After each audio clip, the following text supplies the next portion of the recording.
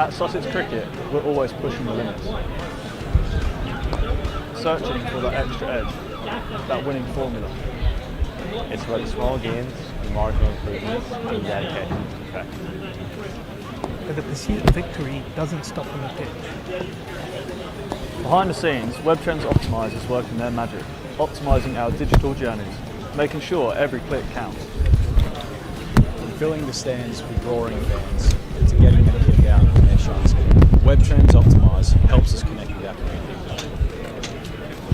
Because nothing fuels our players more than a packed house, a sea of sharp shirts, the energy of our incredible fans.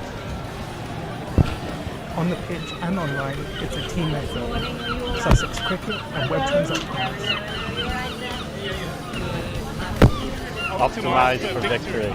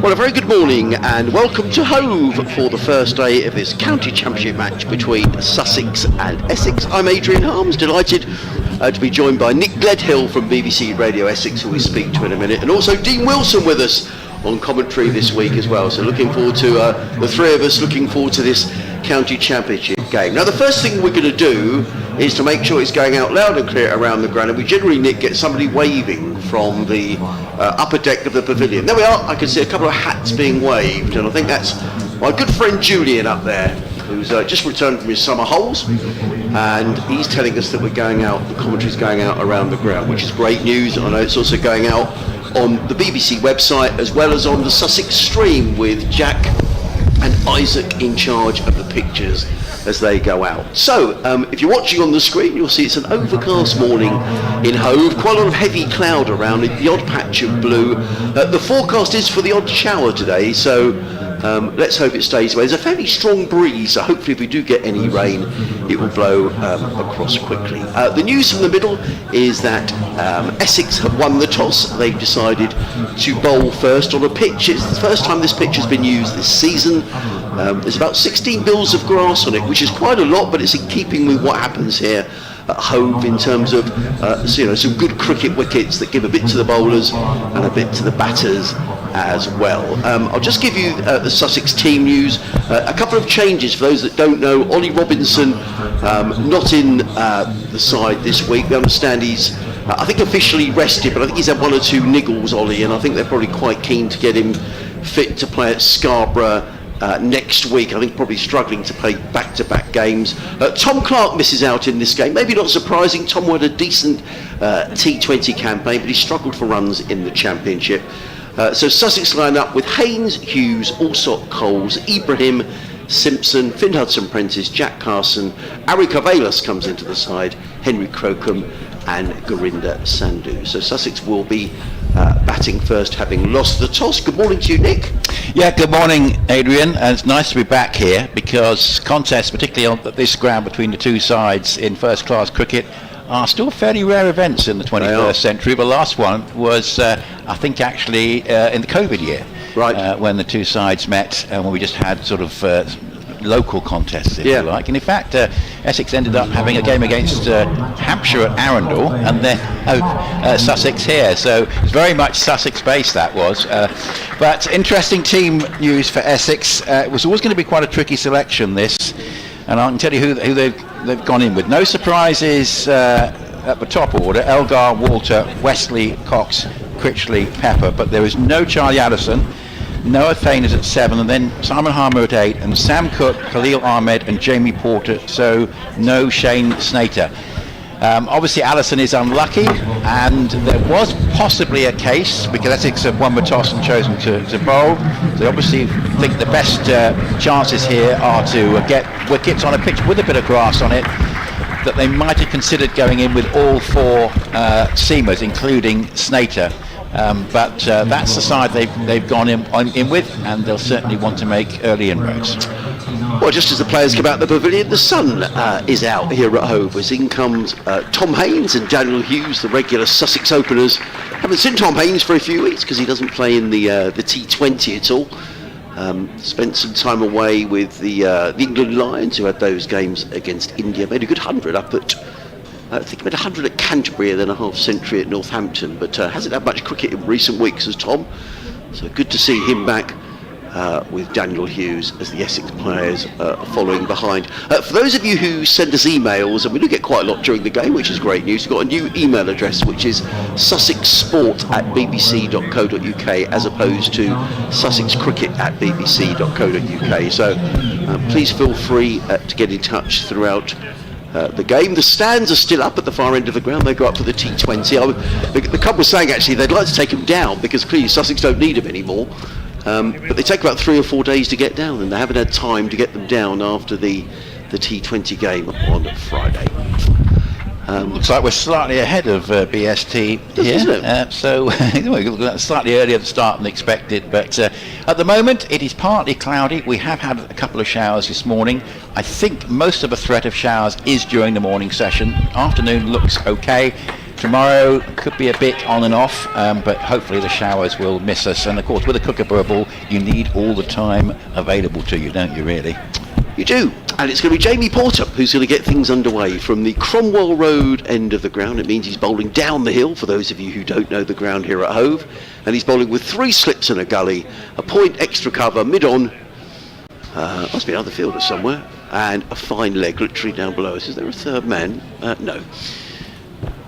So in goes Porter around the wicket, bowls to Hughes, who's struck on the thigh pad. The ball bounces down in front of him, and Daniel Hughes very obligingly just stoops down, picks up the ball and returns it to the bowler, and there is no run. So we are underway here in the sunshine at Hove. So a bit of heavy cloud around, quite a bit of heavy cloud around, and Nick was saying about the weather forecast, so we just have to hope that those showers stay away. As Porter wanders back to his mark at the far end of the ground, turns and comes into the left-handed Australian Daniel Hughes.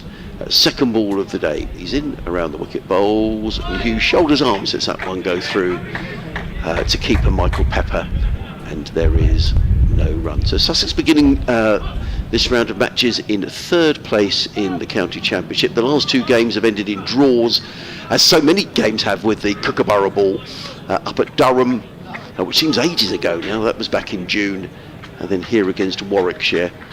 And these 2 next rounds of matches are both going to be played with the Kookaburra ball. That's here this week, and at Sussex away at Scarborough against Yorkshire next week. In comes Porter, bowls, and Hughes is forward, plays into the offside. I don't think Tom Haynes was quite ready for that, but it's a well-judged single by Hughes, plays out into the offside. I'll tell you what, I'm going to take this opportunity to bring in Dean, actually, because Nick Gledhill's doing an update to the listeners on BBC Radio Essex. So, hello, Dean. Morning, Adrian. Morning, good to everyone. see you. Yeah, lovely to be here this morning and see the sun just sneaking through some of these rather heavy clouds, but good to get some cricket. I was just noticing you said we did just start slightly earlier, but I think it was technically 10:59, which reminds me of a message that Chris Nash, I think, has put out once or twice at the start of the season.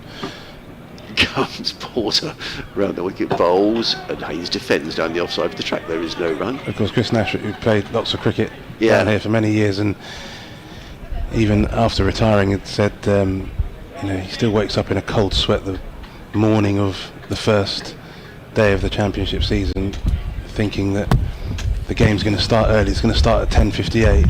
He's going to get a good one, get sawn off first ball, and technically be out for naught before the season's actually started. So Here comes Porter round the wicket, bowls, and Haynes is forward, plays up to the onside, and there is no run. Funny enough, you should say about Chris Nash. I saw him this morning. Came into the ground. I was just parking up, and he went by, and he was in a bit of a rush, Chris, because his office is just kind of over here by the scoreboard. So if you know Chris, you might see him during the next. He might be listening to us for all I know. he may well be, and he'll be chuckling, and hopefully not in a cold sweat at the thought of that issue. There's no such problem for Daniel Hughes this morning, though. In comes Porter round the wicket, bowls, and Haynes defends to backward point, and there is no run. It's the end of the opening over of the game. Sussex are one without loss. Hughes on one, Haynes yet to score. For the benefit of our listeners who, I'm sure most of our listeners would know that you're a cricket journalist. Who are you writing for these days? And times have changed slightly. I was the cricket correspondent for the Daily Mirror, or latterly Reach PLC for about 18 years, and finished last year, and now technically a cricket media consultant, so doing a few different jobs. I just finished a book, actually, in terms of writing. That's the main thing that I've been doing. I just finished a book with Dave Sid Lawrence in Sid's voice, which oh wow, actually I think we'll be having a few copies available for people to get tomorrow, if you're around. So yeah, that'd be fantastic. Well, perhaps we could talk about that. That'd be really good. Looking forward to it, yeah, for sure. But I spent a lot of time covering this wonderful game as Sam Cooke starts his first over, just left alone outside the off stump, and there's no run. So were you working with? I mean, how did that work in terms of the book? Yeah, so Sid, I got to know Sid a little bit about 10 years ago, really, in 2014. I bumped into him. It was actually at a rugby match. His son, Buster, was playing professional rugby, and I bumped into him after the game as Cooke turns again once more at the top of his run, comes in round the wicket. This one thought about playing at, but just lets it go through to the keeper. And I bumped into him at this rugby match, and we had a chat. There was that immediate recognition. Obviously, I knew very much who he was, and he recognised me as well. And I was just captivated by the size of his muscles. He was just incredibly, even more so than when he was a player, incredibly well-built man. And I thought, there must be a bit of a story behind it. And lo and behold, there was, as Cooke turns and comes in again round the wicket. This one just defended into the offside, no run. The story was about him becoming a amateur bodybuilder later in life. He won the over 40s West of England bodybuilding championship 2 years running, and then won the over 50s title as well in the West of England. And I was lucky enough to tell that story in the paper, and from then on our relationship grew, and to the point where he asked me then to help him with his autobiography. As Cooke comes in again, this one round the wicket, down the leg side, bit of a flick at it, but goes safely through to the keeper. Our relationship kind of grew from there, and then we started working on an autobiography. Of course, we didn't know at the time that he would end up suffering with motor neurone disease. We thought we had lots of time to do the book when we started it, and then obviously as things progressed, the book and the story changed as Cooke comes in once more. This one, a big appeal as he comes forward, ball drops in front of him, and umpire has nothing to do with it, no run. The autobiography, he led an extraordinary life. I think the title of the book is In Sid's Voice, The Extraordinary Life of Dave Lawrence, and it was extraordinary, all the various things that he did and he achieved across his 61 years, but very sadly the end of it was dominated by MND, and we cover that very fulsomely throughout the book as Cooke comes in again, and this one just defended into the leg side, and there's no run. So a very interesting story, one that I've it's been a very emotional kind of journey, as you can imagine. We realised that we didn't have a huge amount of time once he had his diagnosis, and full credit to him that he still wanted to tell his story, and I was very honoured and privileged to help him with that. So the book came out in June, and almost a year to the day from his diagnosis, and then sadly about 2 weeks later he passed away, and I'm just very relieved and very grateful that he actually managed to see it and had the book in his hands before he passed. Jamie Porter in around the wicket bowls. Haynes, who plays a classic Tom Haynes shot, driving the ball away through point for the first boundary of the match, and goes to 5 without loss. And did you say you might have some copies here tomorrow? Yeah, definitely. There's going to be some copies. I think I'm scheduled to do a little bit of a signing if people are interested. Great. I'll at the ground tomorrow? At the ground tomorrow. Oh, wonderful. So yeah, looking forward. Good stuff. Well, we'll promote that again, and we'll talk about it. That's really good, Dean. That's brilliant. In comes Porter, running in around the wicket bowls to Haynes, who clips this nicely away through mid wicket. It's going to get at least a couple of runs, Tom Haynes here. Could well be 3. The wicket this week is cut more towards the Spenkarma Pavilion side of the ground, so it's a fairly lengthy boundary out towards the clock tower scoreboard, and Haynes picks up a comfortable 3. He goes to 7 and Sussex to 8 without loss.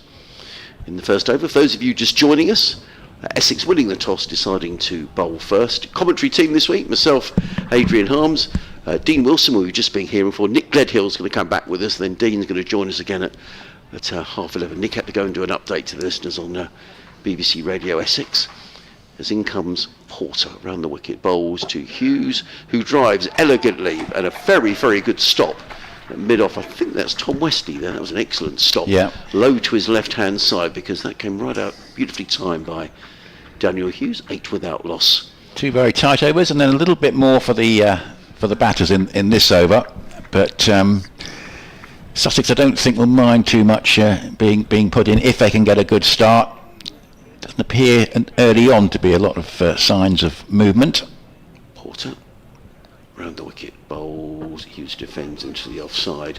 There is no run. Now, probably most Sussex fans, and certainly me, you look at this Essex side: Elgar, Walter, Westley, Cox, Chrisley, Pepper, Fane, Harmer, Cook, Ahmed and Porter, and I think most cricket fans around the country are wondering how on earth Essex are where they are in the County Championship League. So what's happened this season? Has it just been a sequence of events, or because it just come back to the T20 a couple of weeks ago when we got to Chelmsford and we looked down the card and saw this is too good a side to have just won one game, and they duly won against Sussex. In comes Porter, bowls, and Daniel Hughes looking to play that away through the offside. The ball wraps him on the pad and bounces towards point, and there is no run. Well, there have been some pluses. 2 very good performances against Surrey. In fact, it was no coincidence really that the first game Essex won in the Blast was against Surrey, because they've been performing well against them, and deserve probably to have won at least one of the 2 contests between the 2 sides. They did beat Worcester at Chelmsford, quite a tight game, but then lost heavily at New Road. Porter again in and bowls, and Hughes is caught. Has that chance gone down? I think he definitely nicked that, did Daniel Hughes. It's gone in the direction of second slip. I'm not sure whether that might have bounced in front of Walter there. Let's just see this again. It looked to me like he got a nick on it. Yeah. It looked like it was definitely going to ground, but Walter sort of stretched out a sort of a hand to say that it hadn't carried. But that was obviously very close, and it brought about the edge, and that at least will hearten Essex, because first sign of a little bit of movement. So it may yet turn out that they did lose at York in their last championship game, but it might yet turn out that the crucial 8 points were the ones they got at Chelmsford. They saved the game against Yorkshire, and if Yorkshire had won that and got a double over Essex, the table would look fairly alarming at this stage. But as it is, there's just the 3 points between Essex in 9th and Yorkshire in 8th. Here is Cook back with Essex, and that's just played defensively from the crease by Haynes. Is on 7, Hughes is on 1, Sussex put in 8 without loss. Partly cloudy, a little bit of heavier cloud just away to our left over the pavilion, and generally the lighter stuff and a bit of blue sky away to the right.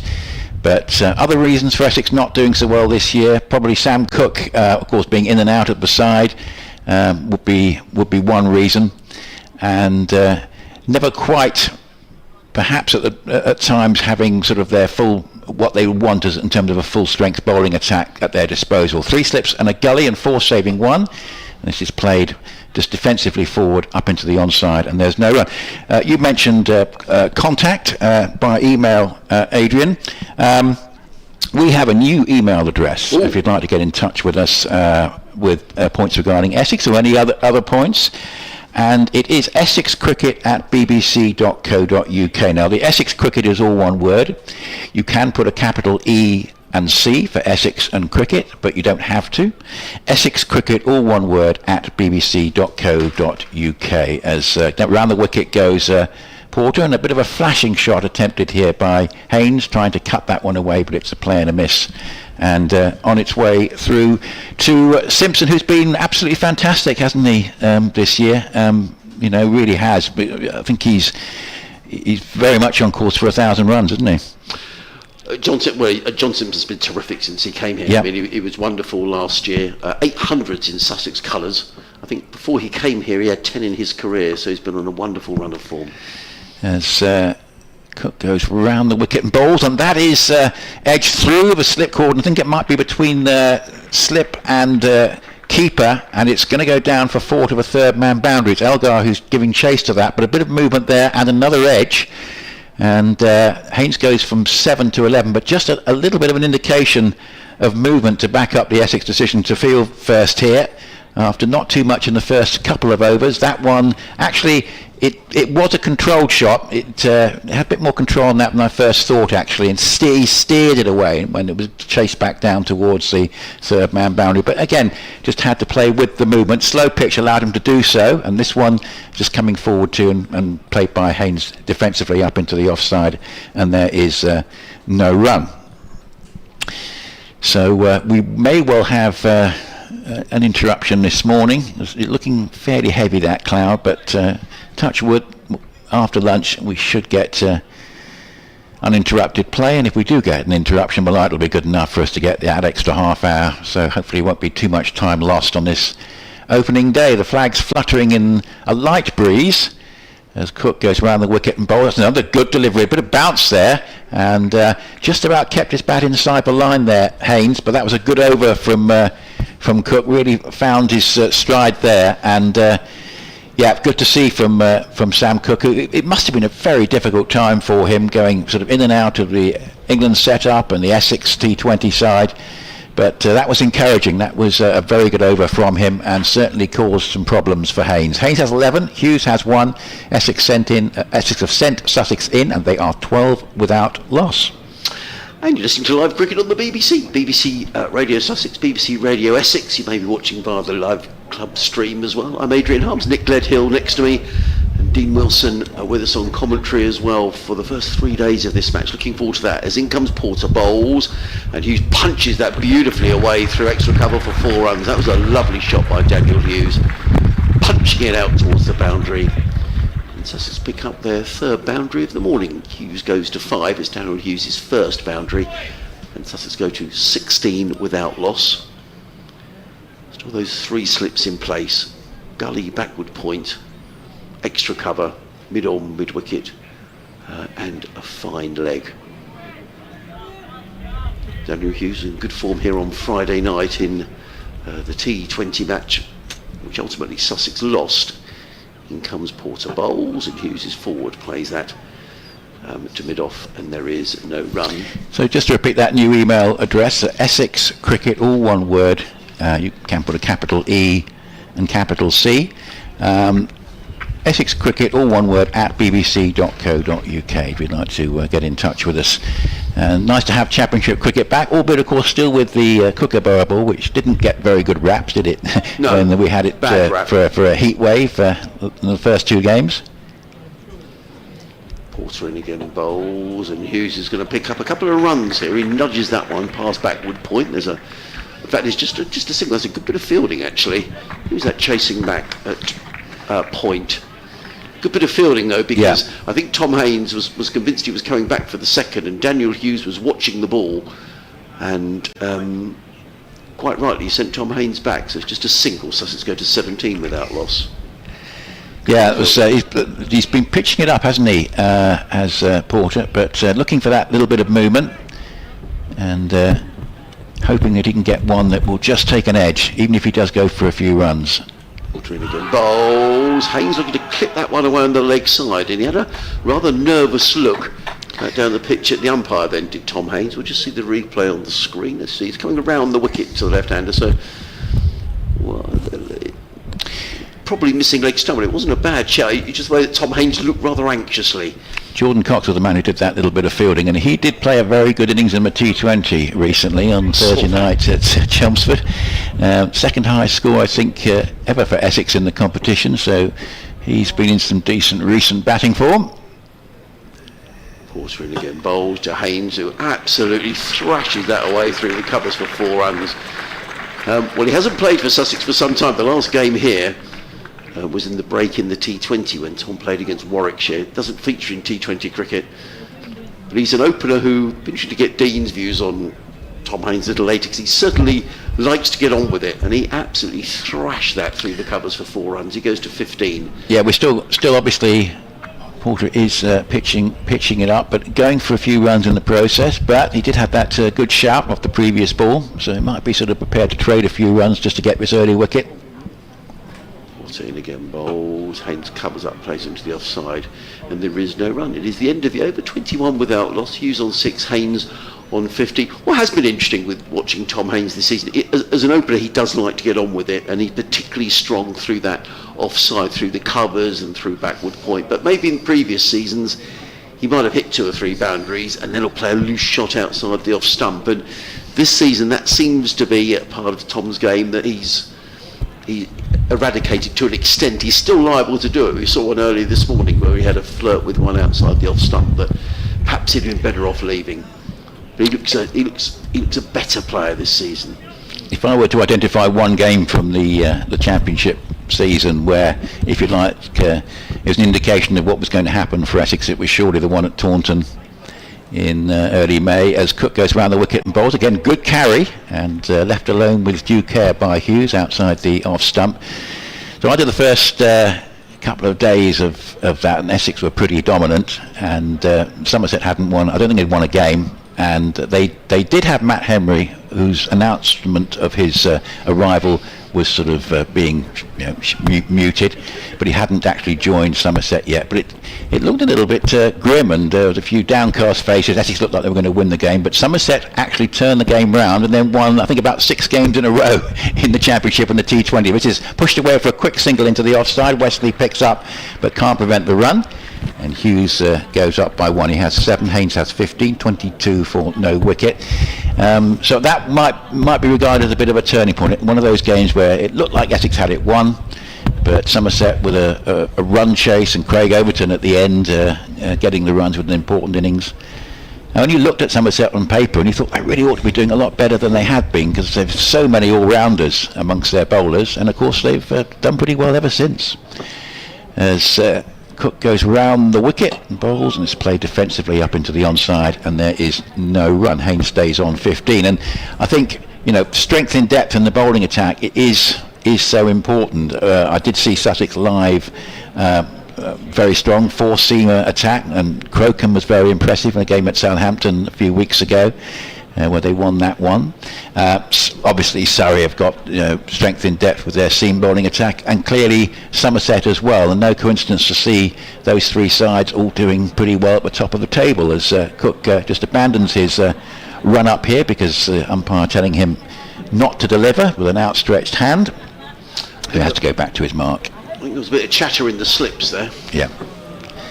3 slips and a gully, a point, that's Cox. Wesley is at cover. There's a mid-on, a mid-wicket, and a deep backward square leg, as that's played defensively up towards mid-on by Haynes, just coming forward, and nice little stroke, no run. Porter's down, well, more like long leg, I would say, just in front of the indoor school there.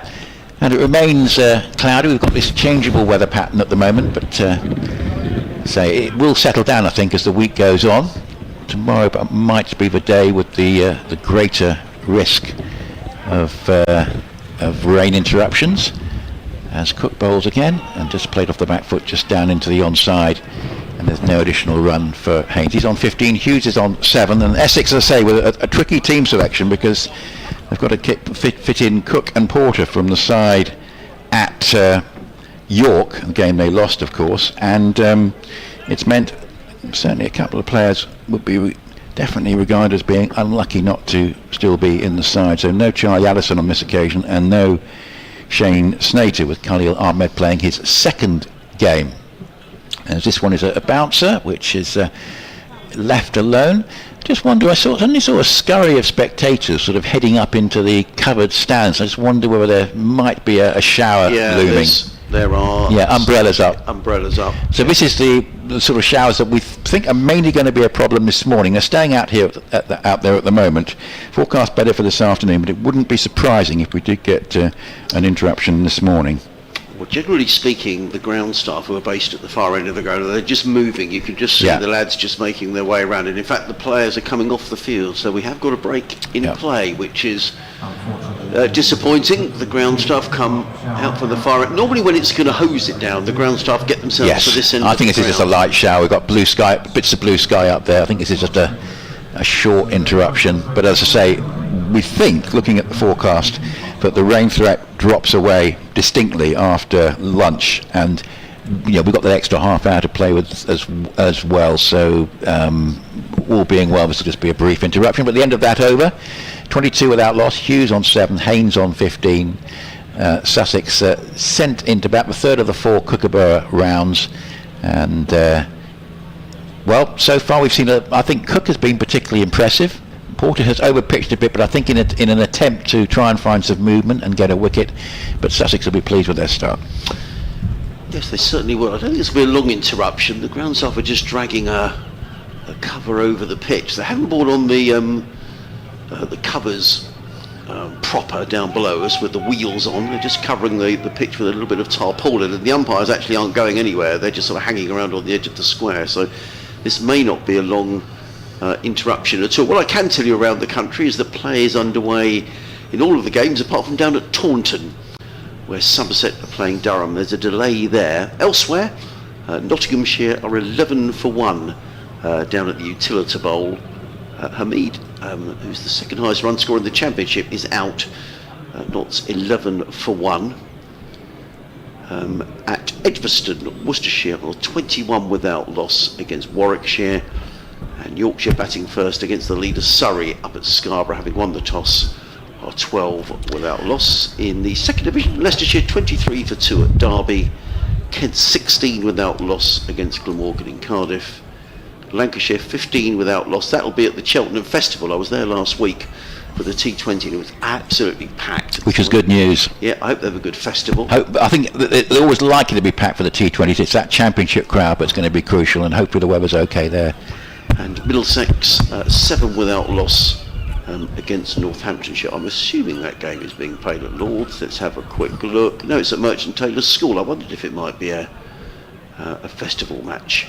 The tarpaulin is now being dragged off. The stumps are going back in, and I think we're going to be getting underway again fairly shortly. The umpires didn't actually leave the ground. There was some matting brought out to cover the pitch as well. But it looks to me as if we could be going to start again fairly soon, Nick. Yeah, there we go. Yes, and that Derbyshire-Leicestershire game being played at Derby, Leicestershire actually were 0 for 2 after 8 balls. Having lost their last game quite dramatically, maybe there was a bit of thought that they're going to do the impossible and throw away this huge lead that they've got at the top of Division 2, which we still don't know, of course, whether it's going to be worth a promotion place. We'll be discussing that during the day, because Leicestershire and the chasing pack at the top of Division 2, and Essex and Worcestershire and Yorkshire in particular, maybe 1 or 2 other sides as well towards the bottom of Division 1, interested in exactly how many sides, if any, are going to be going up and down at the end of this year. Frankly, everyone should know by now, but they don't, which is a bit disappointing. But, we'll talk to Dean about it as well. I mean, I think it's a ludicrous situation that you're this far into the season. You should know at the beginning of the season, and there's a lot of debate. There's been a lot of debate in the press and indeed on the BBC website about what the structure will be for next season. We hope to speak to maybe John Philby from Sussex, who perhaps give us some sort of a steer as to what the likelihood is of what's going to happen. But the good news is the players are coming back out again. Essex Cricket at bbc.co.uk, our new email address, and the Grumbler's been in touch. Thank you very much. You say that it's an interesting team selection. You think one of the strongest of the season so far, and Noah Thane certainly warranting retaining his place. He's there as a sort of all-rounder, batter and four-seamer. Allison, obviously, after that century at the Oval, has come on very well, maybe a little bit unlucky, and you'd like to see more from his bowling. And Snater needing a rest, and I suspect that they'll shuffle Cook, Porter and Ahmed until the end of the season now. So yeah, they've got the four seamers, and they'll probably rotate. Of course, they've only got 3 games in September, and of course there will be some sides who won't bowl a ball for about 2 weeks between the end of August and about the 8th of September, which is a bit ridiculous. So, new over, it's Jamie Porter rushing in from the Cromwell Road and bowls to Daniel Hughes, who covers up, plays that to backward point, and there is no run. And that's because there is the knockout stage of the 50 overs, followed by the blast quarter-finals, which I think sort of go back to back, which means that there may be some sides who won't be involved at all, which is over a period of at least 10 days, which is very disappointing. Well, I think Sussex will be pretty strong in the One-Day Cup because just break off for a moment. Porter running down the hill from the Cromwell Road in bowls to Hughes, who flicks this off the hip down to fine legger, picks up a single. Hughes goes to 8, Sussex to 23 without loss. So we certainly haven't lost any time with that brief interruption. Yeah, I think they could have just gambled and stayed out there, Adrian, but well, they had a brief break, but they never really got into the pavilion, did they? Well, the umpires only got halfway towards the pavilion before they turned around and came back again. It could be a day where we get 1 or 2 interruptions like that. In comes Porter again, round the wicket bowls, and Hughes is solidly forward, placing down the onside of the track. Porter fields off his own bowling, and there is no run. Still 3 slips in place, a gully, there's a point, mid-off, mid-on, a square leg, and a fine leg just down below us. Craig has been in touch in Portslade. He said, "Good morning, gentlemen, great to have proper 4-day cricket back, and hoping for another good Sussex performance." Just to say, Sussex haven't lost here since Paul Farbrace took over, which is quite an interesting stat. In comes Porter, bowls, Haynes clips to square leg, there is no, that is in the county championship, of course. Good to see the usual suspects on the live stream who are always there for 4-day games. Shout out to Bob Van Blade, Mark Stain, Neil Kenton and Matt, whose company is always a pleasure to watch the live stream with, and they never miss a day. Thank you, Craig. John Malone has been in touch from Portslade, and he says, "Hi Adrian, Nick and Dean, coming through loud and clear on the stream. Pictures are good, sun's out in Bexhill, but showers look imminent." As in comes Porter again, bowls to Haynes, who was looking to drive that one away on the offside. He got a big thick inside edge, and the ball sort of bounced back towards his stumps, but doesn't hit them, and the ball is fielded at square leg. There is no run. John is wondering why Tom Haynes doesn't play T20. I think he'd like to, is the answer, John, but there's a lot of competition. There is, yeah. And Tom has always said he'd like to play, but in comes Porter around the wicket, bowls, and Haynes covers up, plays into the offside, and there is no run. So it is the end of the over. The clock ticks round to 11:30, so we're going to bring Dean in for Nick, have a little change around in the commentary box. I've got an update to do to the listeners on BBC Radio Sussex and Surrey in a couple of moments' time.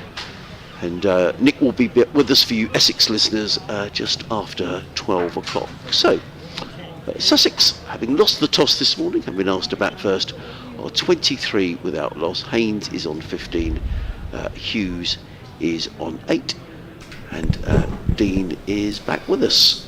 I think Sussex will be fairly pleased with this start, Dean. Yeah, absolutely. I think both Haynes and Hughes have looked in reasonable touch so far as Cook continues. This one driven firmly towards extra cover or wide mid-off, and there's no run. I've enjoyed watching them get underway. I think you mentioned about Haynes always looking to be proactive, try and put the pressure on the bowlers, which he has done a couple of times. A couple of nice shots through the covers for 4. As Cook turns once again, coming in round the wicket, and this one just beats the outside edge. Hughes looks like he just dragged the bat inside the line. Whether he actually played at it, I'm not so sure, but good delivery from Cook, who's made the journey down from Old Trafford. Been part of the England squads throughout the summer so far. I played that one test match earlier on against Zimbabwe. As he turns and comes in once again round the wicket and defended by Hughes into the gully, and there's no run. But he certainly looks like he's keen to get bat on ball, which in the current era is always looked upon quite fondly. Yeah. Well, I was going to ask you that because clearly Duckett and Crawley are seem to be pretty much inked in for England at the moment. There's Cook once again round the wicket. This one outside the off stump and left well alone. You cover cricket extensively, Dean. Is Tom Haynes a name that's sort of spoken about, who's someone that sort of might be waiting in the rings if someone ran up, wasn't in form or was injured for some reason? Yeah, his name certainly has been mentioned. I think we're in a kind of period, because you've had 2 openers who've been with England for quite some time now, as Cook comes in round the wicket, and this one off the back foot, punched through the offside firmly by Hughes. That is a confident looking stroke from Daniel Hughes for 4 on the back foot, right on the top of the bounce, and forced that away. Nicely timed shot there. Yeah, just opened up a touch in his stance, eased that one away for 4. Nice stroke. I think what tends to happen whenever there's a period of stability around certain positions, there's almost like a generational shift in terms of who becomes the next cab off the rank, as it were, as Cook comes in again, and this one just a little too straight, tucked away down towards fine leg, and they'll pick up a single. And so I think that where players such as Dom Sibley or Keaton Jennings or Hasib Hamid, players who have either had a taste of Test cricket or have played quite a significant amount of first-class cricket, when there's that stability, their opportunity almost seems to move, and it feels like it's moving away from them. Even though I think Sibley scored a 100 in the last round of Championship cricket. It feels like it's kind of moved away from and actually the view now is towards sort of the younger players in terms of a Bethel's kind of age group, and James Rue, and you could put Tom Haynes into that category. I think he's just 25 years old, is he? I think. Yeah. But so yeah, I do think that there is definitely opportunity for someone like Tom. It goes Porter, bowls to Hughes, who drives this nicely through the offside, and it's half stopped by Westley at mid-off, prevents that going for 4. Nicely timed again by Daniel Hughes. In fact, there's no run at all. Good bit of fielding. Total remains 28 without loss. Live cricket here on the BBC Radio Sussex, BBC Radio Essex. Myself, Adrian Harms, alongside cricket journalist Dean Wilson and Nick Gledhill, the third member of our commentary team for the first couple of days. As in comes Porter around the wicket, bowls to Hughes, and Hughes is forward, plays out into the offside, and there is no run. As I don't know when Sam Cook came down. I mean, I presume England would have gathered at Old Trafford on Monday, Dean? Or? They gathered on Sunday night, I think it was. Right, okay. Yeah. Game starts tomorrow, so that slightly earlier start on a Wednesday to allow for the back-to-back match at the Oval then to start on the Thursday. goes Porter bowls, and Hughes nicks out behind, and he's gone, and Michael Pepper takes a very good catch, diving low to his left-hand side. Looked like a ball that Danny Hughes looked to belt that through the covers, probably didn't need to play it, but he took it on, he edged it through, and the first wicket goes down, and Hughes is on his way. So reward for Jamie Porter. Nick was saying he's been pitching the ball up, Hughes driving, not really getting to the pitch of the ball. Just watch that again, it's well wide of the off stump, and he'll be frustrated with that. Jamie Porter celebrates, and Sussex lose their first wicket. Yeah, a good bit of bowling there from Porter. I just wonder whether it managed to just hold its line off the pitch. It wasn't a huge amount of movement, but maybe just enough coming round the wicket, that angle in towards the left-hander.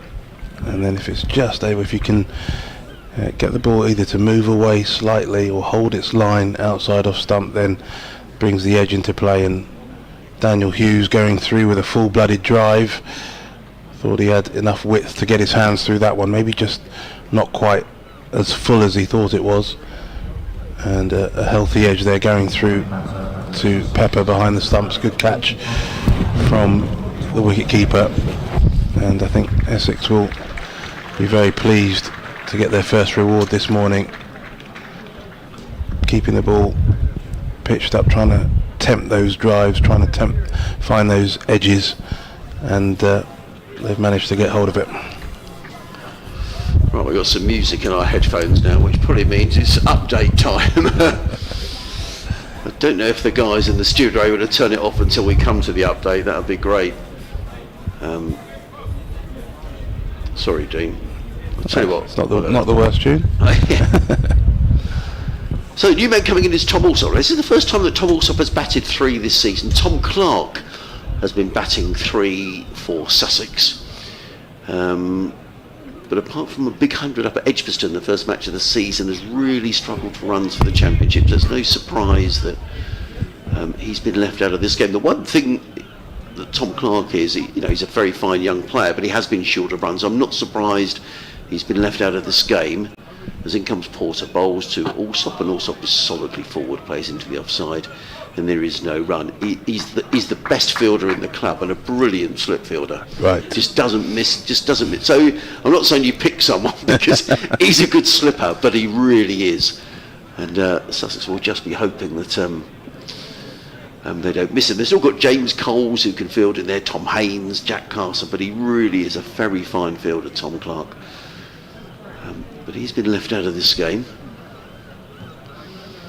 as Porter wheels round, is in and bowls, and also plays firmly through mid-wicket. He's going to get at least a couple of runs, and quite possibly 3. The ball's going towards the boundary. They'll come back for a comfortable 3 in the end. So Alsop is on his way. And Sussex go to 31 for 1. Yes, Sussex v Essex today in the County Championships, the return of 4-day cricket, Sarah. Essex won the toss here, decided to bowl first. It's very grey and overcast. We've already had one brief interruption for rain. But Sussex are 31 for 1 batting first. Daniel Hughes, the man out for Sussex this morning, caught behind off the bowling of Jamie Porter. Tom Haynes going along nicely, though. He's on 15. Tom Alsop is on 3. Meanwhile, Surrey this week, the leaders of the County Championship, are playing up at Scarborough. Yorkshire are batting first, and they're 26 without loss. So 31 for 1 at the end of the over. Alsop is on 3, Haynes is on 15. Essex will be pleased. I guess when you put a side in, Dean, it goes without saying you want to pick up a couple of wickets if you can in that morning session. Yeah, absolutely. And you want to see something that just puts a little bit of doubt into the batters' minds. There's been obviously lots of talk about using the Kookaburra ball. It's really been advantageous to the batters. But if you can pick up a nice early wicket, just gives them something to think about. As Cook comes in again outside the off stump. I think he's got the edge there, pushing forward. They've gone up, and yes, Alsop. Tom Alsop edged, gone for just 3. Sam Cook with the wicket. Good catch by Pepper. And as we were saying there, you just want to put a little bit of doubt into the minds of the batters, and that's exactly what Essex have done here. Terrific bit of bowling by Sam Cook. The forward defensive from Allsop, just a little bit away from the body, genuine edge through to Pepper, and Sam Cook has got his first wicket as well. So things now moving in the right direction for Essex. Good delivery, that. I think he had to play it. Nudging behind him, Pepper snaffles the catch. Good bit of keeping actually, because it always looked like it was heading for first slip, but I guess having made up your mind, Dean, you're going to go for it, you've got to go all the way, and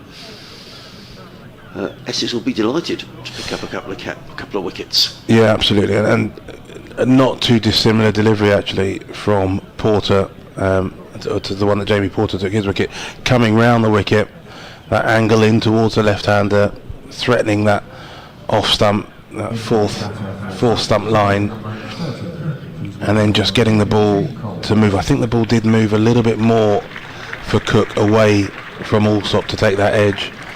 He wasn't driving firmly in the way that Daniel Hughes had done.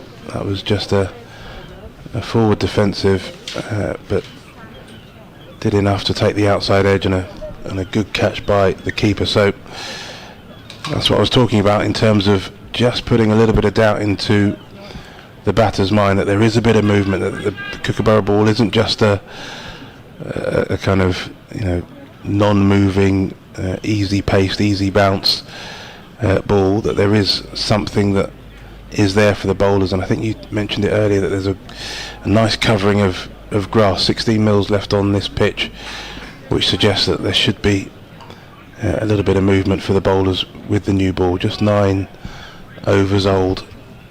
So a bit of reward there for Sam Cook, who switches to over the wicket to the right-handed Coles, and he lets that one through outside the off stump, and there's no run. We were talking about James Coles before play, actually. It's a player you haven't seen a lot of. I mean, what do you hear again? We were talking about Tom Haynes. What do you hear about James Coles? Well, James Coles, I think, has been a player that people have talked about for quite some time. He's sort of come through the academies and played at England under-19s, and has played quite a lot of cricket at a young age. As Cook comes in over the wicket, and the big appeal, he sort of caught in two minds there, Coles, whether or not to play, and a stifled appeal as the ball does swing in towards him too high, hits him on the thigh pad. Would have gone over the top of leg stump, I feel, but definitely a bit of movement in the air that time for Cook, getting the ball to swing in to the right-handed Coles. The overcast, heavy conditions here, it feels like it should be a bowling morning, and Sam Cook is showing just why as he starts again, comes in over the wicket. This one defended, takes the outside edge of Coles all along the ground there. I think he'll pick up at least a couple. That may run away for 4. It does.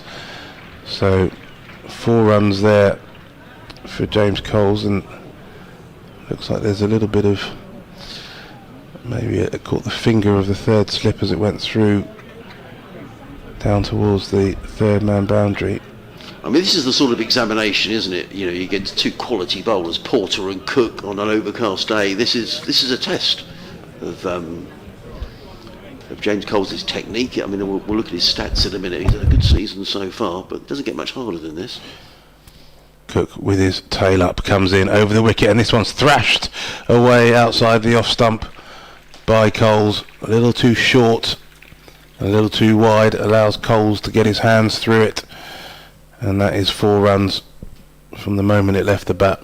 So confidence boosting stroke there, just a little bit too short, but I think in fairness to Sam Cook, the shot was a little bit uppish. Maybe a gully might have been interested, but too short, too wide, and it got the treatment. 4 runs. So Coles up and running, back-to-back boundaries, one slightly more confident than the other, as Cook comes in, and this one just tucked off the pad into the leg side, and they'll pick up a single. with Harmer doing the fielding. Sorry, Thane doing the fielding there at fine leg. End of the over. 40 for 2 then, Sussex, after 45 minutes of play here at Hove. I think Essex will definitely be feeling buoyed by those 2 wickets, as Jamie Porter looks like he's going to continue into his 6th over. You carry on, Dean, 'cause I'm just going to replace our microphone. The battery's just gone, so you natural way. I'll be about a minute. That's the effects mic out there. All the the sounds of Hove missing. Just going to have to put up with my voice for a little while as Adrian goes to do a little bit of technical work. So yeah, Jamie Porter will continue. He has 3 slips, a backward point, 2 in the coverage as he comes in over the wicket. This one turned off the front pad into mid wicket, and there's no run. This certainly is a test and an examination for these 2 batters. James Cole, as he said, had a good season so far. Just 21 years old, but as I said, he's played quite a lot of cricket already. 45 first-class matches as he faces up to Porter. Comes in over the wicket. This one left alone outside the off stump, and there's no run. That sound better, Dean? Yeah, I think we can hear some effects now. We've got some effects. Yes, we can hear the outside world again. We're kind of cocooned away in our commentary position here at Hove, kind of slightly third man position, watching the back of Coles as Porter comes in once again, and this one a little short on the hip, just turned away down into the leg side for a single to fine leg. So 41 for 2 the score. The best news of the morning, Dean, is that the Sussex Cricket Museum is over here on the left-hand side. We'll give it a plug because it's open every day during the County Championship. If you've not been in there, it's a good place to look around. Yep. Margaret is one of the volunteers over there, and I've just had news that she's baked us a cake, which she does every championship game. Outstanding. As Porter comes in this time round the wicket for the left-handed Haynes, who just tucks this into a bit of space on the leg side. He doesn't get the runs himself. It's cast as leg buys, so 1 to the total, but no more for Haynes, who's 15 not out from 24 balls. And one of the impacts of those wickets, it just makes the not out batter think as well, not wanting to maybe take too many more risks, as Coles faces up to Porter. Forward defensive, stoutly played, and there's no run. So just the final thing on the cake, it will arrive sometime after 1 o'clock. And Margaret, if you're listening, I've still got your cake tin from the last cake you got, and I've had it in my car for about 3 weeks, so I'll give that back to you, but thank you. Are we any clearer on the type of cake? No. Is it a mystery? Be a surprise. Surprise, there we go. As Porter comes in over the wicket, and again defended firmly by Coles, just hits the inside half of the bat, and there's no run. End of the over, the 11th over of the innings, 42 for 2. Talk about the Kookaburra ball, Dean, because there's been nothing but criticism over the last over the last couple of round of matches. People saying, why are we using it? We know it's going to be used in Australia, but none of the players pretty much playing county championship cricket are going to be going to Australia. So what is the point? What's your take on it? Well, I think the outrage over the Kookaburra ball is a little bit performative, a little bit confected. I can see the merit of it. It's not just about going to Australia this winter. That's not what it's about. It's about actually giving players the opportunity to play against it who may well be going to Australia in 4 years' time or 5 years' time. It's actually just trying to build some skill level into these players. In comes Cook, played into the offside by Haynes. There is no run. And it's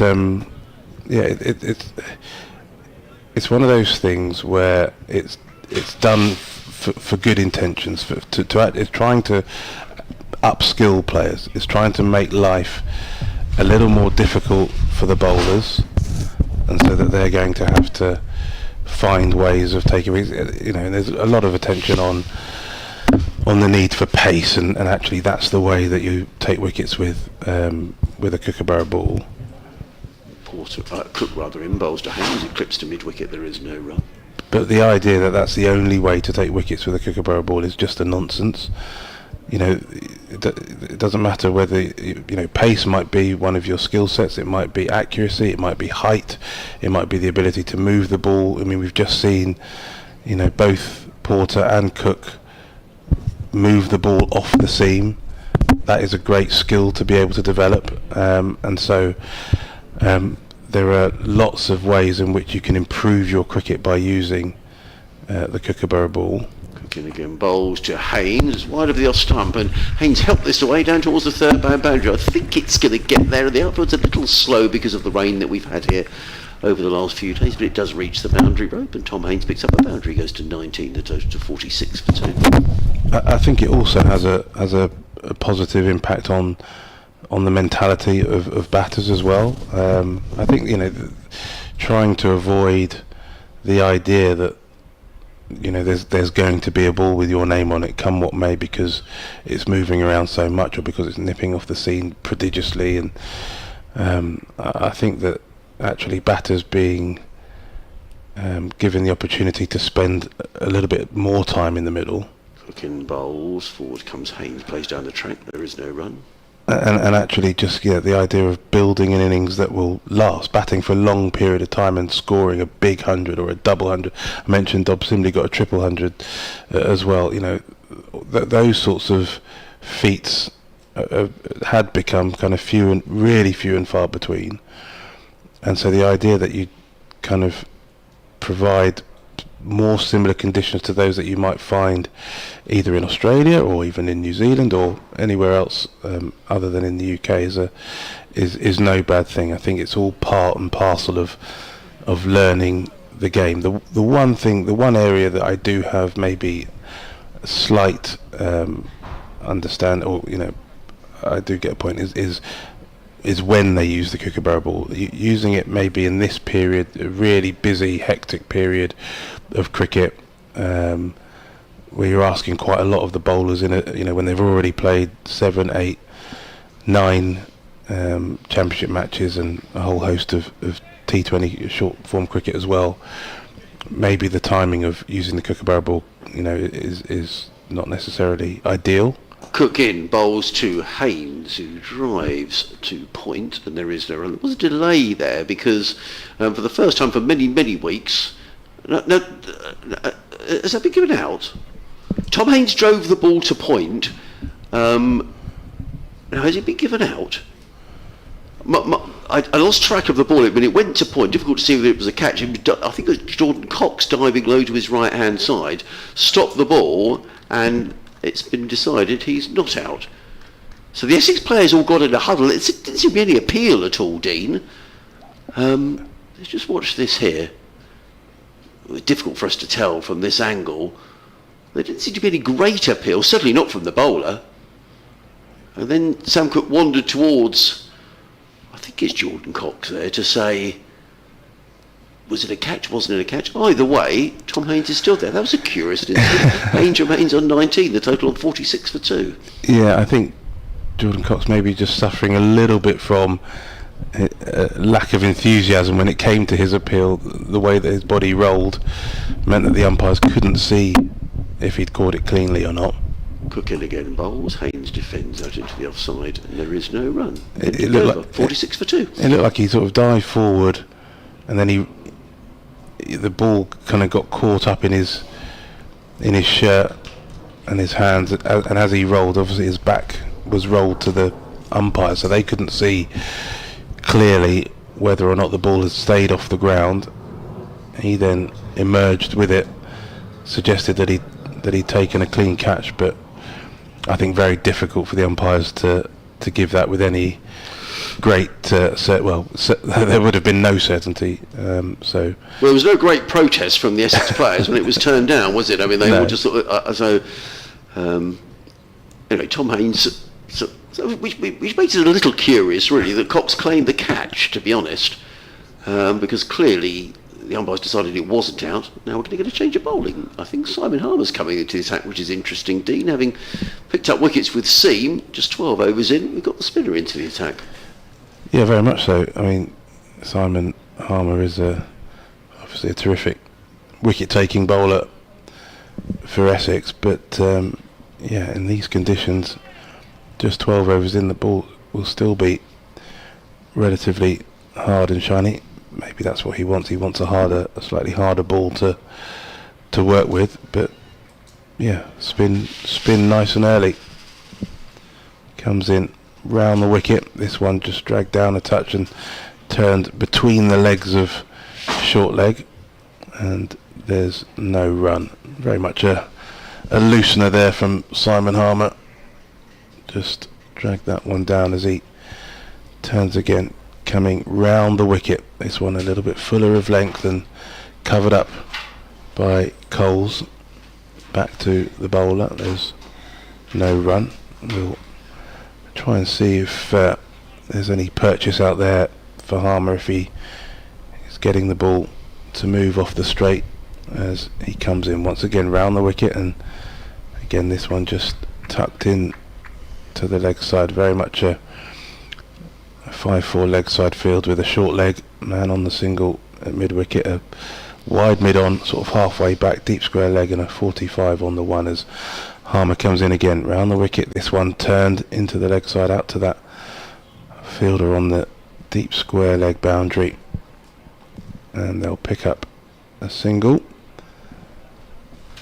So one more to the total, 47 for 2, as Harmer, who almost come rain or shine, keeps the sunglasses on. They don't go anywhere as he comes in again round the wicket to the left-handed Haynes. This time he pushes forward, and the short cover, thought that there might have been a little chance of a catch. It's very close in there, Dean. Yeah, Dean Elgar, South African batter, very, very tight in under the lid as Harmer comes in again once more and defended firmly up the pitch by Haynes, and there's no run. So nice tidy over to begin with from Harmer. Didn't see a huge amount of turn there for him. I wouldn't expect a huge amount on the first hour of the first day, but he's got his arm over for the first time as there's going to be a double change in the bowling. Yes, it's been Khalil Ahmed who's going to come in from the C end of the ground. I'll describe the field in a couple of moments. So just coming back to the Kookaburra, Dean, it's interesting to get your views, because in general the view has been, well, we don't want to use it, it's a pain. Your view is somewhat different to that. Yeah, absolutely. I don't think there's anything wrong with trying to, as I say, it's there to try and upskill and improve players. It's not just about this winter going to Australia. It's banking experience for the rest of their careers. So yeah, I wouldn't be as anti as so many people are. Ahmed in bowls to Coles, who plays his first delivery out into the offside of this run. I'm just looking at Nick. Nick, have you got an update to do at 12? Or lovely. Okay, well, tell you what, I will make way, and I'll leave you with Dean Wilson and Nick Gledhill, who's going to read you a new on commentary here on BBC Radio Sussex and BBC Radio Essex. Yeah, Khalil Ahmed there, just starting his work on the stroke of 12 as he turns at the top of his mark. comes in, left arm over the wicket, and this one tucked into the leg side by Coles. A confident looking flick off the front of the pad, but straight to Cox at mid-wicket. There's no run. Well, it has been a very good first hour for Essex, but I guess this is the crucial part now, the backup for Cook and Porter. And Khalil Ahmed really just coming straight off a plane at York. He's got the 1 wicket in the match. Obviously hot conditions, not a pitch particularly favouring the seamers. This is much more of an indication of how he's going to be for Essex. Comes in once again, this one driven. Comes off the inside half of the bat. It's running away towards the long on boundary. They'll get 2, maybe look for a third, but I think Sam Cook does the fielding there rather effectively. So just 2 more to the total. Good afternoon, Nick. Hi, and nice to see you doing it. Yeah, I mean, very, very unfair to make much of an assessment of how he did at York, with unusual circumstances in that game, but I think this is going to tell us a bit more. But it's how Essex can back up Cook and Porter, because they've got, obviously, Ahmed, and they've got Thane, who's taken 13 wickets, but at 45.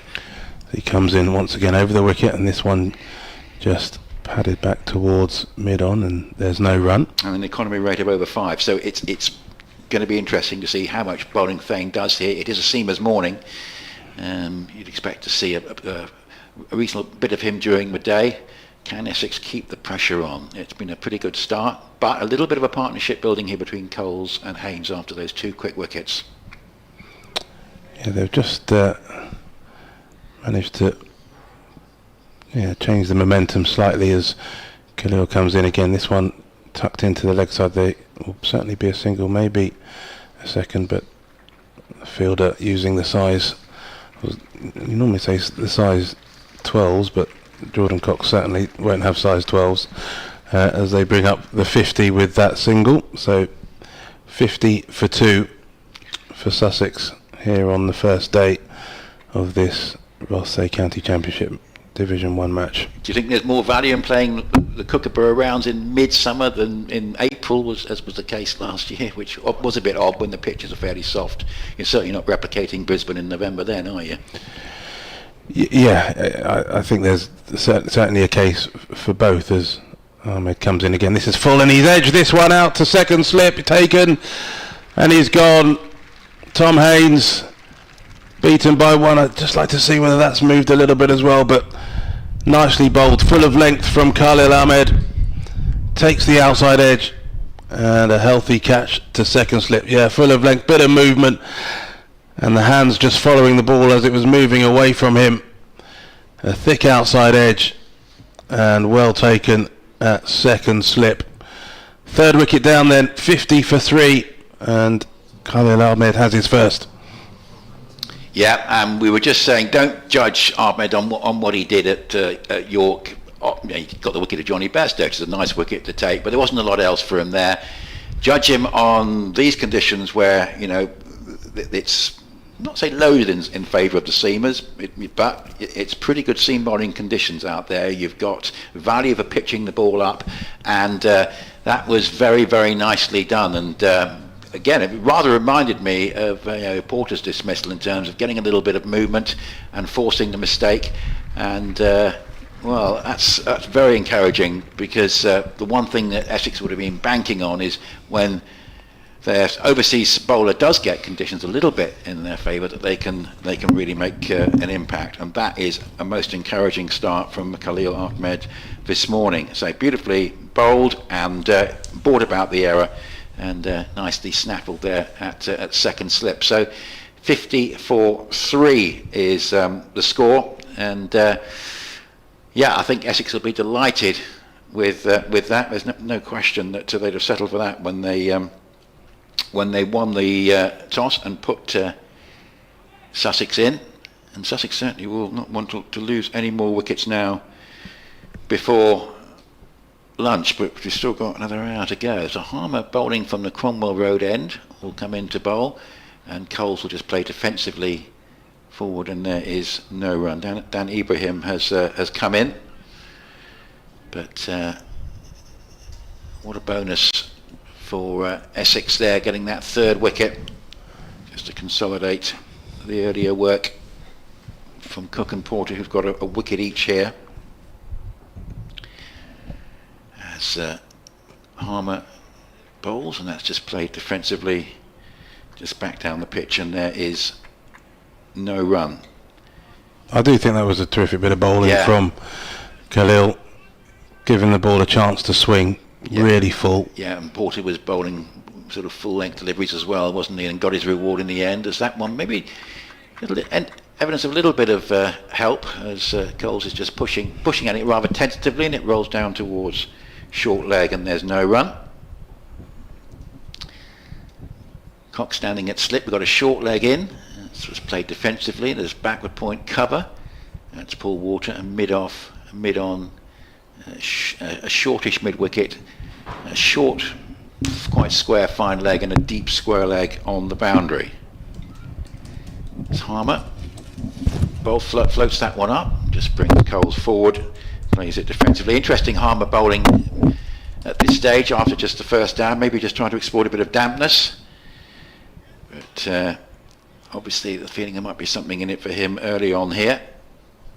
Bit of grass on the pitch, as that's again just played from the crease by Coles, just playing that one away into the onside, and there is no run. So Harmer, nice tight over after the wicket, and Khalil Ahmed successful in the previous over to leave Sussex at a slightly precarious looking 50 for 3 after they were sent into bat here. And Harmer, having taken that catch at second slip, follows it up with a very nice tight typical Harmer over. Yeah, it's I'm just having a very quick look. I'm almost certain, 100% certain that this will be Khalil Ahmed's first game on this ground, and yeah, pretty sure. Coming in from the CN, so bowling up the hill here, it always just takes a little bit of time to settle in and feel comfortable. You get the sense that first over, or the first 5 balls, just back of a length, just trying to work out exactly what he's doing here and how he feels, what his length is, and then that last ball just giving it that extra bit of air as he comes in again over the wicket. This one again full of length, quite straight and tucked into mid wicket, but yeah, he really gave that 6th ball full of length, and with the ball moving, swinging away from Haynes, he was able to find the edge and a nice catch at second slip. So a good bit of bowling, I feel, for Khalil Ahmed. Simon Harmer with the safe hands at second slip as Ahmed comes in, turns at top of his mark, runs away from us over the wicket. This one let through to the keeper outside the off stump. Just getting into his work here now, Ahmed. And as we've said, the conditions very much feel tailor-made for seam and swing bowling, and whether you've got a kookaburra ball in your hand, or a Duke's ball, or a tennis ball, or a sponge, an orange, you think that you might be able to get a little bit of movement out there. There should be something there in these conditions, absolutely. As Ahmed comes in again, this one on the off stump and driven towards mid-off, but there's no run. Yeah, and Essex will be pretty pleased. Had to be patient to get that first breakthrough, but since they've got that, they've not looked back. Just that 3rd wicket stand just starting to develop, but they've nipped that in the bud, and as I say, any more wickets they can get now in this second hour before lunch will be a real bonus. I wonder if it will just flatten out a little bit, particularly if the overheads change this afternoon. Khalil in once again, this one just back of a length and defended into the offside. There's no run. Typically with the kookaburra, there's obviously a reasonable amount in it.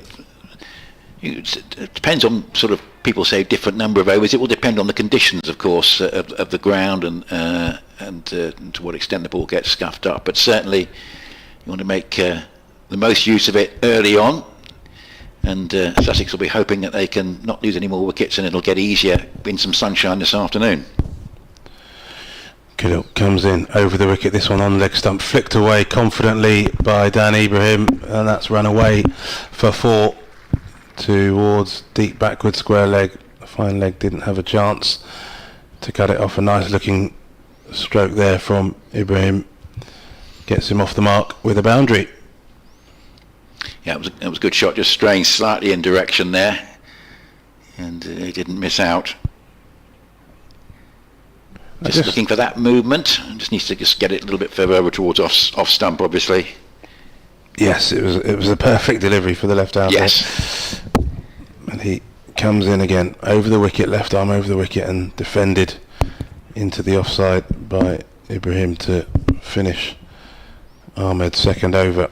One of the things I find interesting about the debate around the Kookaburra ball and things like that is just the way that people don't really see it as a challenge to be risen to try and take advantage of the opportunity that's been presented. So yes, it's a little bit different. Yes, we normally play with Duke's balls here, but it's the same for both sides. There's lots of and the beauty of the game is that there are lots of different ways to go about it, and trying to find a way of being successful with the different ball is part of that challenge, I think. Harmer's going to bowl to Coles. Just plays that one away neatly, just riding any bounce and playing it just wide of mid-on away for a single. So he's on 15. Scoreboard very quick here, 55 for 3, and a wicket each to Porter, to Cook and to Khalil Ahmed, after Essex won the toss and chose to field. As this is driven, well stopped by Harmer in his follow-through. And Essex definitely very pleased with how this has started. Still very overcast. There was a little bit of blue sky around earlier on, but that has gone, although it is forecast for the weather to improve during the afternoon. Less of a threat from rain there. This one helped round the corner for a single by Ibrahim, just using the turn and steering it away out towards Matt Critchley, coming in off a deep square leg boundary. Internet's just letting me down a little bit at the moment. I think that was Porter's 31st wicket of the season. Hopefully once it plays ball, be able to confirm that, as this is good delivery from Harmer. It brings about a full shot, an attempt to try and play the ball away through the offside by Coles, and it goes through to Pepper without any contact.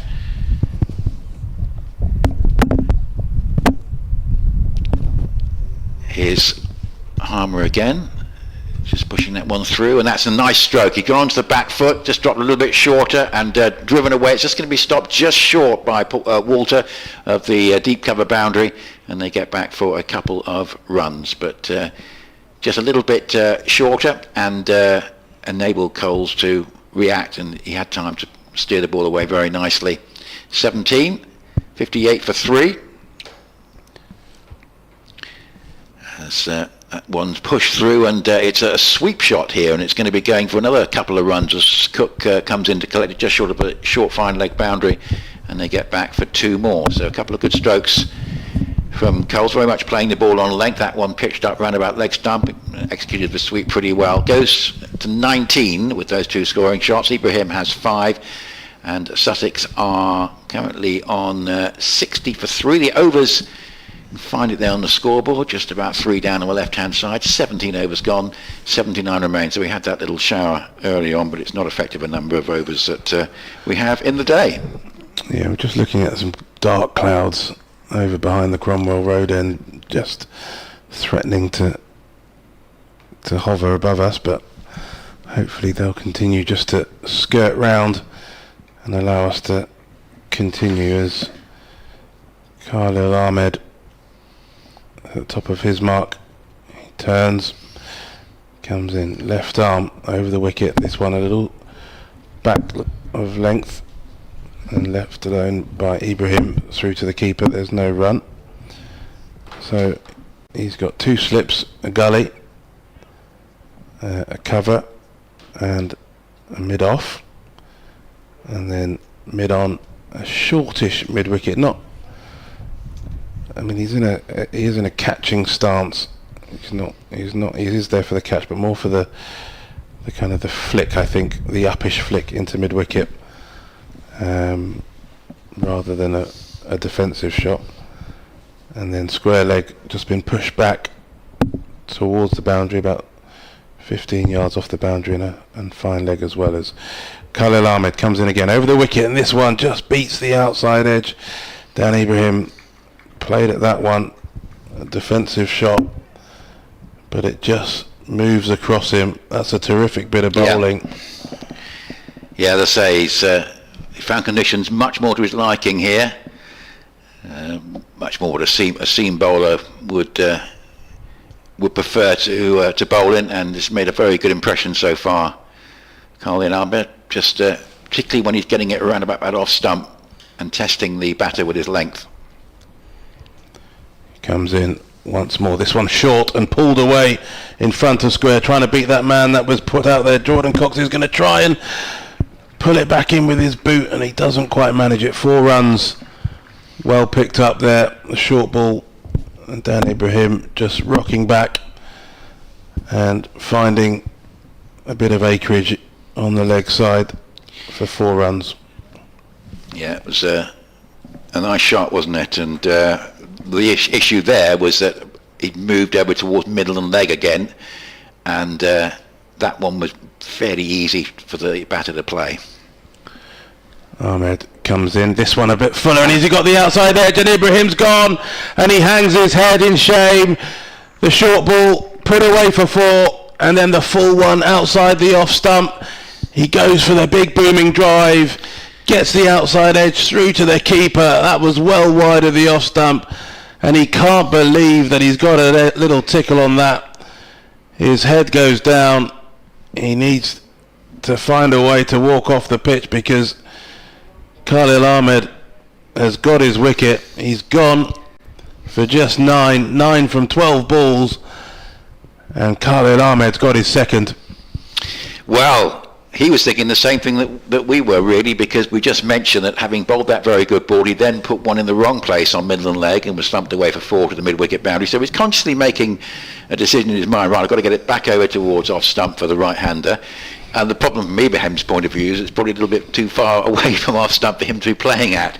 But such is the joy when a plan comes off, and Ahmed 2 for 11 in 2.4 overs. And I say, it is remarkable. He obviously there were circumstances at York which meant that it was pretty unlikely he was going to be at his absolute best. He'd literally just come off a plane. But here we're seeing a very, very good performance, particularly when he gets the ball in the right place. Now he's going to be prone, he looks prone a little bit to occasionally straying onto the batter's pads, but certainly I think Essex will settle for the start he's made here. He's got 2 wickets. He's removed Haynes for 19 and Ibrahim for 9.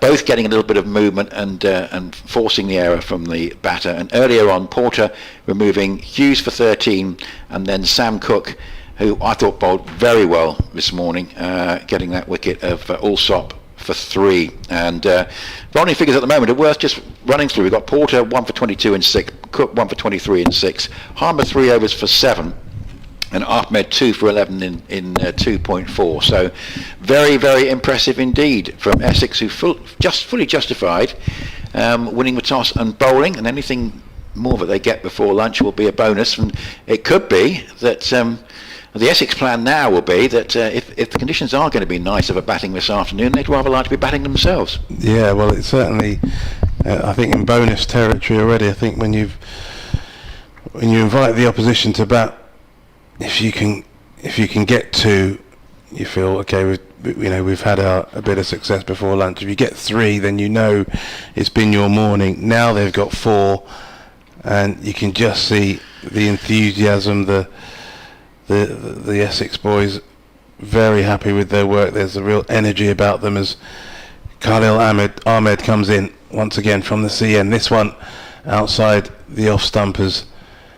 John Simpson lets it go through to his opposite number.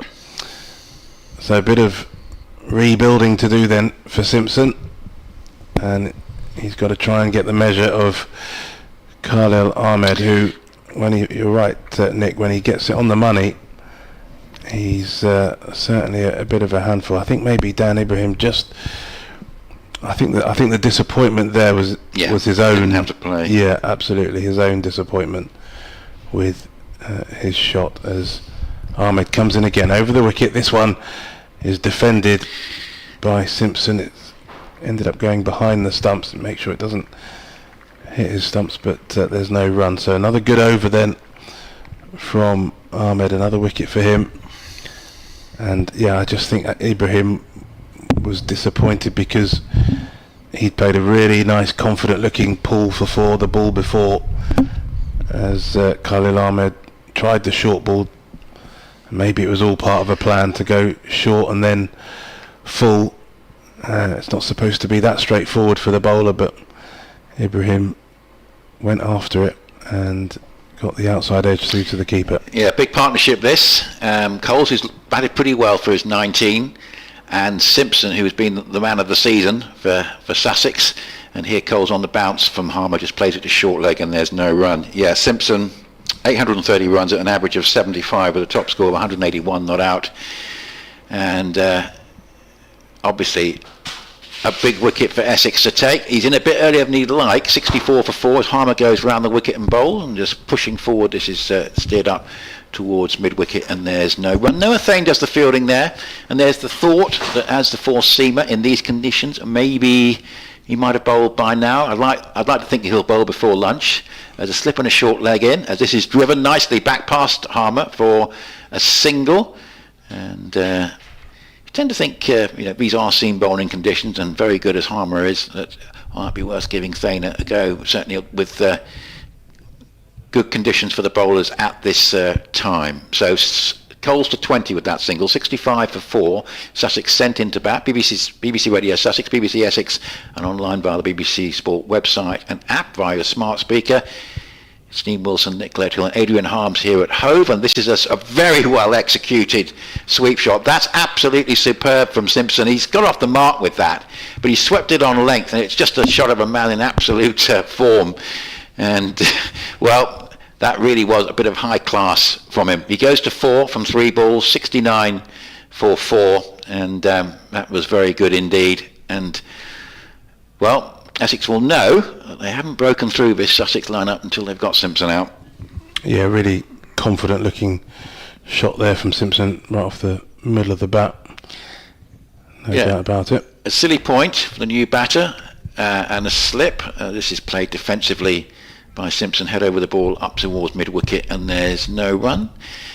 Yeah, would you think maybe give Noah Thane a go? I mean, Harmer was obviously, he could bowl quite a long time this afternoon if Sussex get established, but in he bowls a flatter one and Simpson just plays up into the offside and there's no run. Maybe the thought was there could be a bit of dampness for Harmer to exploit, but yeah, I think certainly going to be worth seeing a little bit of Noah Thane. If you'd like to get in touch with us, Essex Cricket at bbc.co.uk is our new email address, so don't use the Gmail address anymore. Essex Cricket at bbc.co.uk. Now the Essex Cricket is all one word, and you can use a capital E and C, but we don't have to. We've tested both versions and it should get through to us. So very good start for Essex this morning. They'll be delighted with this. And it's strange, Dean, the two best Essex performances in the Championship this season have been against Surrey. I mean, they beat Surrey in the Blast at the Oval, and the two of the best performances in the Blast were against Sussex, and now they've made a good start here. As Khalil Ahmed comes in over the wicket and defended firmly by James Coles into the offside, and there's no run. Yeah, I was particularly impressed with Cook's performance this morning. I don't think he's been quite at his best this year. I think he's been the in and outs of the England side, and occasionally playing the odd T20 for Essex. I don't think it's been ideal for him. I think he, in an ideal world, I don't think he should have been picked for the second Test squad. He was never going to play, and he missed out on that Championship match at York, where Essex were very short on bowlers. As Khalil comes in again over the wicket, and this one left alone outside the off stump, I think, unless my eyes are deceiving me, just a little hint of rain. Perhaps I'm seeing a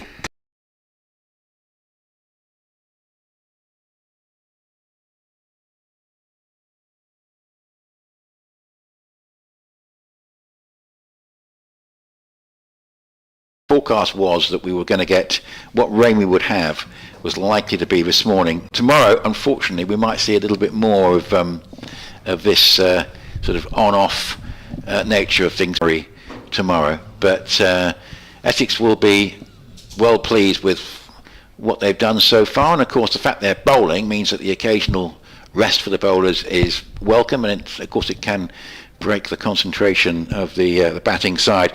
Essex starting 3 points behind Yorkshire. They've had a good morning, but then so have Yorkshire at Scarborough, where they won the toss and chose to bat. And Adam Lyth and Finlay Bean have so far put on 71 in just under 22 overs. The openers are still together at Scarborough. Rain's been a problem down in Southampton this morning, where Hampshire are playing Notts just a point off Surrey at the top.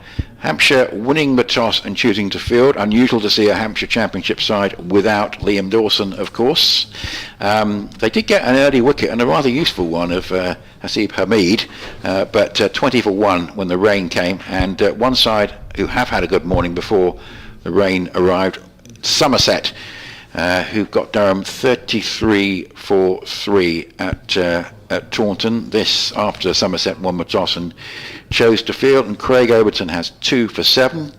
Lewis Gregory has a wicket in his only over, and Gay, Ackerman and Beddingham the men to go. 33 for 3 Durham in that one, so that's news from elsewhere in Division 1 at the moment. But here with around about 12:27, so we haven't lost any time yet in the day. I think this rain might just be easing already. And looking at the umbrellas, maybe one or two people thinking about taking their umbrellas down. Yeah, I can see somebody actually deciding they don't. Yes, just actually folding the umbrella up. Chap in white, far end of the ground, folding the umbrella up, which is always a good sign that we may not have too much of a delay here. But the umpires are out there, which suggests that they are expecting, and actually there's some brighter skies just looking away to our left.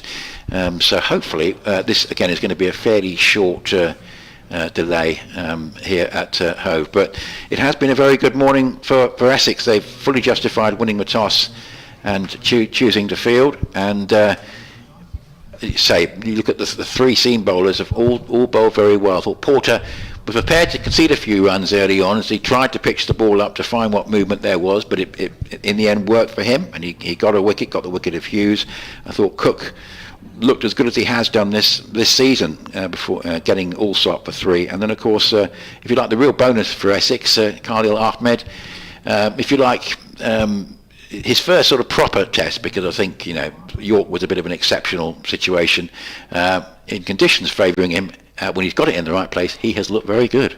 He certainly has. I was just looking up his record. He's obviously played quite a lot of T20 cricket, played in the IPL, but he's also played a fair number of Ranji Trophy games. But these are his first matches in England. He played for India A at Northampton. He picked up 4 wickets, 4 for 70, I think his figures were there.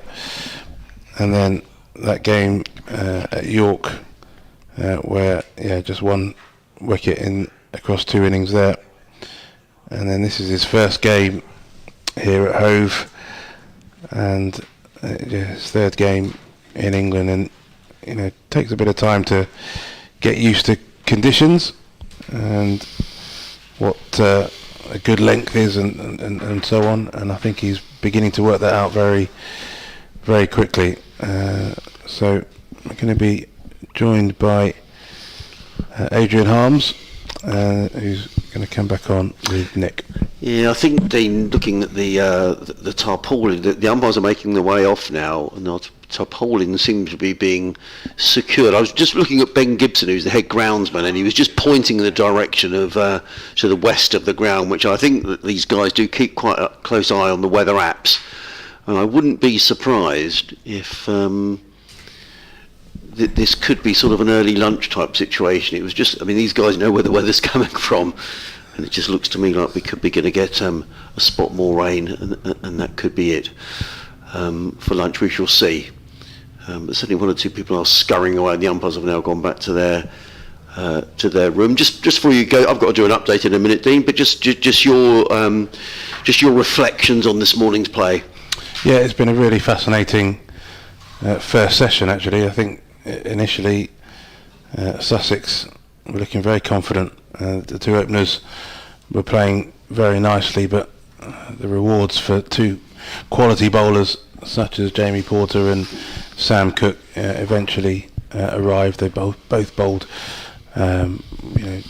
quick enough, but just getting the ball to move just a little bit this way and that, off the seam primarily. And then I think Khalil Ahmed's been terrific, and actually got the ball. He's the one who's got the ball to move in the air, which has been really difficult for Sussex to handle. So yeah, a good morning for Essex, and it'd be really interesting to see how James Coles and John Simpson go about this rebuilding job.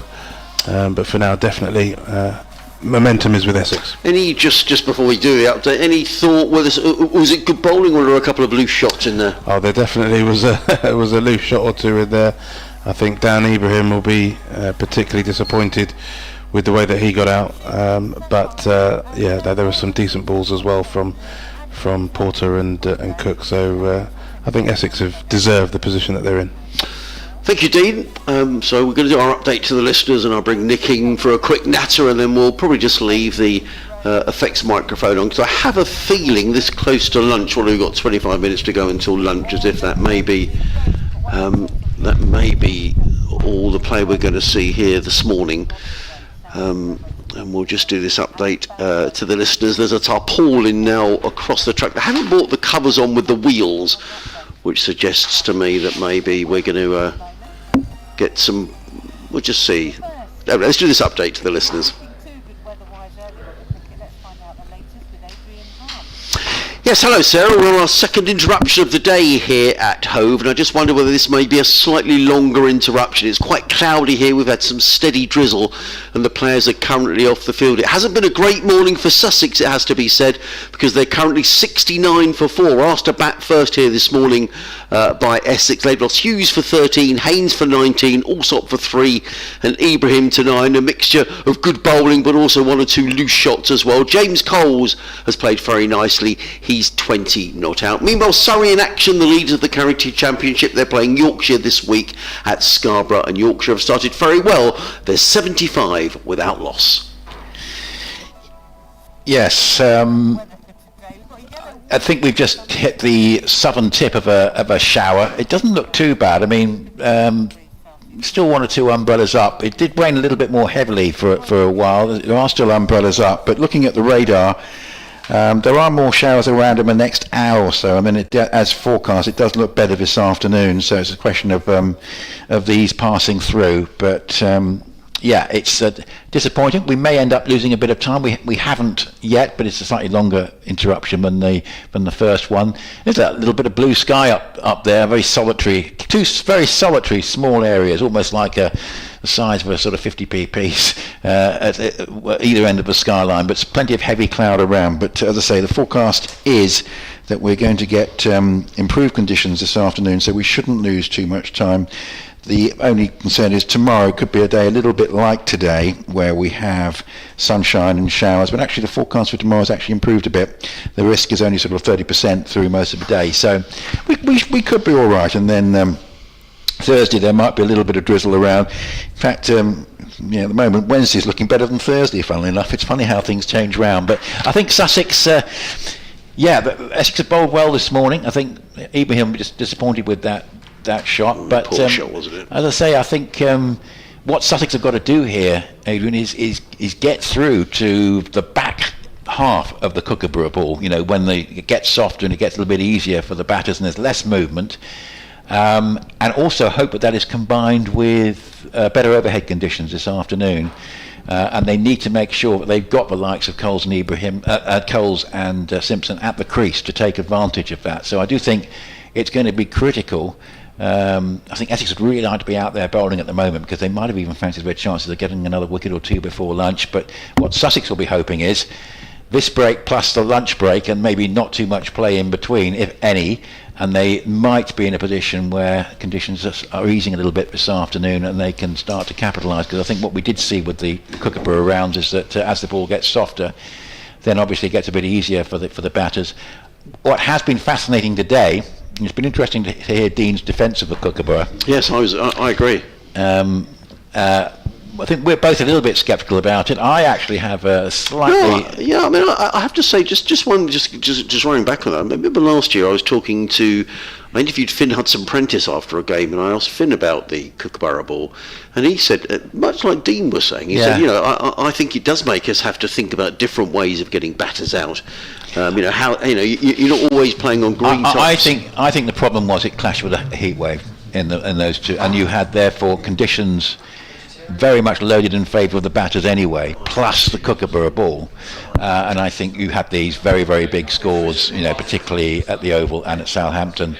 But in the end, the two sides that had made the big scores both only got one wicket on the last day of the match because they were spending 10 sessions in the field, and eventually ran out of gas.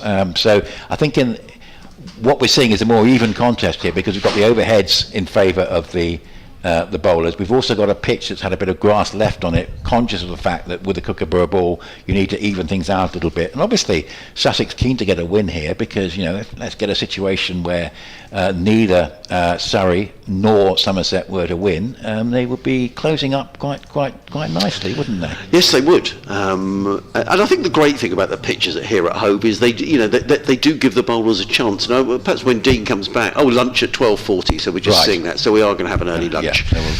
It'd be interesting to get, because I'm a great believer as well that do the grounds. I know it's been difficult for groundsmen this season because it's been so dry, but is there a responsibility as well for groundsmen? It's all very well blaming the Kookaburra ball, but if you're playing on pitches that are dead as dodos. Well, yeah, I mean, everyone was saying what a great Test match it was at Lords. It had a great finish. It was one of the worst Lords Test pitches I've ever seen. Yeah, well, it was very slow. Wasn't it? Thankfully we had a bit of a reasonably exciting finish, but that's no fault of the ground staff because of the conditions that they were working with. And hopefully tomorrow at Old Trafford we're going to see a much more interesting contest with more in it for the bowlers. But the Kookaburra ball, my sort of left field thought on it, I know one or two people have sort of said it's not the worst idea, was use it in the one-day cup, use a red Kookaburra ball, play the game in whites, and you've got a real contrast then between that and the 100. And also you're bringing spinners into it and developing younger spinners with the Kookaburra in August when it's likely to be more in it for them. So that was my left field thought. If you're going to use the Kookaburra, use it in a different competition, and then you're actually helping to develop players for Championship cricket because they're using a red ball, as well as potentially for T20 cricket. So that's my left field view on it, Adrian. But I understand both sides of the argument. It was nice to hear actually the argument for it put, because it's tended to have been drowned out by the argument against it. And I think the heat wave did have an impact. Because, as I say, I'll give you an example. Surrey didn't declare against Durham because they didn't want their bowlers bowling for more than an hour and a half at the end of the second day. You can't really blame them. I mean, it was that hot, wasn't it? It was indeed. Just coming back to this briefly, we'll have a little break for lunch at the minute because we are going to have an early lunch here at 12:40. I thought some good bowling from Essex. I thought one or two loose shots though from the Sussex batters. I think we can't hide behind that. No, I was very pleased with Sam Cook's spell. As I say, I think it's been difficult for him. As I mentioned to Dean, I don't think he should have been picked in the second Test squad because there was no way in the world he was going to play the game, and he could easily have been playing for Essex at York. But he's sort of been rested a little bit from the T20 as well. I think the benefit of that has been shown today, and it was much more like the Sam Cook of the last few years because he's probably not been quite at his best this year. This, I think, was one of his best performances, and there's plenty more to come from him. Indeed, Nick, thanks very much indeed. Actually, the sun's making an appearance just as the players are going to have their lunch. But Nick, Dean and myself, Adrian Harms, back with you. I presume we're going to restart again at about 1:20.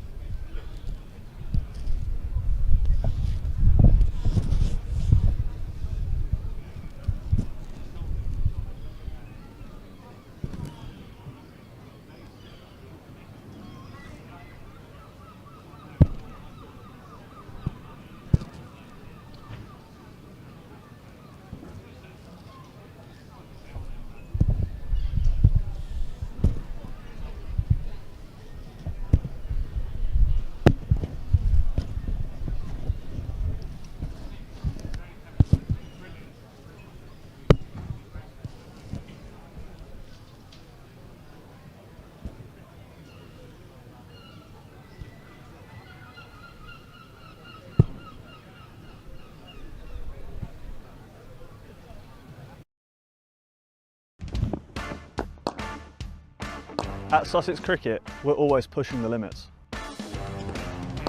Searching for that extra edge, that winning formula. It's about the small gains, the marginal improvements and the dedication to perfection.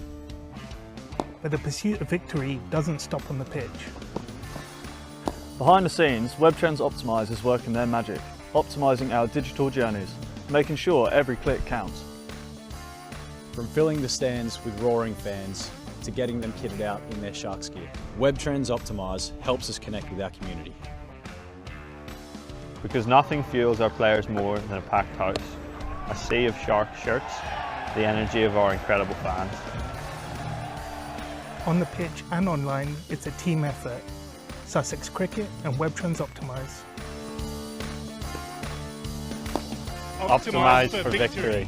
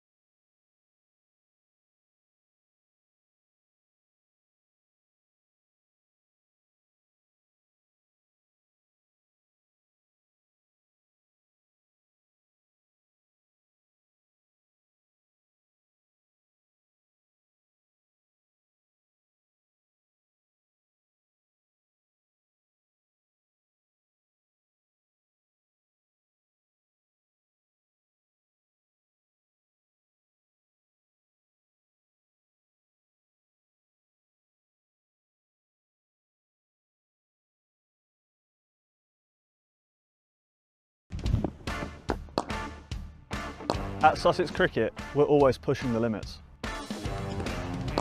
Searching for that extra edge, that winning formula. It's about the small gains, the marginal improvements and the dedication to perfection. But the pursuit of victory doesn't stop on the pitch.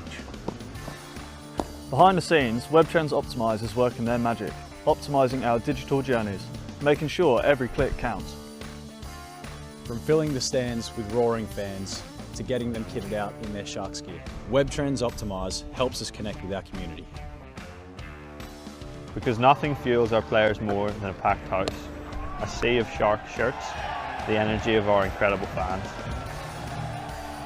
On the pitch and online, it's a team effort. Sussex Cricket and WebTrends Optimise.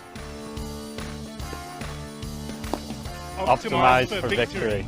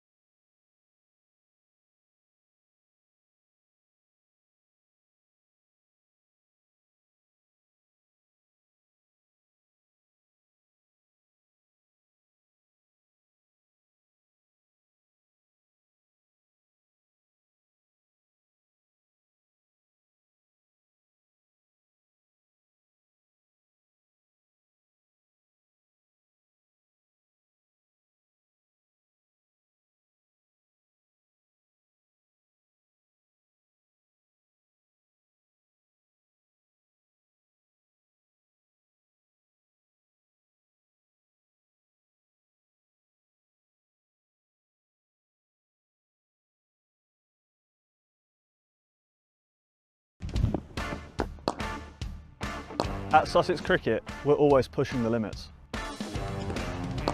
Searching for that extra edge, that winning formula. It's about the small gains, the marginal improvements and the dedication to perfection. But the pursuit of victory doesn't stop on the pitch. Behind the scenes, WebTrends Optimise is working their magic, optimising our digital journeys, making sure every click counts. From filling the stands with roaring fans to getting them kitted out in their Sharks gear, WebTrends Optimise helps us connect with our community. Because nothing fuels our players more than a packed house, a sea of Shark shirts, the energy of our incredible fans. On the pitch and online, it's a team effort. Sussex Cricket and WebTrends Optimise. Optimise for victory.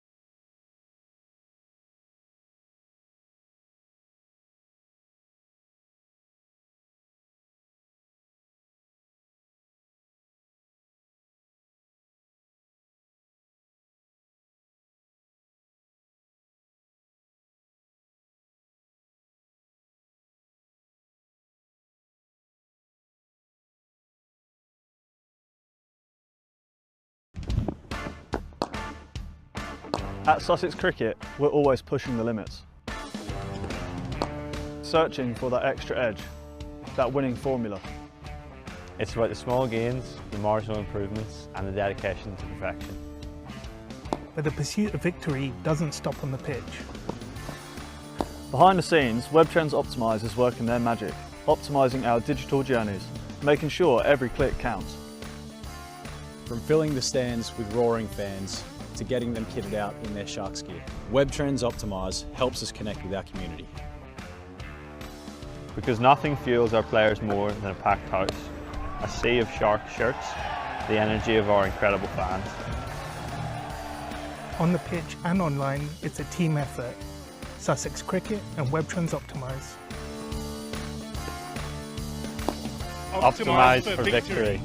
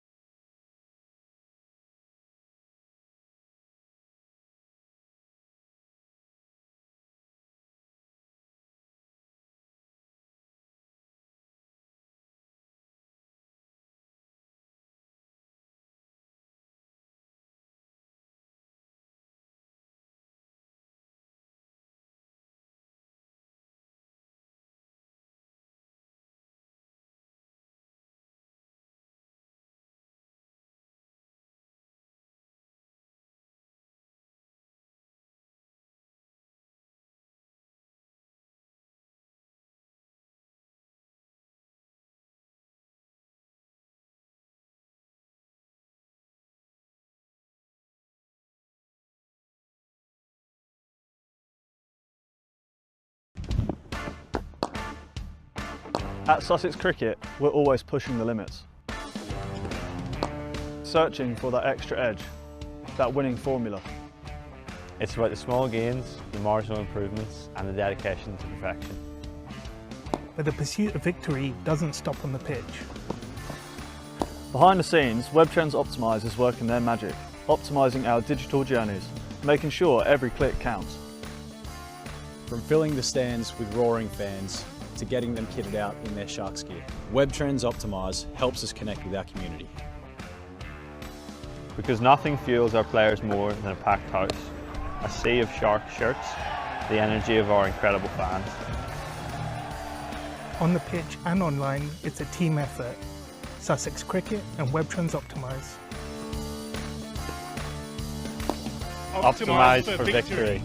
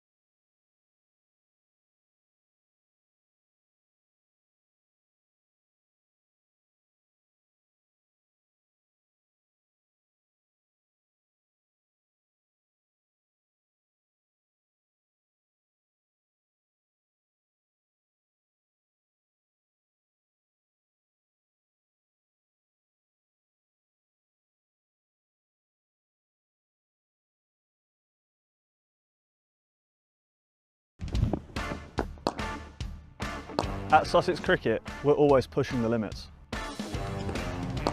Searching for that extra edge, that winning formula. It's about the small gains, the marginal improvements and the dedication to perfection. But the pursuit of victory doesn't stop on the pitch. Behind the scenes, WebTrends Optimise is working their magic, optimising our digital journeys, making sure every click counts. From filling the stands with roaring fans to getting them kitted out in their Sharks gear, WebTrends Optimise helps us connect with our community. Because nothing fuels our players more than a packed house, a sea of Shark shirts, the energy of our incredible fans. On the pitch and online, it's a team effort. Sussex Cricket and WebTrends Optimise. Optimise for victory.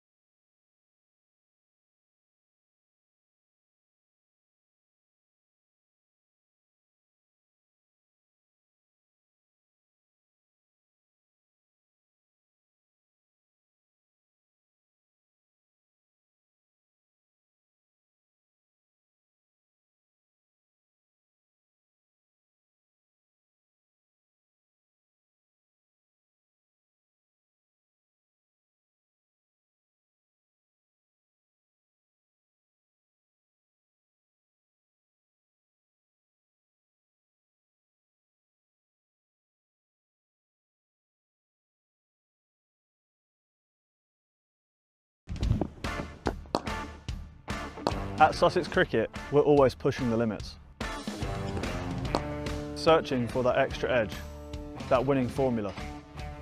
It's about the small gains, the marginal improvements and the dedication to perfection.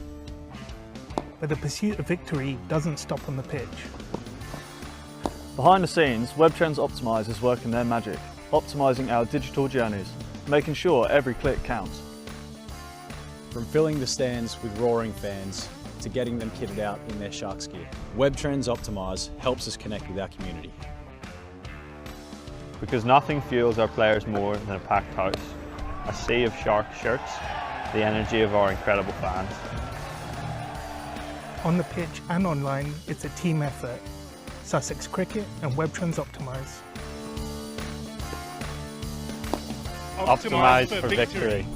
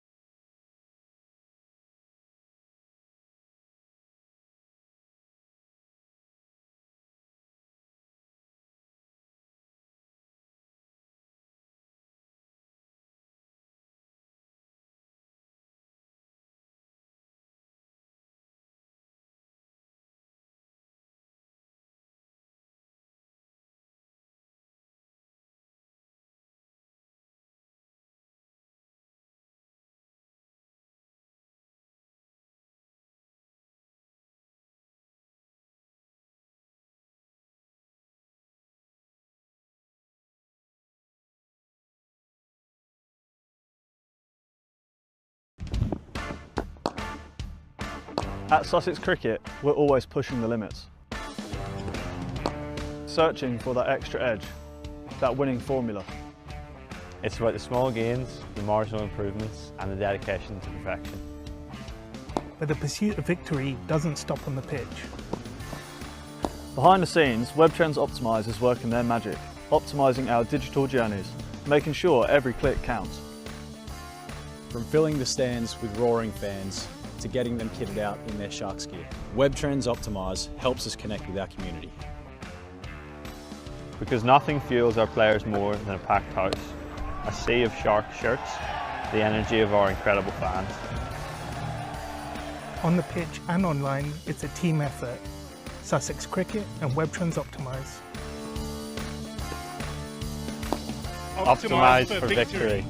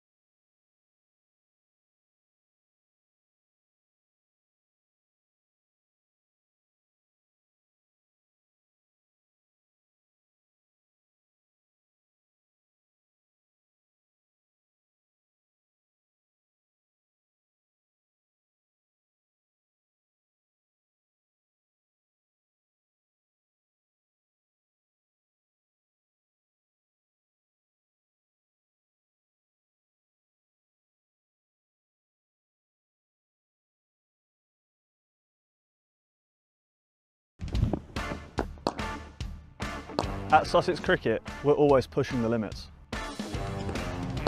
Searching for that extra edge, that winning formula. It's about the small gains, the marginal improvements and the dedication to perfection. But the pursuit of victory doesn't stop on the pitch. Behind the scenes, WebTrends Optimise is working their magic, optimising our digital journeys, making sure every click counts. From filling the stands with roaring fans to getting them kitted out in their Sharks gear, WebTrends Optimise helps us connect with our community. Because nothing fuels our players more than a packed house, a sea of Shark shirts, the energy of our incredible fans. On the pitch and online, it's a team effort. Sussex Cricket and WebTrends Optimise. Optimise for victory.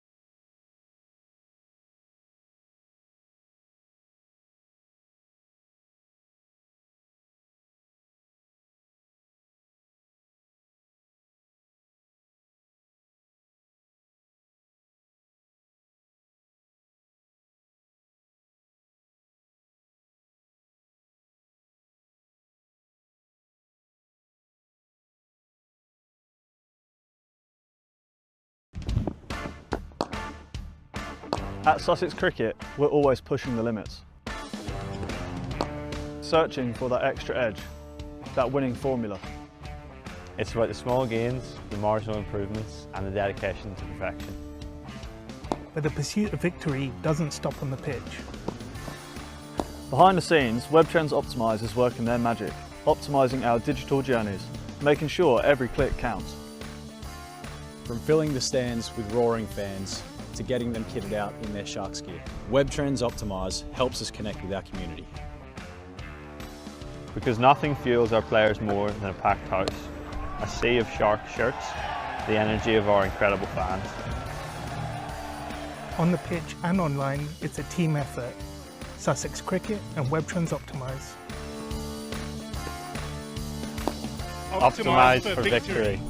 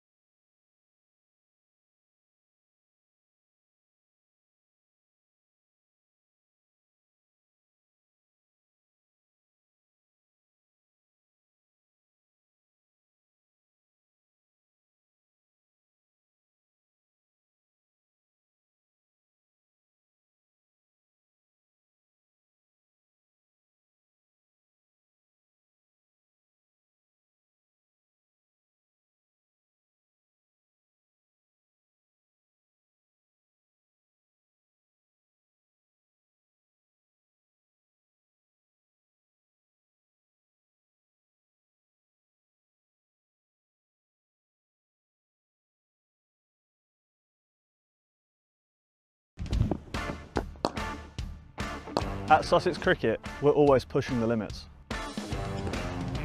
Searching for that extra edge, that winning formula. It's about the small gains, the marginal improvements and the dedication to perfection. But the pursuit of victory doesn't stop on the pitch. Behind the scenes, WebTrends Optimise is working their magic, optimising our digital journeys, making sure every click counts. From filling the stands with roaring fans to getting them kitted out in their Sharks gear, WebTrends Optimise helps us connect with our community. Because nothing fuels our players more than a packed house, a sea of Shark shirts, the energy of our incredible fans. On the pitch and online, it's a team effort. Sussex Cricket and WebTrends Optimise. Optimise for victory.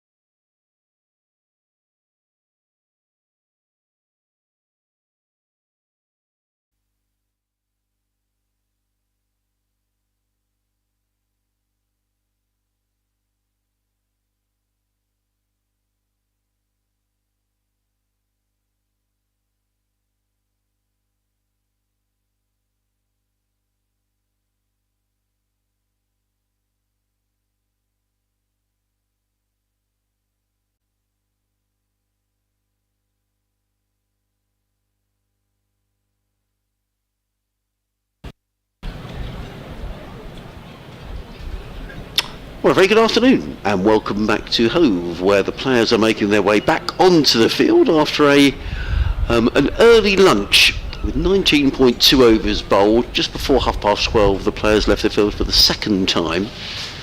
So an early lunch has been taken and we are back on with tea now set for 3:40 today. There's an awful lot of heavy cloud around to the north of the ground, particularly hanging over the downs in the distance, but away to our west skies do little brighter, and the fact that the ground staff have stayed at the far end of the ground suggests to me they're not expecting any rain imminently, or if they are, it's not as if it's going to absolutely hose it down. So we'll be getting back underway in a couple of minutes, and it's going to be Khalil Ahmed who's going to carry on. He's got 4 more balls to ball in this the 20th over of the innings. He's going to go on to James Coles, who's 20 not out. And Sussex 69 for 4, having been asked to bat first this morning. Some excellent bowling from Essex. I have to say, some loose shots from the Sussex batters. It is going to be Ahmed who's going to come in from the sea end of the ground to bowl to the right-handed James Coles, who's 20 not out. 2 slips and a gully in place. He's in and bowls. And Coles, it's the first ball after the resumption for 4. That was a bit wide. And James Coles takes full toll and crashes the ball through the covers for a boundary. He goes to 24. Yeah, it's a good shot that, but a little bit short from Khalil Ahmed. It's been a bit of a mixture, but when you put it in the right place, he certainly asked questions. 2 for 15 in 3 overs and 3 balls. Has bowled a few 4 balls. That was the most recent one. But that was a nice stroke and a good start for Sussex after lunch. They need a partnership here. They do.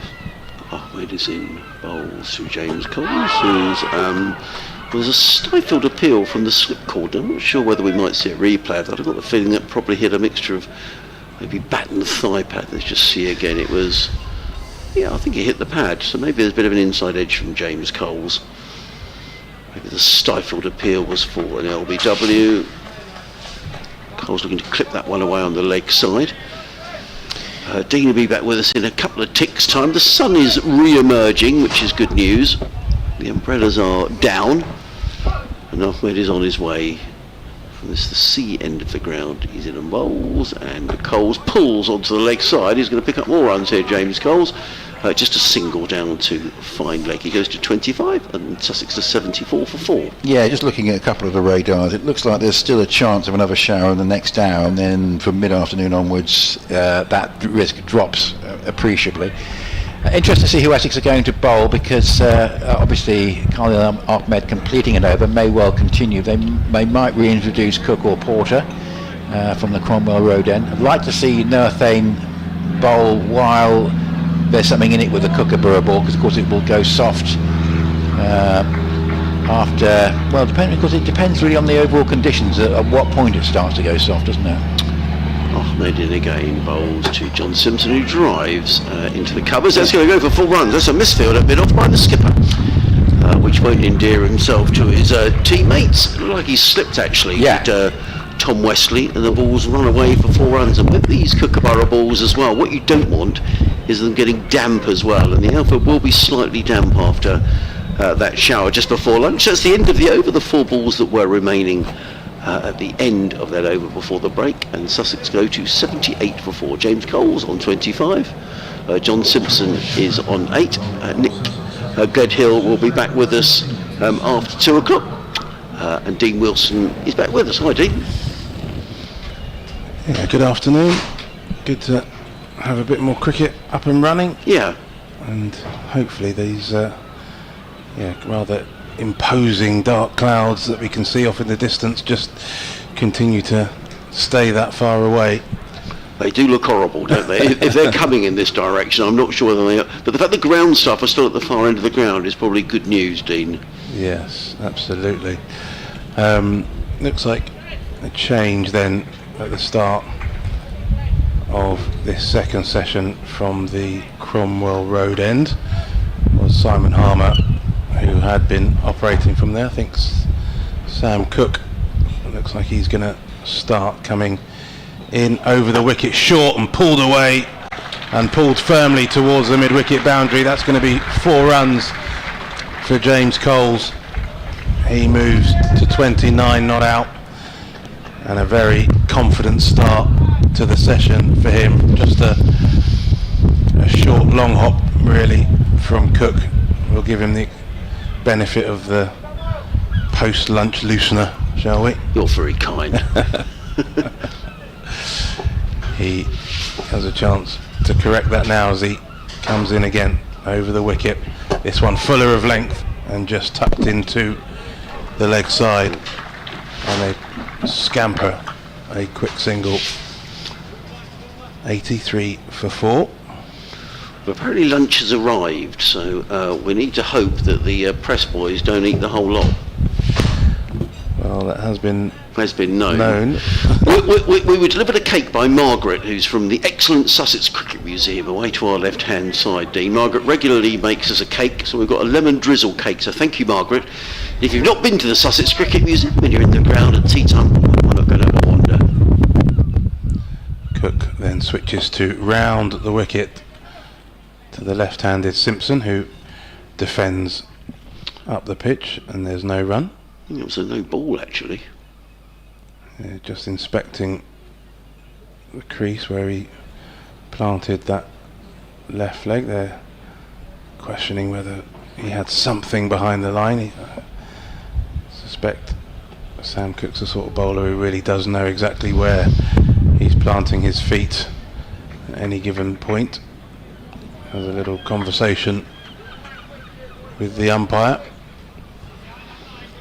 and then starts again. I think Martin Newell, the umpire at that end, as he comes in round the wicket. This one defended again by Simpson, but just slides off the face of the bat into the gully where Paul Walter does the fielding.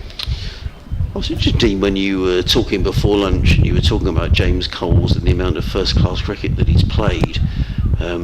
Because Sussex had 2 or 3 tough seasons down here when the likes of James Coles, Henry Crocombe, Tom Haynes, but they're all, I mean, James Coles is only 21, Crocomb's only 24, but they played a lot of cricket. Cook comes in again, round the wicket, this one just back of a length, tucked off the hip of Simpson down towards fine leg. He's going to try and push for a second, but Jordan Cox makes sure there's only one. In fact, he's only 23, Henry Crocombe, and James Coles was only 21 back in April, so they've had a lot of experience. And there were a couple of tough years down here when Sussex were getting beaten, pretty regularly, but they kept faith, and for such young players to play as much cricket as they had, hopefully all goes well for Sussex. Yeah, absolutely. As Cook again switches to over the wicket. This one's edged wide of the third slip. That would have gone straight into the basket of a fourth slip had there been one. Instead, it's 4 runs to the score. So a little bit flashy and uncontrolled shot there from James Coles. Tries to play or show where he wanted the ball to go, or where he was intending to play it, but gets away with one there over. He was annoyed with himself, wasn't he, for the way he played that shot? Yeah, wasn't in control at all. He picks up 4 more. He moves to 34 as Cook comes in again. This one just tucked into the leg side by Coles. He's going to push for a second as Khalil Ahmed runs round from fine leg, does the fielding. 2 more to the total, so a good over there from a Sussex point of view. Score moves on to 92 for 4 after 21 overs. I think you're right. It's one of those things where sometimes you're forced to turn to youth and go through a bit of difficulty. It takes time to learn this game. Not every player is a genius when they walk out there, but if you've got talent, and that talent can be not only backed but supported as they're on their journey, which I think certainly has been the case for these young players here at Sussex, in the end it will pay dividends.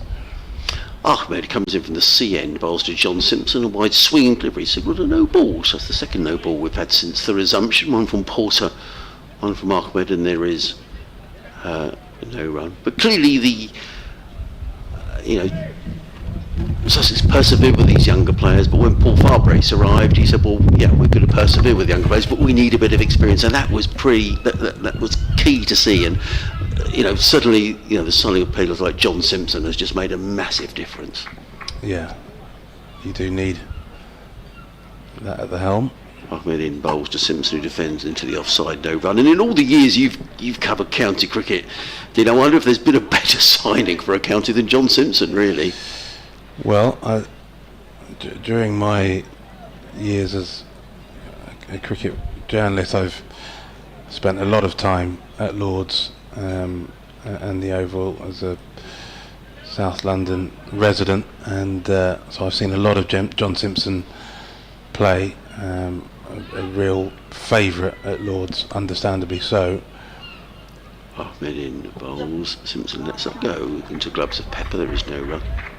And of all the kind of movement of players at that club, which have of course gone through some difficult times on and off the field in recent years, the departure of Simpson was one that was very keenly felt by all those with any affiliation or interest from a Middlesex point of view, because he is just a consummate professional, really talented cricketer, with a lot to give, as Sussex are finding out. In bowls, and Simpson drives. They were timing back down the track, aren't they? Fields of his own bowling, there is no run. I guess it helps having somebody like Paul Farbrace at the helm down here at Hove, who's got the contacts, and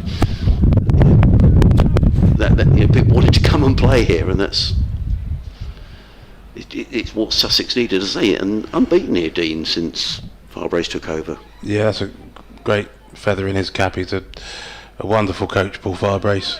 I've known him for many years now, and obviously both internationally and domestically. But Half the goal, Simpson plays back down the track, no run.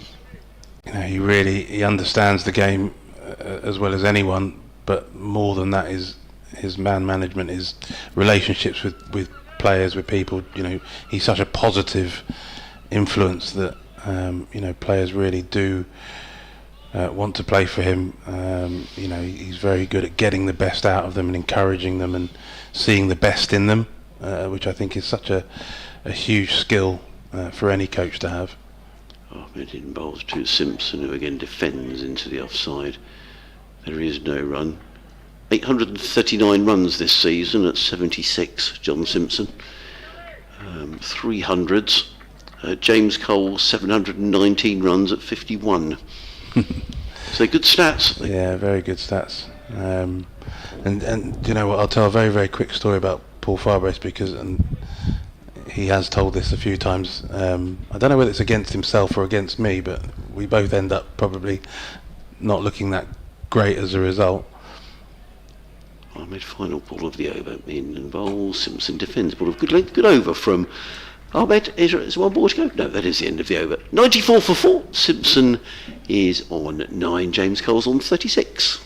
So we did have an occasion in Sri Lanka where Paul was England's assistant coach, and I would say that, as I say, I've known him for a long time, and I love talking about cricket with him because he's very knowledgeable and he really understands the game, and he cuts through a lot of the nonsense. He's not really a kind of coach speak sort of person. He talks a lot of sense.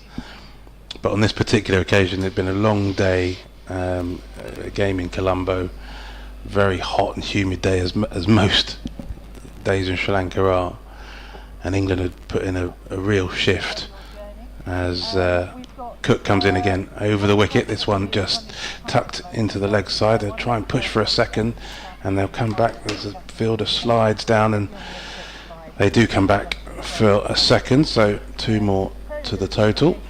I'll just take over for 2 ticks, Dean. Yeah, so I've just got to do an update to the listeners on BBC Radio Sussex, and also a very good afternoon and welcome to listen on Sports Extra 2 as well from Hove. Myself, Adrian Harms, alongside Dean Wilson. We'll just do this update to our listeners as in comes Cook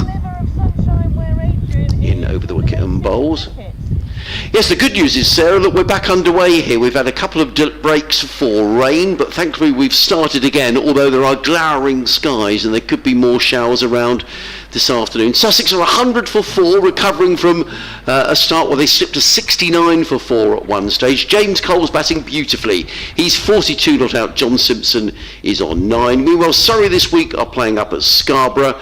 Yorkshire winning the toss and batting first are 86 without loss. I'll just sort those out and you carry on, Dean. Yeah, where was I? You talk about Paul Firebrace. Paul Firebrace, yeah, so we're talking about Sri Lanka, yeah, so Farbs had been a tough day for England as Cook comes in and this ball just played up to mid-on, there's no run. And sometimes when the team have had a tough day, you'll see the coach or one of the coaches come and do the post-match interview afterwards, or the post-match press conference, and we were taken into this really quite small and crowded room which had very little way of breeze or chill. It was incredibly, it was one step down from a sauna really, and as Cook comes in over the wicket, and this is defended on the back foot by Coles, and simply put, I was sat at the front row of this press conference. Paul came in and was answering questions, and I asked him a question, and I can't remember what it was. Something around, the state of the game, what England thought their chances were, and he proceeded to talk his usual confident and knowledgeable self. And the next thing he knew, as Cook comes into bowl over the wicket, and this one just tucked into the leg side, and there's a quick single scampered by Coles, Yeah, the next thing he and I knew that my heavy lidded eyes had become too heavy to hold, and he had to stop himself and ask whether or not I'd fallen asleep. Sadly, I had. Very momentarily, I was incredibly weary, and it should bear no reflection on Fabi at all. It was very hot, as I say, as Cook comes in round the wicket, and this one dabbed into the gully by Simpson. But yeah, just for that very brief moment, the eyes betrayed me, and as Fabi said, he thinks he may well have put one or two people to sleep before, but never in the middle of answering a question that they had asked him. So I've been apologising for it ever since, but as I say, it probably reflects badly on both of us in some way. I'll mention that to him next time I see him. Yes, it's live cricket on the BBC Radio, Sussex and Essex, Sports Extra 2, myself Adrian Harms alongside cricket journalist Dean Wilson. Great to welcome Dean here to Hove this week. The sun has started to come out despite the heavy cloud around, which is a bit odd. Lots of got a stiff breeze blowing as in comes Ahmed, bowls to James Coles, who pulls not where he intended that to go, but he's going to pick up another boundary as James Coles.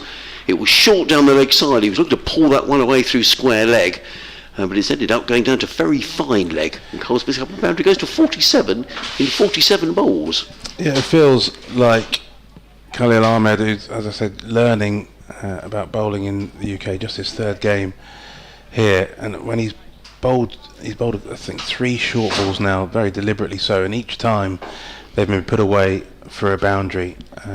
He's not really managing to get the ball as high as he needs to from these short balls. Ahmed in again, bowls to Coles, who's forward and plays into the offside, and there is no run. Now at the end of the over, Dean, perhaps we should toss a coin, because lunch has been a bit late to arrive. But I gather some sandwiches have arrived. So as our guest this week, I think you should go next and have a sandwich. That's very kind of you. And then once you've eaten some, I'll have a breather. There we go. And we'll share. But we have got our lovely lemon drizzle cake that Margaret from the Sussex Cricket Museum has brought in, which we're not going to share with the press, or not for the time being anyway. In comes Ahmed again, left arm over the wicket, bowls, and James Coles is forward, plays him to the offside. There is no run. I was not picking up James Coles before the game, Dean, but I did say he's a very stylish player. I just wonder what you've made of his innings so far. Yeah, it's very stylish. I do like the flourish that he offers. I think he is a confident looking cricketer.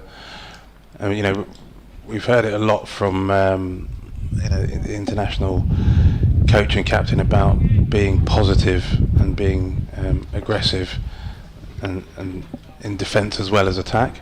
Ahmed is in bowls. Short pulled away by Coles. He's going to pick up a single down to deep square leg. He goes to 48, the total 106 for 4. And what I like about Coles is that he's very certain in his decision making. So whether he's defending or he's attacking, it's a very assured stroke. He defends stoutly, full face of the bat. Everything seems at the moment to be coming off the middle of the bat, and then when he goes on the attack, whether it's a pull shot or a drive, he gives it everything. There is no sort of second guessing in his decision making, which I think is a really positive thing.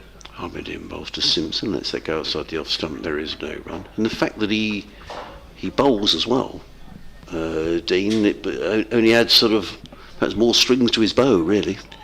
Yeah, the more you can do in the game, the more you can help your team in whatever department, batting, bowling, fielding, catching, everything, it all adds up. So, yeah, for James Coles, the opportunity, I think, to influence the game in more than one area is a huge positive.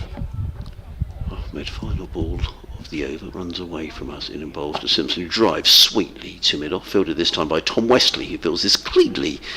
And there is no run. End of the over, 106 for 4. So what we're going to do, we're going to have a little change around. Let Dean go and grab a sandwich, which have arrived here in the commentary box, which is good news. Nick will come back, and then we'll have another switch around in 10 minutes or so. 106 for 4. Well, what about that then, Adrian? The sandwiches are arriving just at the end of a lunch break. Yes, that's always cool, but I was pleased to see them, I have to say, because I was thinking we're going to try and find someone on this ground to get at least something to eat. But no, very welcome, and I'm sure you'll be able to enjoy one or two of them in a little while, hopefully. Runs have come quickly since lunch. We've had 4 overs and 4 balls since lunch, and Sussex have added 31, 37. Well, yeah, it has been a very good start. Coles has been particularly impressive, hasn't he? I mean, he is a coming force in the game, you feel. Oh, yes. He's got a very good future. Looked like he was winning that game on Friday night at one point, didn't it? Yep. I was at Canterbury, more on that in a moment, as Porter's going to bowl at 106 for 4. 2 slips, a backward point, a cover mid-off, mid-on, mid-wicket, and a deep, actually a long leg I think I'll call it, and a deep square leg. And here is Porter bowling, and it's forced nicely off the back foot up towards mid-off, and there's no run. Yes, great delight at Canterbury when they beat Essex comfortably for the second time, and then the crowd stayed on to watch the end of the game here on the big screen. And even more delight as Surrey fought back. So presumably they were watching the stream from here, weren't they? Yeah, they were. They were indeed. Okay. And they were very pleased with that, because at the moment, as we ended our broadcast, it didn't look as though Surrey were going to win that, and therefore Kent wouldn't qualify. But Porter bowls, and that's driven by Coles up towards mid-on, and there's no run. Coles 48 from 52 balls, as just turning the day round a little bit. It's a great spurt of scoring since lunch, and just Essex have to be careful they don't lose the initiative that they've built up with that very good morning session. Just got a feeling that just losing that last 40 minutes before lunch with the overheads as they were then, not the worst thing in the world for Sussex as Porter bowls, and that's a good looking drive but straight out to Thane at cover, but nicely timed. Because looking now, Adrian, I see the first decent little patch of blue sky for a while. There's still plenty of heavy cloud around, and we could get another shower in the next hour, but the forecast is for the overheads to improve during the afternoon, and what Sussex want is these two still to be at the crease as they do. Yeah, and as I say, the fact the ground staff are at the far end of the ground suggests that there may not be a deluge imminent, which is good news. Here's next delivery from Porter, and just played comfortably off the back foot up towards mid-off. So Coles has looked very good indeed. 48 from 54, Simpson 9 from 19. Big partnership this. Durham in all sorts at Taunton, 53 for 6, and 4 wickets for Craig Overton. 5 wickets for Craig Overton, 5 for 16 in 6 overs and 2 balls. 53 for 6, and Alex Lee's actually got 27 of them, so he's got half the runs, but he's out. As that's forced away without timing this time, up towards cover, and there's no run. 106 for 4 here, so Durham really struggling after being put into bat, and that Somerset recovery this season, which started with the last 2 days of the game against Essex, when Jordan Cox got injured. That's one of the reasons why Essex have been struggling, Adrian, that injury to Cox, and then of course him being the cover player in the initially for the Zimbabwe match and getting injured, as that's played defensively, head over the ball up towards back towards Porter, and there's no run. So yeah, England calls and generally injuries and things like that haven't helped the Essex course. It's just but that injury to Cox was certainly a big problem initially for Essex, and indeed it meant again that Cox wasn't able to get his chance with England, which has been largely the case in his career so far. 106 for 4, Coles 48 and Simpson 9. Listening to live cricket on the BBC Radio Sussex, BBC Radio Essex, also on Sports Extra 2. You may be watching via the Sussex Cricket Club live stream. In fact, you can see on the live stream now the camera is showing behind the ground here down towards the sea, where there's lots and lots of blue skies. So if that's the weather that's coming our way, yeah, it's forecast. We should get lots of cricket this afternoon. In comes Ahmed, left arm seamer, bowls to John Simpson, clipped away by Simpson off the hip down through square leg. Picks up. He's very quick between the wickets, John Simpson, and he's turned what would have been 1 into a comfortable 2. He goes to 11, and Sussex to 108 for 4. For those of you just joining us, Essex winning the toss here this morning, electing to bowl first on an overcast morning. A pitch with a bit of grass on, 16 mils of grass, offering a bit of help to the seamers. Essex have bowled well. I don't think Sussex have helped themselves with one or two loose shots. But these two, since they came together with scores on 64, pushing the score along. In comes Ahmed, bowls to Simpson, who shoulders arms in that familiar style, lets the ball go through to keeper Pepper, and then wanders away to square leg, and there is no run. Still decent carry from the sea end. Absolutely, and there will be decent carry, and this is again something we can discuss as the afternoon goes on. We were hearing Dean talking about the Kookaburra ball. Really interesting chat about Dean defending the use of yes. Not that he needs to defend, but giving his views on the Kookaburra ball. And one of the things that I've spoken about as well is not just the Kookaburra ball, but some of the pitches around the country. As in comes Ahmed, bowls to Simpson, who plays defensively into the offside. There is no run. So whilst it's very easy to say, well, the Kookaburra ball is the reason for all of this, there's been some pretty docile pitches up and down the country as well, which haven't helped. Not much moisture for the ground staff to work with, and of course that's the reason I think we had. I don't think the Edgbaston surface was quite what they would have wanted there, and Lords produced a decent game in the end, but as I said, just as a spectacle at times. Let's remember the first day at Lords was pretty awful. Just from a watching point of view, it was like very old-fashioned Test cricket, but at least the game did go somewhere. Ahmed in again, bowls to Simpson, who cuts firmly away. That's going to race away for 4 runs. Nice shot from John Simpson. Bit too much width outside the off stump, cut away by John Simpson, who goes to 15, and Sussex to 112 for 4. And the reason that James Anderson and Stuart Broad got so many wickets in England was because the pictures we got this year aren't typical of what they tended to bowl on a lot, which are sort of just snipped around a little bit and find the edge. And we haven't seen those pictures this year in the tests. No, I mean, there is clearly a balance to be struck, isn't there, between bat and ball and wickets that give bowlers a little bit of help. But I mean, I think there have been wickets around the country this season where bowlers have really struggled, and that's with and without the Kookaburra ball.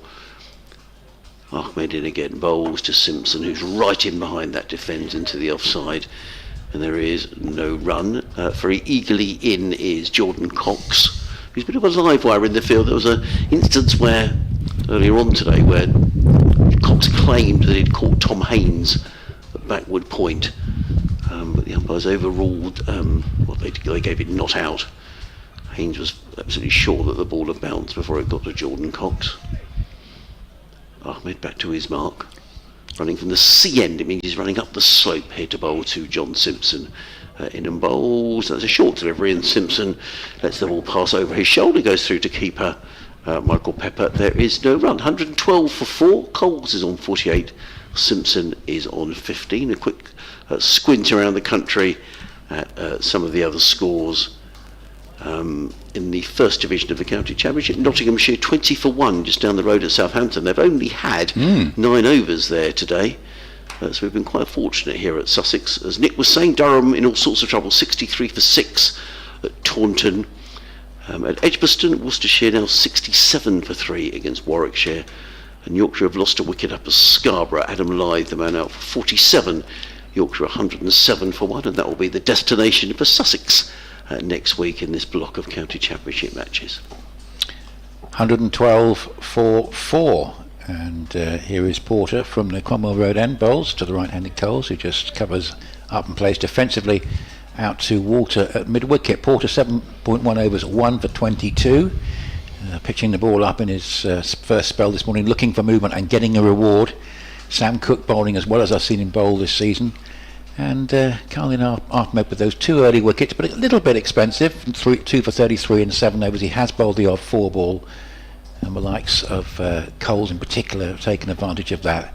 It was very impressive, 48 from 57 balls. He's on strike now and tries to force it off the back foot down the ground, but can't get it past mid-on. Yes, you asked about why it's not gone right for Essex this season, and I identified one particular passage of play, particularly at Taunton, when Jordan Cox had to retire hurt on 103. He therefore missed the Zimbabwe game when he was going to be cover batter for England.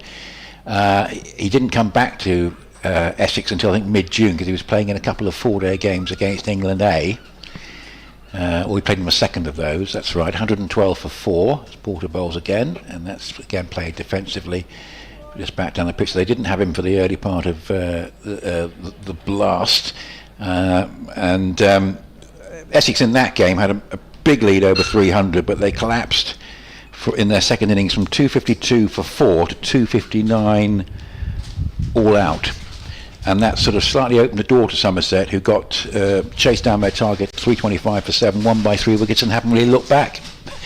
And it's sort of like a two sides meeting in the night, and one going one way and one the other for the season. 112 for 4, and off the bat foot, nice looking stroke, but just wide of mid-off. That'll be his 49th run. Coles, again, didn't quite time it, but it was a good back foot force, and was hopeful briefly it might get past Wesley for the 50, but it wasn't to be. And he'll settle for 113 for 4. So little area of blue sky right above us. Still some heavy cloud around, but the forecast is for us to get better as the afternoon goes on, and then showery tomorrow and possibly Thursday as well. Thursday's forecast has just gone south a bit in the last 24 hours. I've always stopped listening to the weather forecast, Yes. because it always seems to be wrong. That's right, we'll see. Here is Porter from the Cromwell Road end, bowls, that's outside the off stump and left alone by Simpson. Well, yes, we mentioned Simpson earlier, but I just was giving his stats. I mean, he's going to get to, he could be on 1,000 runs by the time we have our next break for the 50 overs. I mean, he's over 800, isn't he? Yeah, he's 839. Sussex was the heavy run scorers. James Cole 719, Tom Haynes 730, Yeah. Hughes 667. Yes, it does sum up the fact that one strength of Sussex in this return to Division 1 has been that top order batting, which has really stood up against the First Division attacks, as that's played defensively up towards cover, and there's no run. And I know disappointment for the spectators here that they couldn't get through in the blast, because I'm sure there would have been a handful for anyone in the quarter-finals, home or away. But it doesn't take away the fact that this has been an excellent return to the top flight for Sussex. 113 for 4, Coles 49 and Simpson 15. Yeah, and in fact the blast campaign very much was lost, not in that game against Surrey, but they had a game here against Kent when they had Kent 110 for 8, chasing 150 odd, and lost the game. I'll bring Dean back in. Just a couple of emails I'm just going to read. Simon Goodman's been in touch, sitting over in the Spenkarma Pavilion with his brother Chris, who's over from Singapore. So hello Chris, delighted to welcome you to Hove. Also, when we were here for the last game, there was a walk to the ground. There's a walk going on around the country looking to raise awareness of prostate cancer. As in comes Sam Cook running in over the wicket bowls to James Coles, who defends into the offside, and there is no run, and encouraging men to take the test, to seek a PSA test. And Simon said that he's done that and everything's okay, which is great news, but he's just pleased that it was mentioned on the radio, and just encouraging men to go for these PSA tests. So thank you, Simon, for getting in touch, and it was it was a really worthwhile exercise, so thank you for getting in touch, much appreciated. In comes Cook again. I'll make way for Dean at the end of the over bowls, and James Coles plays that to back. We'll put. They think about a single. They go for a single, and that's going to be James Coles' half century, and a very good half century as well for James Coles. Made 150 here in the last match, and he's passed 50 again. 50 in 62 minutes. Sorry, in 79 minutes in 62 balls, including 7 boundaries. And James Coles continues his excellent season here at Sussex, who go to 114 for 4. Richard Robinson's been in touch. Hello Richard, who lives up in the Scarborough area. He's enjoying cricket being back, but he says you can't beat proper 2 innings cricket, and he's looking forward to Sussex coming up to Scarborough next week, where he says the weather is currently glorious. In comes Cook bowls, Simpson defends into the offside, there is no run. He said, I've ordered the same for next week. My son and I have tickets for day 2 and 3, so make sure you come and say hello, Richard, next week when we're up in Scarborough. It'll be good to see you and to meet you. And he says, but actually, he says, it'd be good to meet you and buy you a beer if you're around. So it gets even better, doesn't it? Definitely make sure I hunt you out. So thank you, Richard, for getting in touch.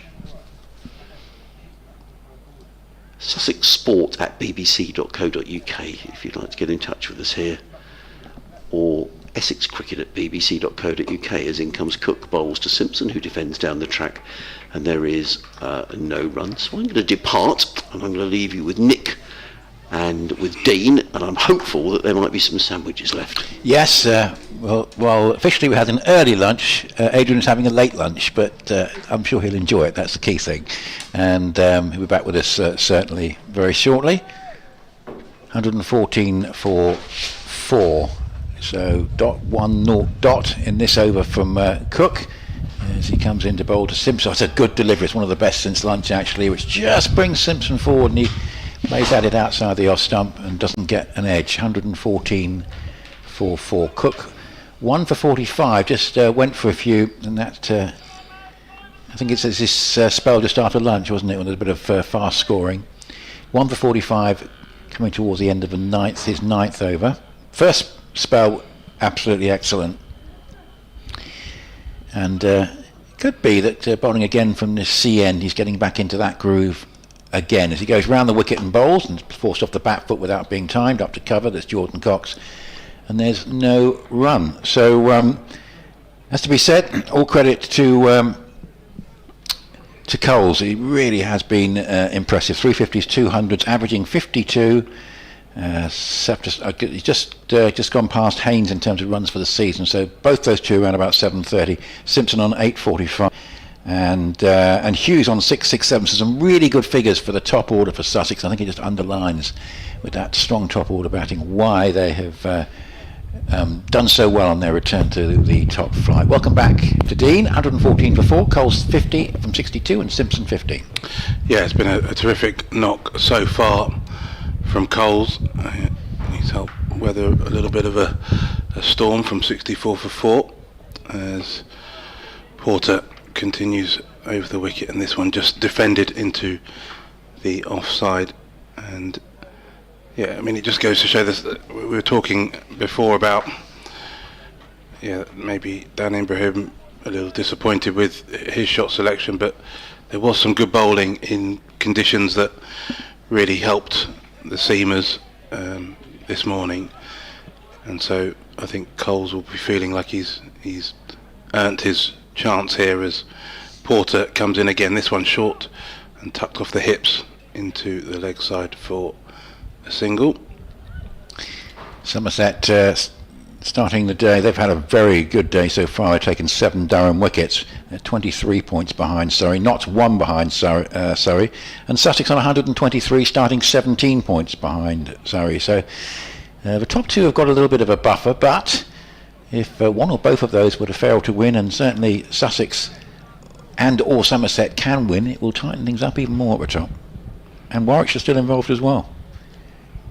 Yeah, certainly lots to play for as Porter comes in. This one just turned into the leg side down towards a fine leg by Simpson. Yeah, I mean, you're some interesting scores there, as you say. 7 wickets fallen at Taunton between Durham and Somerset, and this is one of the things that there has been a lot of talk about the ball and about run scoring, but perhaps being a little bit too straightforward. The conditions have a lot to do with it as well, as Porter comes in, and this one just defended, turns the wrists on it into mid-wicket. There's no run. Well, I imagine that pitch at Taunton is green, because they often start with green tops that actually don't, in the end, sometimes offer that much for the bowlers. But Craig Overton, I think it's offered a bit to him. 6 for 17 in 8 overs. What a performance. 76 for 7 Durham. Overton 6 for 17. Yeah, you're right. It's hard to know precisely how green that pitch is, but certainly the indication is there's a bit of help as Porter comes in, and this one driven up to mid on, and the same here. We did talk about the grass that's been left on this pitch.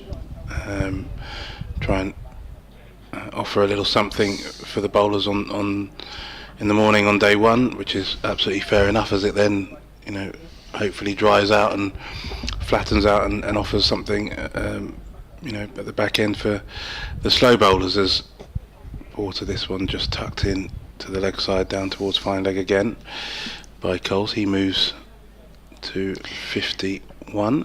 Yeah, the pitch inspection going on. I was going to say jokingly at Taunton, but in fact no, it is at Southampton where they've got a pitch inspection at 2:15. We've been a bit lucky here because Southampton not that far to the west, and they started and haven't had much play since about 11:30 or so. So we've done relatively well here compared to certainly just not that far to the west. Not sure exactly how many miles it is. I would guess somewhere about 50 or 60. but certainly they've not had much play there today. Same neck of the woods, I'd say. Yeah. So we haven't seen the fourth seamer Noah Thane yet. We've seen Porter 9 overs 1 for 25, Cook 9 overs 1 for 45, to say a bit expensive after lunch. Harmer 4 overs for 12, and Ahmed 7 overs 2 for 33. It's Cook who bowled very well, particularly well in his first spell this morning from the sea end. He's got 2 slips. He's got a point, a cover, a mid-off, a mid-on, a mid-wicket, a deep square and a fine leg, and he bowls to Coles, who plays that off the back foot and goes comfortably up to cover, but not past, and there is no run. So yeah, be interesting to see if Surrey and Notts it's going to be between them, or whether other sides could yet get involved. There's still time, and it's still very, very tight towards the top of the table. Here's Cook again, up to the wicket, bowls. That's on the pads of Coles and allows a fairly easy get-out shot for a single down to fine leg. Decent crowd. Obviously, it's not a day of blazing sunshine, but the spectators might be quite pleased about that, actually. And so lots of spectators, particularly away to our left on the members' side, and up in the blue seats at the Cromwell Road end as well. 118 for 4, and the usual sight of seagulls. It's in sort of one area of the ground away to our right at the moment. Doubtless we'll see more of those as the day goes on, as Cook goes round the wicket and bowls, and Simpson plays a forcing shot for 2. It's actually a misfield because he wasn't thinking he might get anything from that, but Cox might have got a bit of an awkward bounce, and it bounced through his hands and had to be gathered in by Wesley, and he gets Judy gets those 2, 18 to Simpson, 120 for 4. Yeah, I do wonder whether these might actually be ideal conditions for watching cricket at the moment. We've had some blazing hot sunny days over the last month or so. Two slips in a gully as Cook bowls to Simpson, and Simpson comes forward, and there's a sort of stifled shout there, as if they were thinking that might have been not far away from a potential LBW shout, but he got it away up into the onside, and there's no run. Yeah, decent conditions. It's neither warm nor cold, is it, out there really, and there'll be a bit of sunshine today, and I think it might be quite pleasant in an hour or so if the forecast is right. Westerly wind blowing the showers across almost in a straight line from west to east. As long as it stays dry. Hopefully what they had at Southampton will miss here, though. That's important. As Cook bowls, and that's driven nicely by Simpson up to mid-on, and there's no run. So Yorkshire playing Surrey had a very good opening stand of 107 between Adam Lyth and Finlay Bean, but both out to Dan Worrell. So Wharton and Luxton at the crease at the moment, 120 for 2. So that's basically the Scarborough Festival, isn't it? They've got two games there, back to back. And of course Cheltenham staging Championship cricket as well, as Cook comes around the wicket and bowls, and is taking one hand off the bat here. Simpson plays it up to cover, keeping it very tight from the sea end. Sam Cook. So that first spell, I think, was about the best I've seen him bowl this season. That was really, really impressive. Asked lots of questions. 1 for 48 in 10 overs doesn't sort of reflect how well he's bowled, but 120 for 4 is the score. And I say we haven't seen the fourth seamer for Essex, and the issue for Essex, not just this season but over the last 2 or 3, is that sometimes they get worn down in sort of conditions that aren't necessarily favouring spin, by only sort of having 3 frontline seamers and not having that fourth seam option that can take wickets on a regular basis. So it'll be interesting to see what Thane can do when he comes on. For now, it's still Porter. He's got an outside edge, and it's been taken at slip. He's got the edge. Well bowled there by Jamie Porter. And James Coles is going to have to make way. He's batted beautifully today, 52. But Jamie Porter has managed to tease the outside edge. And the ball looked like it was just dying as it reached first slip. But it managed to carry just enough, and Dean Elgar I think with the catch, trying to have a look at the replay, it hasn't come up yet, but from what we saw with our own eyes, a very decent bit of bowling there from Jamie Porter. Cole's pushing forward and taking the outside edge, a good low catch, that slip, and the 5th wicket goes then.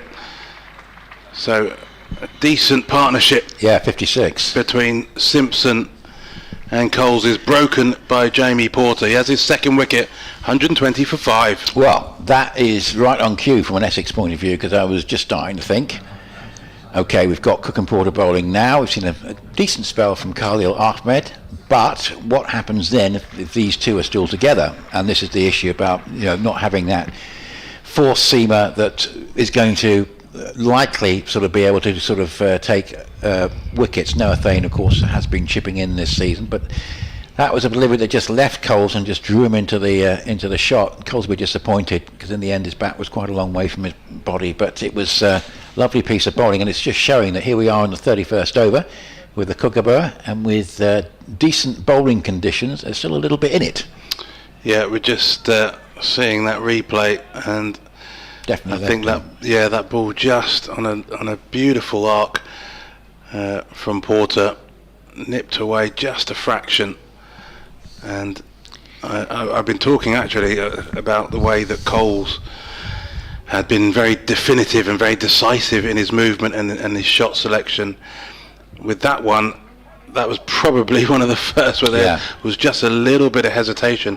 He actually played that with fairly soft hands, which is why the ball died on the way through to slip, but just had enough for Elgar to take that catch now as Porter comes in to the new batter, Finn Hudson-Prentice, and he defends into the covers. There's no run. Yeah, useful batsman Hudson-Prentice, the all-rounder, but certainly very capable at number 7.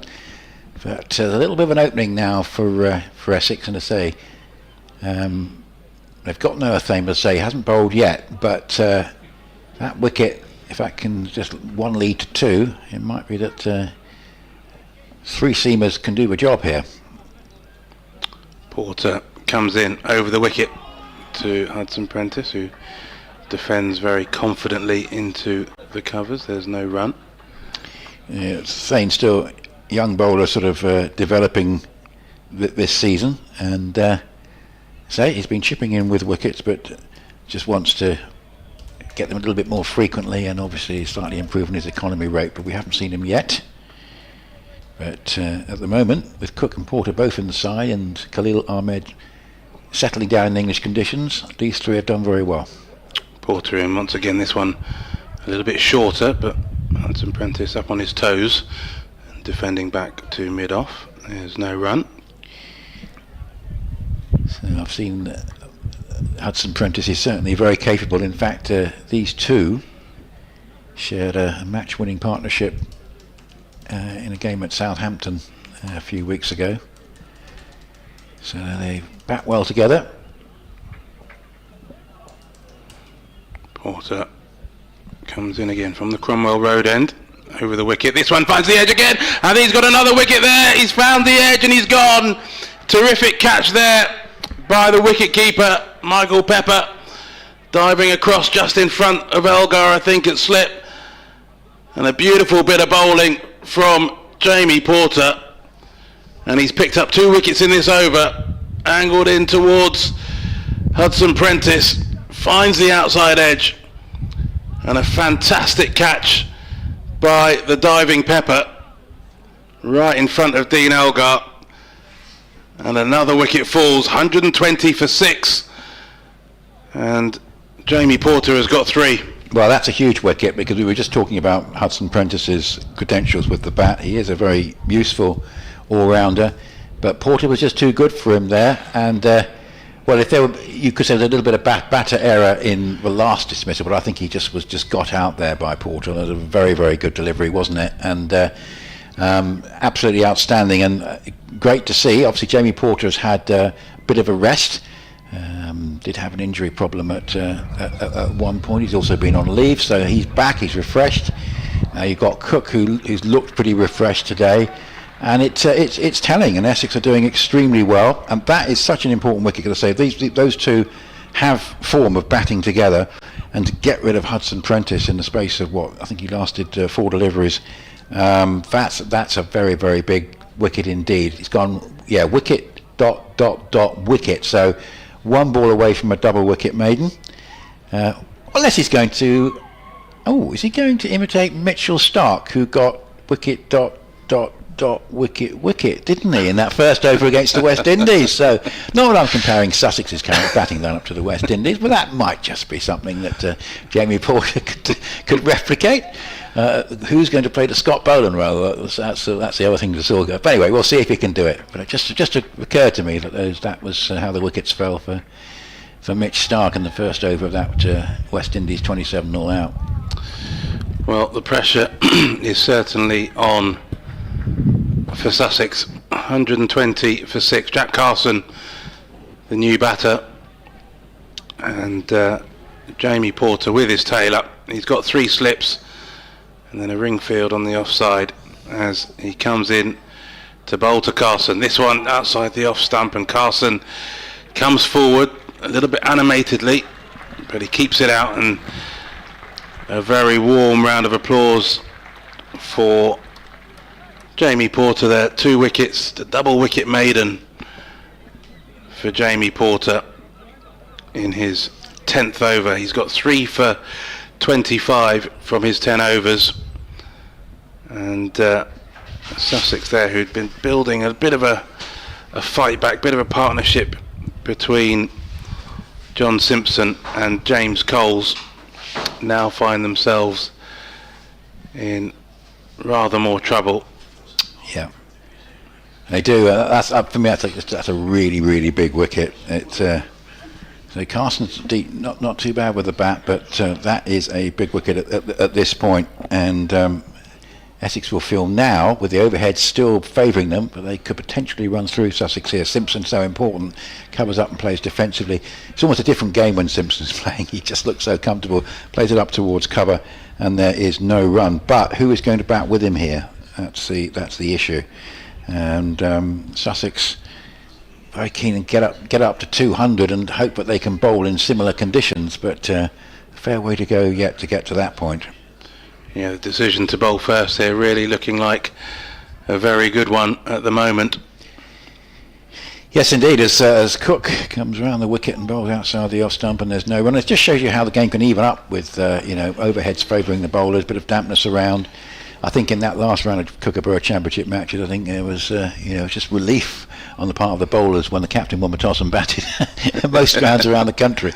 Although actually at the Oval, Durham put Surrey in, which was slightly unwise, mainly because I think they were thinking what Surrey normally like to field first, don't they? So that was probably what their thinking was. But let's say it was borderline disastrous as a decision, but they did save the game. Cook bowls, and that's just played defensively from the crease by Simpson, and there's no run. Yeah, I think this is really highlighting just how, in many ways, the run scoring of previous rounds had a lot to do with not just the ball, but to do with the conditions, both the surfaces that were maybe crying out for a bit of moisture, and as well overheads with clear blue skies. So definitely the pendulum has swung towards the bowlers here. Cook bowls, and Simpson on the drive, doesn't get it past mid-on.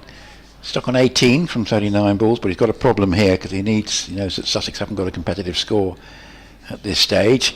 I mean, you might be thinking if we had the bowlers going in now, might be able to take some wickets, but he doesn't want to think about that just yet. He wants to make sure that Sussex have got at least a competitive score. But Carson averaging 34, so that's, it just shows Sussex do bat a fair way down. That's not a bad average for the spinner. 378 runs, so he could yet give good support. But as I say, Hudson Prentice, that's a very big wicket indeed, because he has certainly shown his credentials at times with the bat this year, notably in that Hampshire match we were talking about. Here is Cook bowls, and that's also a loose stroke from Simpson. He's fortunate not to edge that. That was beautifully pitched from Cook, who's bowled much better from the C end. And it just got a bit of bounce and left Simpson, who was drawn into the shot. And he was going on the off drive, and he fortunate not to edge it. It's 120 for 6, Sussex. Yeah, terrific bit of bowling there from Cook. I've been so impressed by both Cook and Porter over the last couple of overs. They really are showing their skills, their control of the ball. They use the crease to their advantage as well. 2 slips on the gully. There's outside the off stump, and there's no one. Now, I was having lunch at the time, but I think Cook opened up this afternoon from the far end, didn't he? From the Cromwell Road end, and actually was a bit expensive. But he seems to be bowling a lot better from this C end. So Carlson no score, Simpson 18, and Sussex 120 for 6. And I think Adrian is going to come back in. He's going to have a guest as well.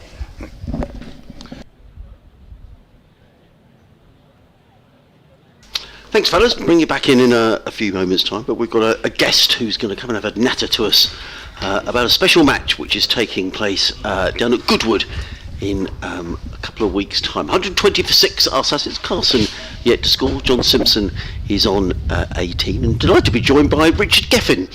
Hello, Richard. Let me switch your microphone on, which is always a good. I should have known. So, good afternoon, Adrian. Yeah, good to meet you. Unfortunately, since you've come to the commentary box, there's been a clatter of wickets. Let's just break off for a moment as in comes Jamie Porter from the Cromwell Road end, bowling to Carlson, who's forward and plays down the onside of the track to mid-on. And there is no run. So the only rule we have on commentary is no swearing, which I'm sure you wouldn't do anyway. And we have to commentate on every ball. So if you suddenly find I interrupt you, I do apologise. I'm not being rude, but certainly this game is moving on a pace. 120 for 6, 3 slips, backward point, cover, mid-off, mid-on, mid-wicket. And there is a fine leg who's busy down signing autographs, which is always nice to see with some young lads over there. There's Porter.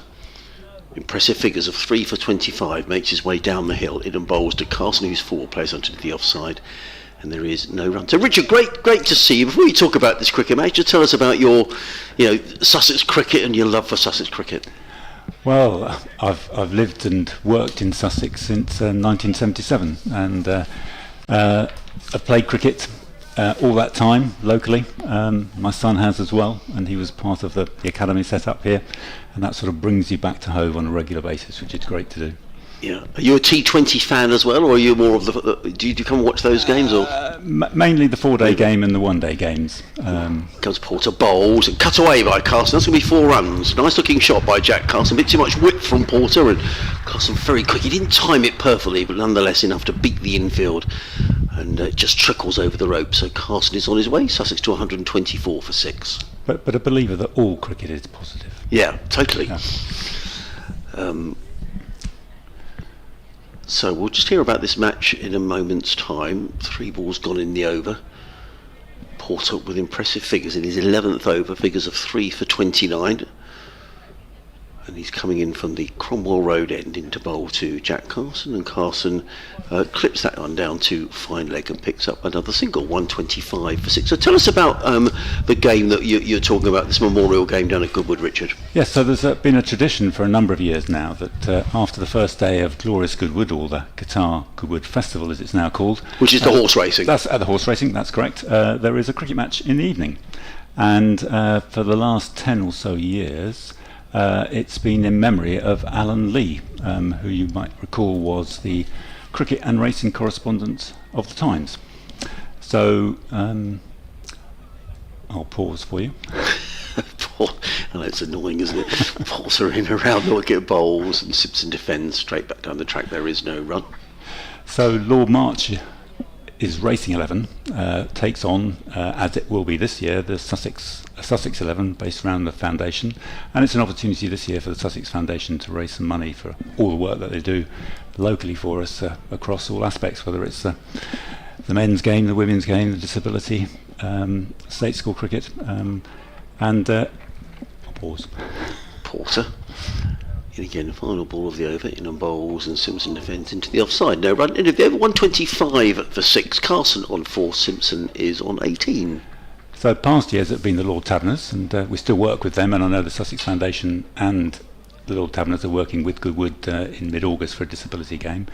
But we thought it would be a good idea to make it more local, and hence invited Sussex to come and be the opposition. Oh, fantastic. And we've got the likes of, for Lord March's 11, Ollie Bell, ITV racing correspondent, Marcus Armitage, Daily Telegraph correspondent. And former jockey? Yes, and winner of the Grand National, I think. Right, I'm right in saying. you might be right, yes. Yeah. We'll have to look up who he rode now. Nick Gifford. Okay, yes. Yep, local trainer. Yep. William Knight, who was at Angmering Park, but now I think is at Newmarket, another local trainer. And George Daly, who's assistant trainer to Nicky Henderson. That's just some of the players playing for Lord March's 11. And then we've got Chris Nash and Will Beer playing for Sussex. Excellent. Which is good news.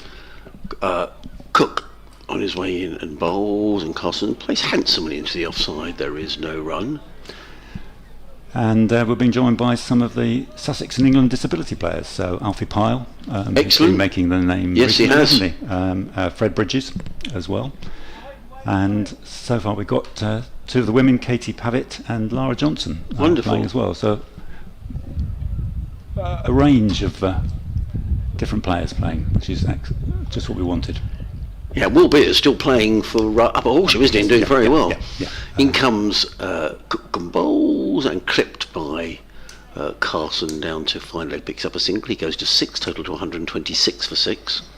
And Carl Tupper of the Sussex Foundation, who's a territorial manager for that area, the western area, is captaining the side. Excellent. So when's the game taking place, Richard? So the game's taking place next Tuesday, 29th of July, Okay. at 6 p.m. Entry's free. There's food and beer concession, or drink concessions as well. And it's usually it'll be a 20-20, but probably taking one or two ideas from the 100 as well. That's interesting. In comes Cook around the wicket, bowls to Simpson. Lets that go outside the off stump, and there is no run. In that we'll probably bowl 10 overs from one end and then 10 overs to the other, because it's getting a bit dark at that time of year, isn't it? Joe, it is a very depressing thing to say. You get to the end of July and you suddenly think, actually, it's getting a bit darker now. Yeah. So that helps to speed it through, and they don't have to struggle too much in the second innings to find the ball. Well, that's usually a problem for the fielders, isn't it, more than the batters? I'm just looking. Marcus Armitage won the Grand National in 1990 aboard Mr. Frisk. As in comes Cook and bowls to Simpson, who drives into the offside. There is no run.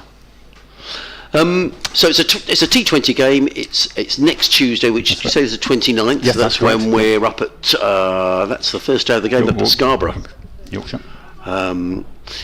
And now, in terms of getting to, or whereabouts in the grounds is the cricket pitch, Richard? Well, if you head towards Goodwood Hotel, you'll see signs saying cricket parking, and you follow yourself there. You don't actually have to go up in front of the house at all.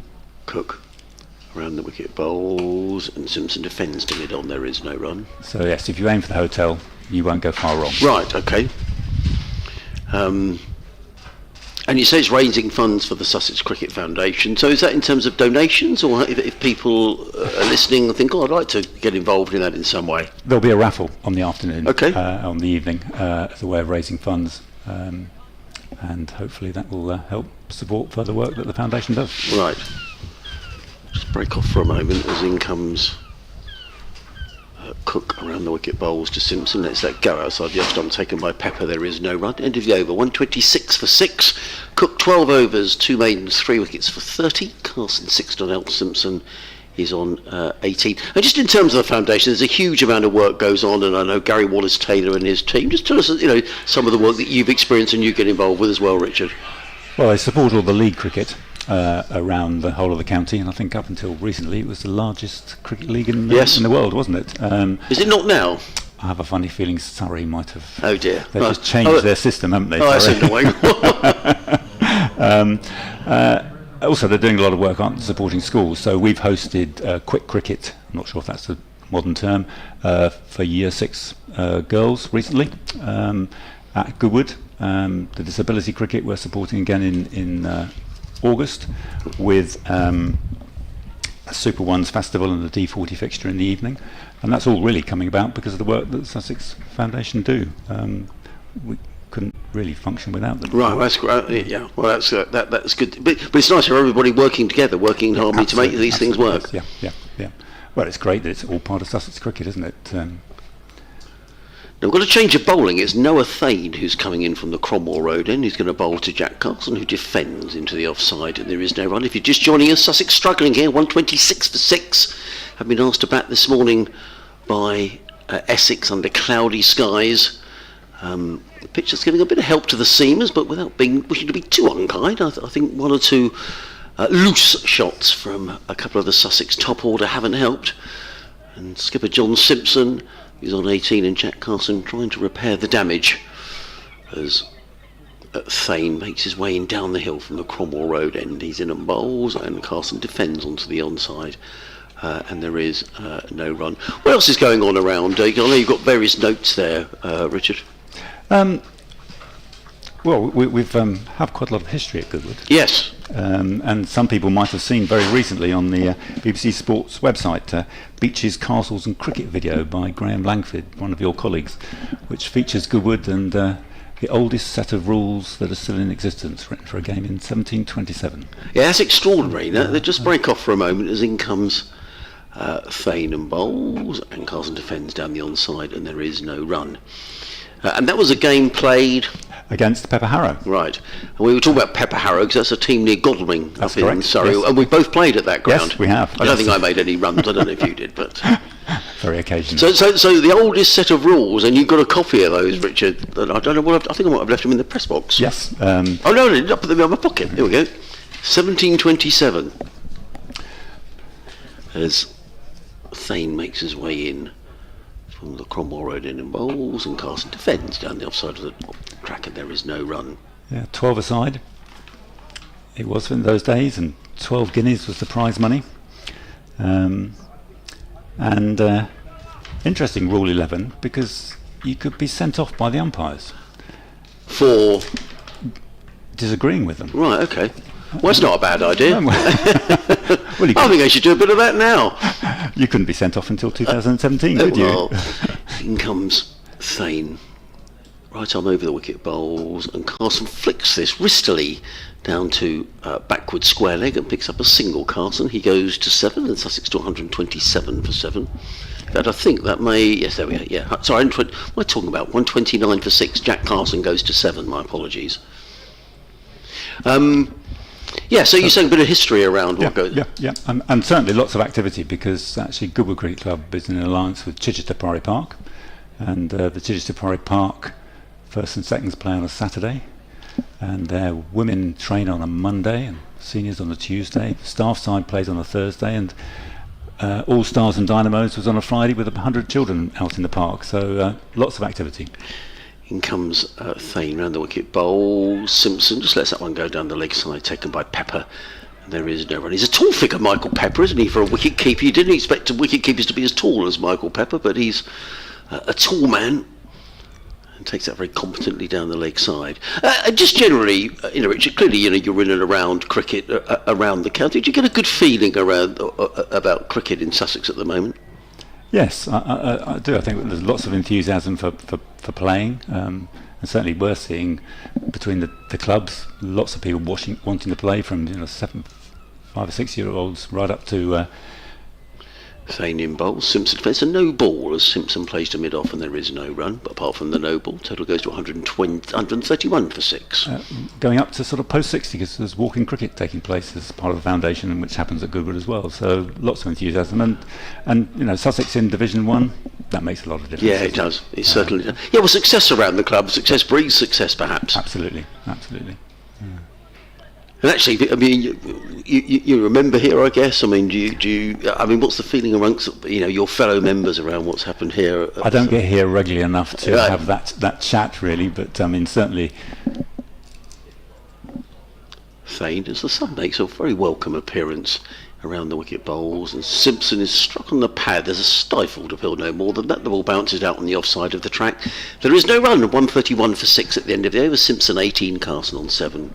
Certainly a lot of chat about Sussex success over at Goodwood and Chichester. We have a Wednesday club, which is the grounds team, and we're always talking about Sussex and their successes and what's going on. And while we're working, tuning into hopefully the successes of their day. Yeah. Well, it's been successful so far this season. Today, perhaps not quite as good, but you never know until both sides are battered, Richard. No, exactly. And there are 4 innings. Yes, there are. Well, we've got to change of bowling. Ahmed is going to come back on from the C end of the ground. 7 overs. He's bowled, taken 2 for 33. So just give us a reminder again of the match, when it is, and some of those names are people taking part as well. Certainly. So the Alan Lee Memorial Cricket Match, part of the Qatar Goodwood Festival, is on Tuesday 29th of July, starting at 6 p.m. Entries free.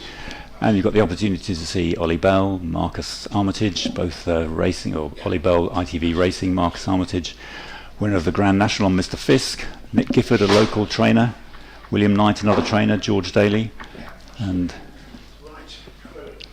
Khalil Ahmed is coming in from the CN, left arm over the wicket bowls. Carson defends down the offside of the track. There is no run. For the Sussex team, Chris Nash, Will Beer, former Sussex players, and Alfie Pyle and Fred Bridges, who are representing England and Sussex at the moment. Wonderful. And the game gets underway at 6 o'clock? 6 o'clock, that's right. Okay, everyone welcome? Absolutely, we're delighted to see as many people there as possible supporting cricket in the foundation.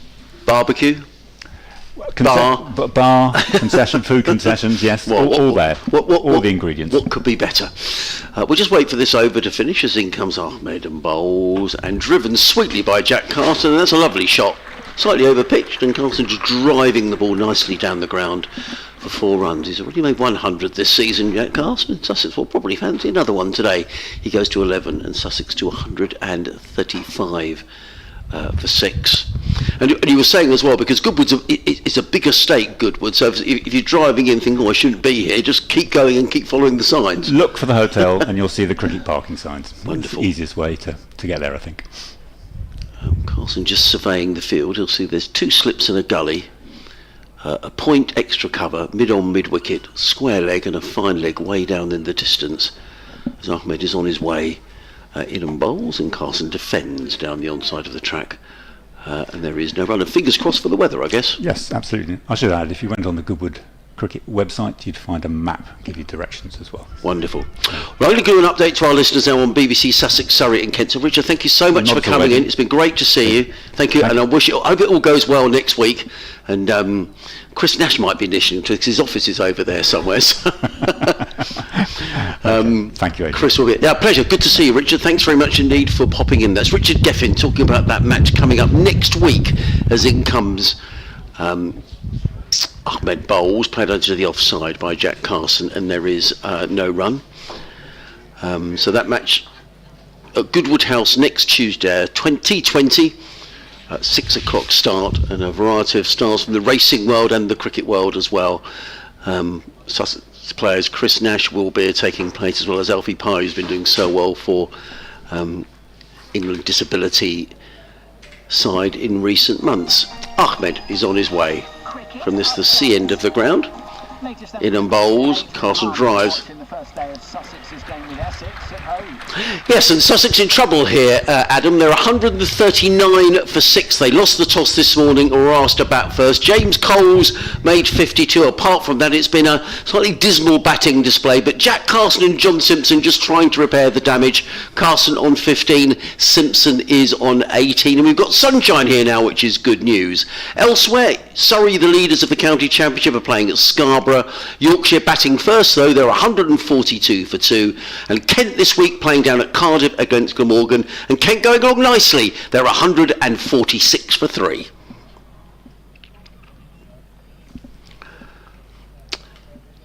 It's all go, you know. Non-stop. 2 nice shots by Jack Carson there. Dean, it's going to be Ahmed again, who makes his way in around the wicket, bowls to Carson, who defends down the onside of the track for his own bowling, and there is no run. Sussex are sort of into territory here, Dean, where people talk about the Kookaburra ball, that some of the hardness goes out of the ball. 36 overs gone. We might be in that sort of territory at the end of that 36th over. Yeah, maybe. I mean, that would take a very immediate kind of switch, because I do think that it wasn't that long ago that Jamie Porter was getting the ball to talk off the surface. I thought it was we haven't really discussed just what a impressive bit of bowling it was. I think the first wicket he took, the edge of Finn Hudson-Prentice was a ball that just shaped away from him to take that outside edge, and then he followed it up with a ball that the ball that got James Coles just left him at a touch, and then he followed it up with a ball that came in to Hudson-Prentice, I should say, as Noah Thane continues from the Cromwell Road end, and this is just defended back towards him. There's no run.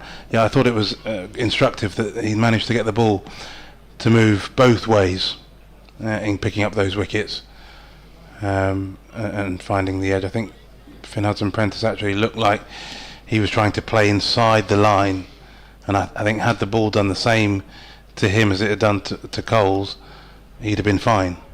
But actually the ball then followed him in and took the edge. So really good bit of bowling as Thane comes in round the wicket, and this one just defended by Simpson up to mid-on.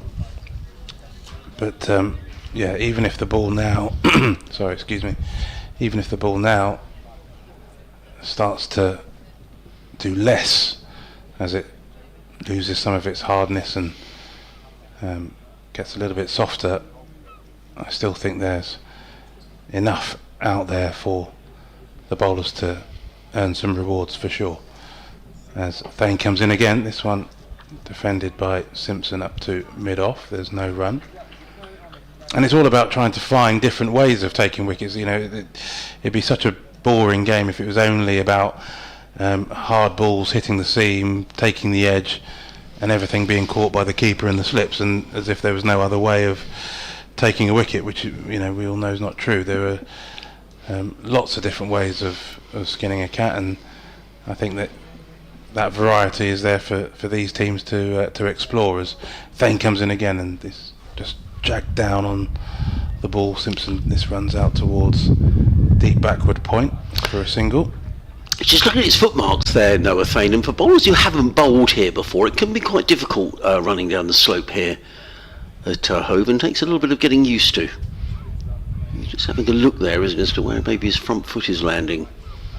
Yeah, and it looks like he's got that giant hole cut out of the front of his boot to relieve some of that pressure of the sock just popping out of the toe. They put so much force through the boot and through the feet as they land, and try and deliver that ball at pace. They need to relieve the pressure that builds up as he comes in again over the wicket, this time to the right-handed Carson, who drives up to mid-off. There's no run, but yeah, you're right, it takes a bit of getting used to. Every ground's got its foibles. Yes, indeed. And yeah, the county ground here at Hove is the First Central County Ground. I'll call it the county ground. No worries. No worries, Dean. I'll try and be correct for the sponsors.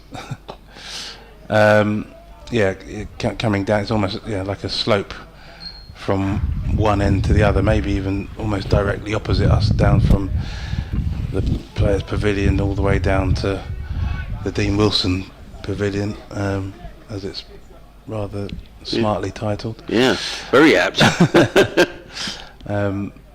Yeah, every ground's got its own vagaries, and you've just got to find a way of getting comfortable with it.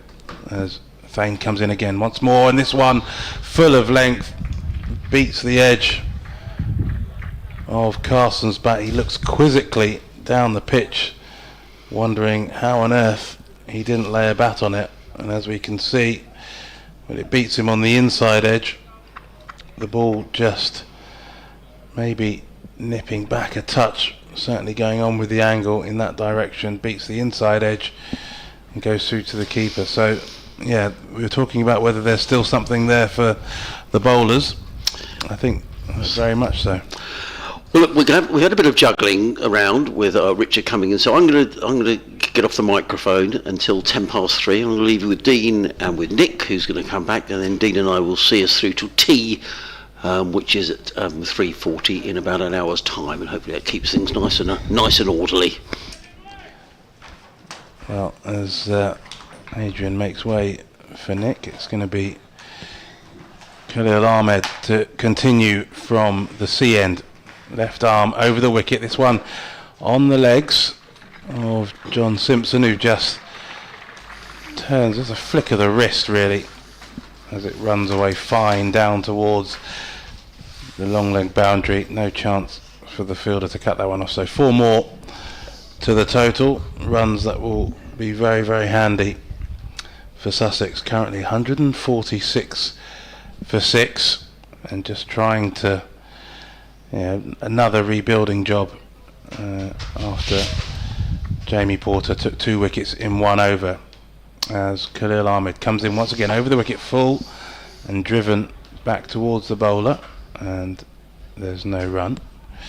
Afternoon, Nick. Yeah, hello, and weather is improving as forecast.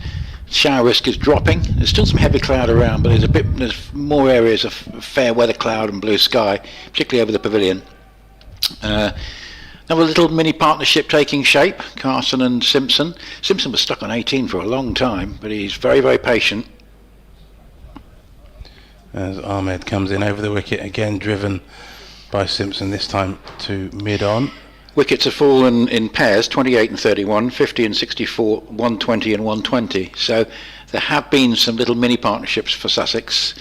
They're going to try and get themselves up to 200 and hope that they can strike with the Kookaburra ball. But it's going to be interesting as we get in towards the second half of the Kookaburra ball's 80 overs, which we'll be heading into soon, as to what level of assistance is going to be left under more fair weather skies. Ahmed in again, and Simpson covers up, defends. There's no run. Certainly the forecast for the rest of the day is better. No, Thane, the only thing I would say about Essex today, I think they've done very well. I quite like Noah Thane to have bowled that spell that Simon Harmer bowled around about 12 o'clock. Just when, the ball was a bit newer, because it's hopefully he'll get a couple of wickets from an Essex point of view, but it's a little bit tougher coming onto bowl, after 35 overs or so.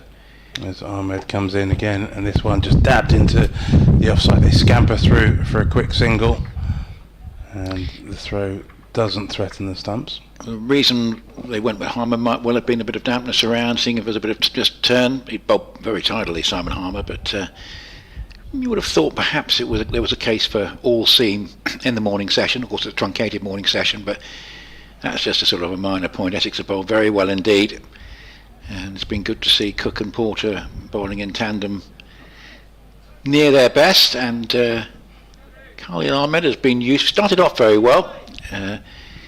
Just see if he can get a third wicket here.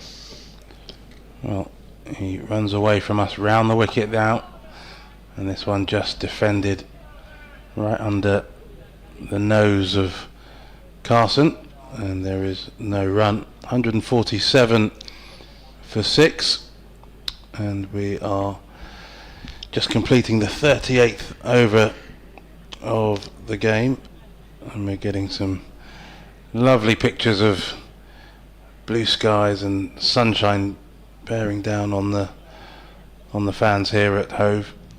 The threat of rain absolutely disappearing with every minute. It is, and the heavier cloud is now going away to our right over the houses there, beyond the flags, and away to the left, which I think is the area. The direction the weather's coming from is a mix of fair weather cloud and blue sky.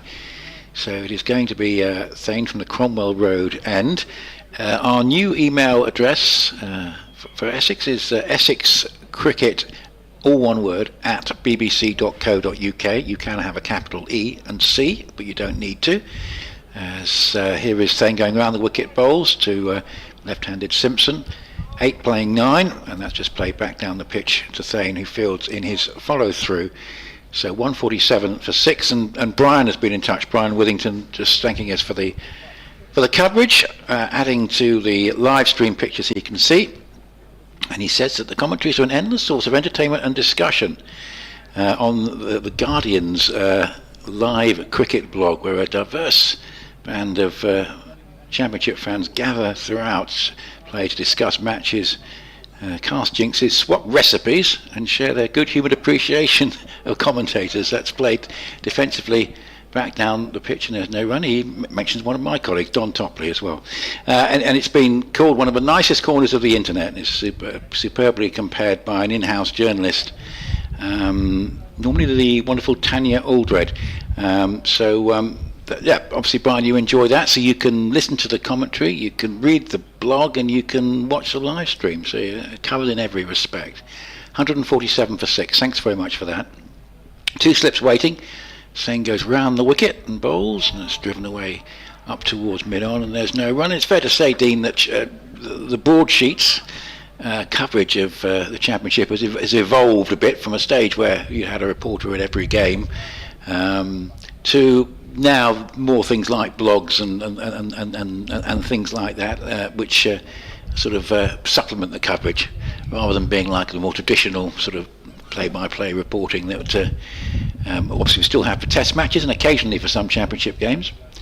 Here's Thane going around the wicket, and that's a short ball which Simpson thinks he can pull that away, but he's not quite there for the shot, and it's well gathered by Pepper down the leg side. 147 for 6. Yeah, certainly coverage has evolved over the years, and of course, using the digital abilities that all the media houses have now is the way forward, and Guardian have done a pretty decent job of that. I think, just as your listener was saying, curating and marshalling all the news as it comes in from around the counties. Same bowls and just driven away without timing. There we go. Of course, the BBC Sport website offers a sort of similar sort of service, which does provide interaction as well. BBC Cricket page. You can also see what's going on at the other games and get insight from our reporters there and comments from supporters. So that is available via the BBC Sport website. Just go to the cricket page and county cricket and it'll be there, and it is today. So tight over this from Thane. It's his third over to Maiden so far. Can he see it off here as he goes round the wicket and bowls to Simpson, and Simpson on the drive. He's not timing it at the moment, Simpson, but he scampers through for a very quick single. And in fact, there would have been an overthrow almost, but I think the throw, does it hit the batter on the way back? Because there was no thought of going through for an extra run in the World Cup final. That might have been another 4, but that was just the 1 run. It was a shot from Simpson, which wasn't timed. He's not timing a great deal at the moment, so it hit it up to mid-on, set off for a quick single, and kept the strike. He goes to 25, Carson 15, 148 for 6. We've had 39 overs, so it's going to be interesting to see if Sussex can bat through for a little while yet, as to what assistance the bowlers have with fairer weather cloud cover and an audible. I've been sort of tempted to have a little perusal around the games and have a little look and see what the various contributors have been making on the blog that was mentioned earlier, and I've spotted a piece on here, or some words on here from Rob Key about the Kookaburra ball, which might be worth bringing to our listeners. Well, he'll be defending in it. a moment. He'll be defending it. I'm sure he will be. But it's interesting, bearing in mind I haven't spoken to him, but he seems to be coming from a similar place that I did earlier, as Khalil Ahmed comes in, left arm over the wicket, and Simpson just defends stoutly back up the pitch. Just one thing that I wanted to pick out that I think is worth mentioning is that he says the misconception is that we are using the ball because of the Ashes. Actually, it's because we want the county game to replicate as much as possible the international game. It is a long-term vision, and that is very much the sort of thing that I was mentioning earlier, as Khalil Ahmed comes in over the wicket and Simpson drives up to mid-off. That, it's not just about this winter, it's actually about putting in some experience into players over the course of their career. It's not just about a one-off or a couple of seasons. It's it all adds up. In terms of upskilling and improving players and their ability to travel the world and play this game, as Khalil Ahmed comes in again over the wicket and Simpson just lets that through to the keeper. I mean, is there a case for, the word minor is probably a bit unfair, but some test match series have slightly greater weight than, for example, the ones that were played last summer, which I don't think anyone can remember the results of, apart from the fact that Sri Lanka won the last one. You can't remember much about it. But is there, a case for playing, some shorter international test series with the Kookaburra in England? I'll come back to that in just a moment as Khalil Ahmed comes in over the wicket, and this one played out into the covers by Simpson. I think there absolutely is merit in looking at options like that. However, I would also add to that, I would add that playing Test cricket, that is the pinnacle of the game, and therefore that the aim is not so much to kind of get English players acclimatised to playing Test cricket in England with a Kookaburra ball. That playing with a Duke's ball is still a competitive advantage, as Ahmed comes in and this one left alone outside the off stump. I think every country kind of has its own unique advantages for the home side. That's why winning away from home is so difficult, because you're presented with conditions that are, and whether it's a ball as well as the pitches and so on, that are different to what you've grown up playing. And I think it's incumbent on other nations to work out how to play with the Duke's ball in England, as Khalil Ahmed comes in and this one's left alone outside the off stump, end of the over, 148 for 6. I'm not sure that England playing Test cricket in England with a Kookaburra ball is is part of the learning progress, but the one thing in its favour I was thinking was that we've forgotten about it this year, but you look at the stats, and until this summer with the slightly unusual weather conditions, we'd barely had a game go into a fifth day. Lots of games, you get the game starting on a Wednesday morning, finishing on a Saturday lunchtime, for example, and using the Kookaburra might be one way of maybe just extending those games a little bit. But it looks like the argument about 5-day tests has sort of gone back to sleep again, or they should be 4-day tests or 5-day tests. But I must say one thing about that argument. There's a great big circle involved, and I'll explain it. We go Harmer's going to bowl from the Cromwell Road end, replacing Thane, who bowled the 3 overs for 9. So the circle is slow over 8. Okay, everyone complains for 4 days. We only get 75 overs. Harmer bowls, and that's driven away up towards mid-wicket and just past, goes up towards long on for a single. So 149 for 6, Carson 16 and Simpson on strike with 25. And then of course on the last day they have to bowl 90 overs, so it doesn't become an issue. So if they want to go off for a comfort break, or want to have 10-minute massage on the field, whatever, they're just going to extend the day. It so happened we knew that the last day at Lord's was going to be a shortish day anyway. But so that argument tends to go out of the window. But the amount of time lost in the first 4 days at Lord's, Harmer bowls, has played defensively. Of course, there were no weather interruptions. I worked out, had it been a 4-day test, India would have had 58 overs on the 4th evening to get the 193, which would have meant the draw was in the equation, which would have produced another possible outcome. I'm not the biggest fan of a draw completely being taken out of things. Harmer bowls, and this is an attempt to drive. It comes off the boot in the end, bat onto boot maybe, and goes down towards Cox. Because of course draws are not really in the equation now, certainly with test matches in England. But it's just a thought. So much time was lost on those first 4 days that actually, if you'd played all the overs, you probably would have got a result in 4 days anyway. 149 for 6.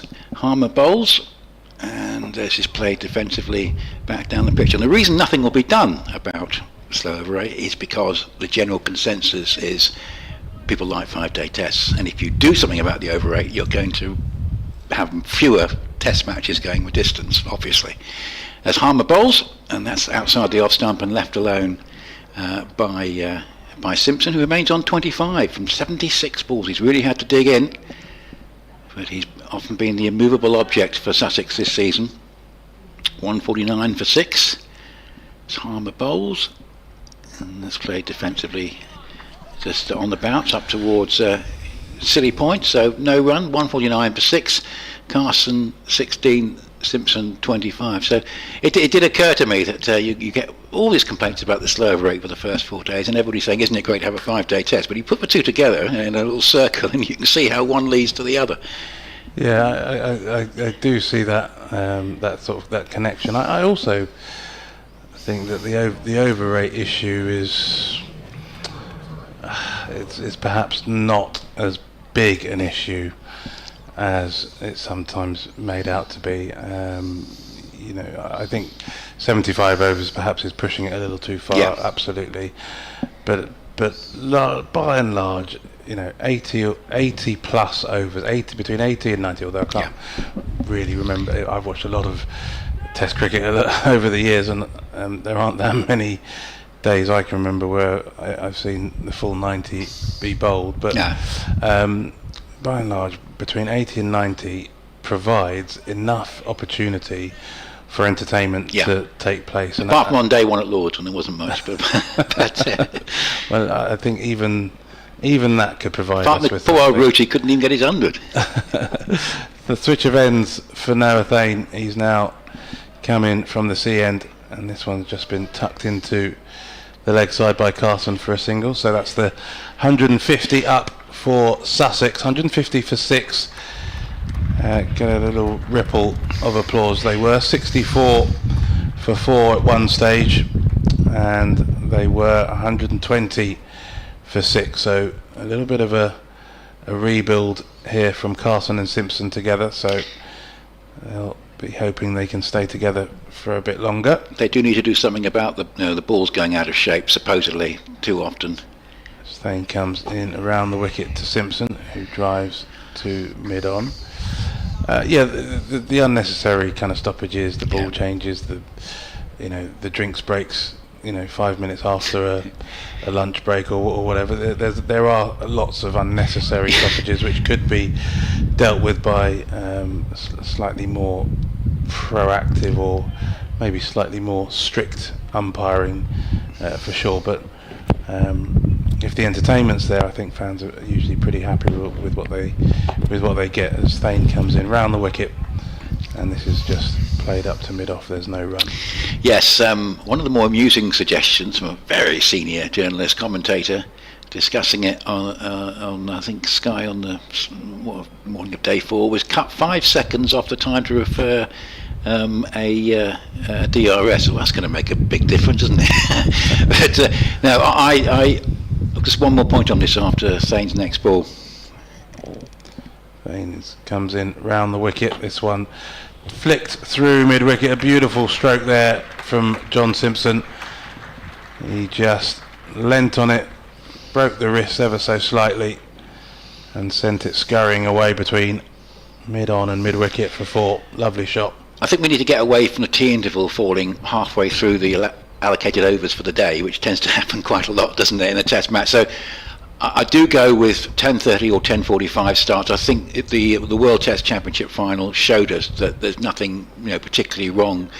Obviously, if you get damper conditions, it might be an issue, but drainage is so good these days at the top grounds. Thane just played into the offside there by Simpson. They come through for a quick single. So I would say, even out the sessions, 2.25 hours each, plus the half hour at the end of the day, and 14 overs an hour, I think is right, because I think 15 is asking a bit much with all the DRS referrals and everything else going on. If you make it 14, so you're 2.25 hours, you're 14 overs an hour, plus 2, plus a drinks break of 5 or 6 minutes, and I think then you're evening out the day a little bit more. I think that might help. Yeah, for sure. As Thane comes in, switches to over the wicket. That's a beautiful straight drive there from Carson through the vacant mid-on area. That's a beautiful looking stroke. So 4 more to the total, and this might just be shot of the day so far. Full face of the bat from Carson. Lovely straight drive. Got into a fantastic position, well balanced. And the score moves on to 159 for 6. They bat deep, don't they? And one of the reasons for their success this season, that was a lovely shot.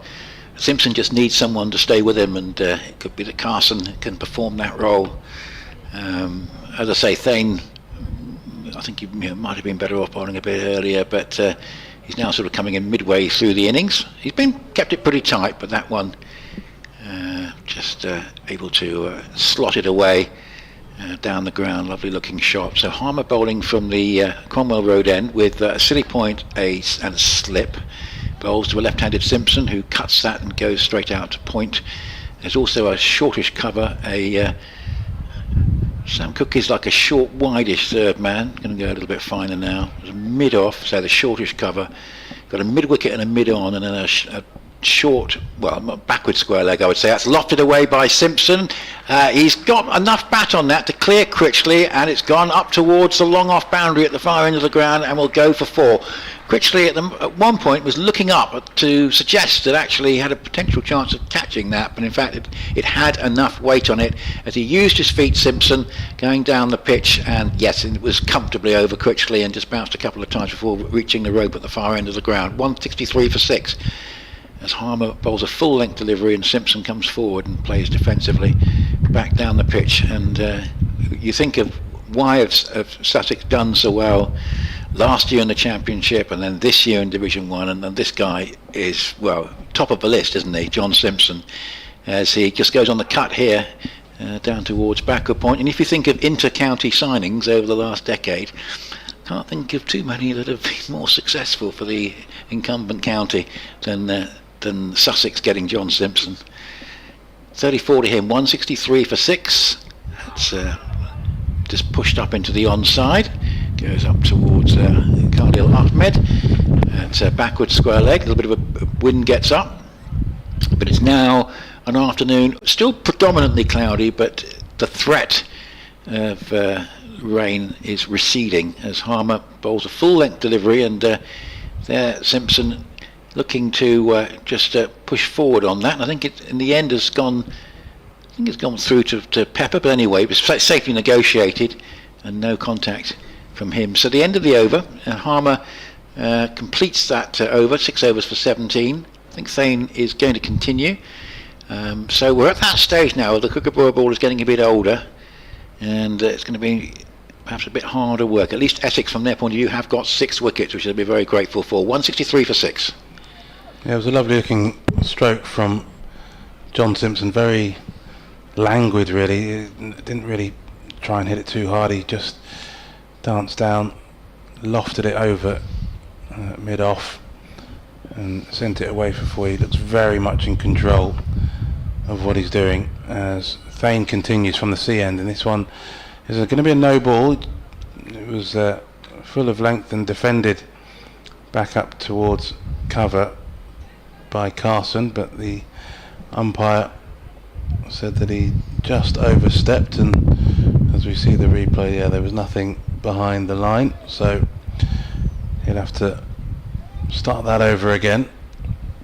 But yeah, fair point about John Simpson, and what a terrific signing he's been for Sussex, as Thane comes in, short ball to Carson, who just defends on the back foot to cover, and yeah, but absolutely you'd have Simpson up there as one of the best inter-county signings or moves. I've been trying to rack my brain to think of some of the others.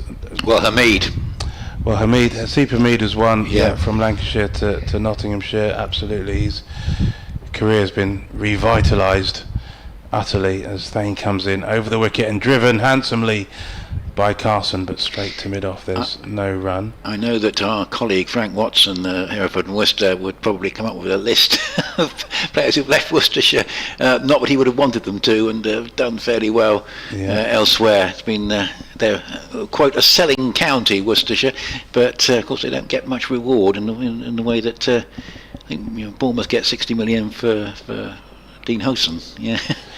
Yes, the transfer market's not quite as lucrative. As Thane comes in, this time bowls a bouncer, and Carson lets it go. I have been thinking, I wondered whether Ben Folkes moving from Essex to Surrey, and well, there was a point where Essex had wicket keepers, sort of all falling over each other. There were so many knocking around, obviously Folkes has done terrifically well. It's a shame that his England career appears to have been sidelined, but he's done a great job for Surrey. Thane comes in again, and this one straight, and Carson defends.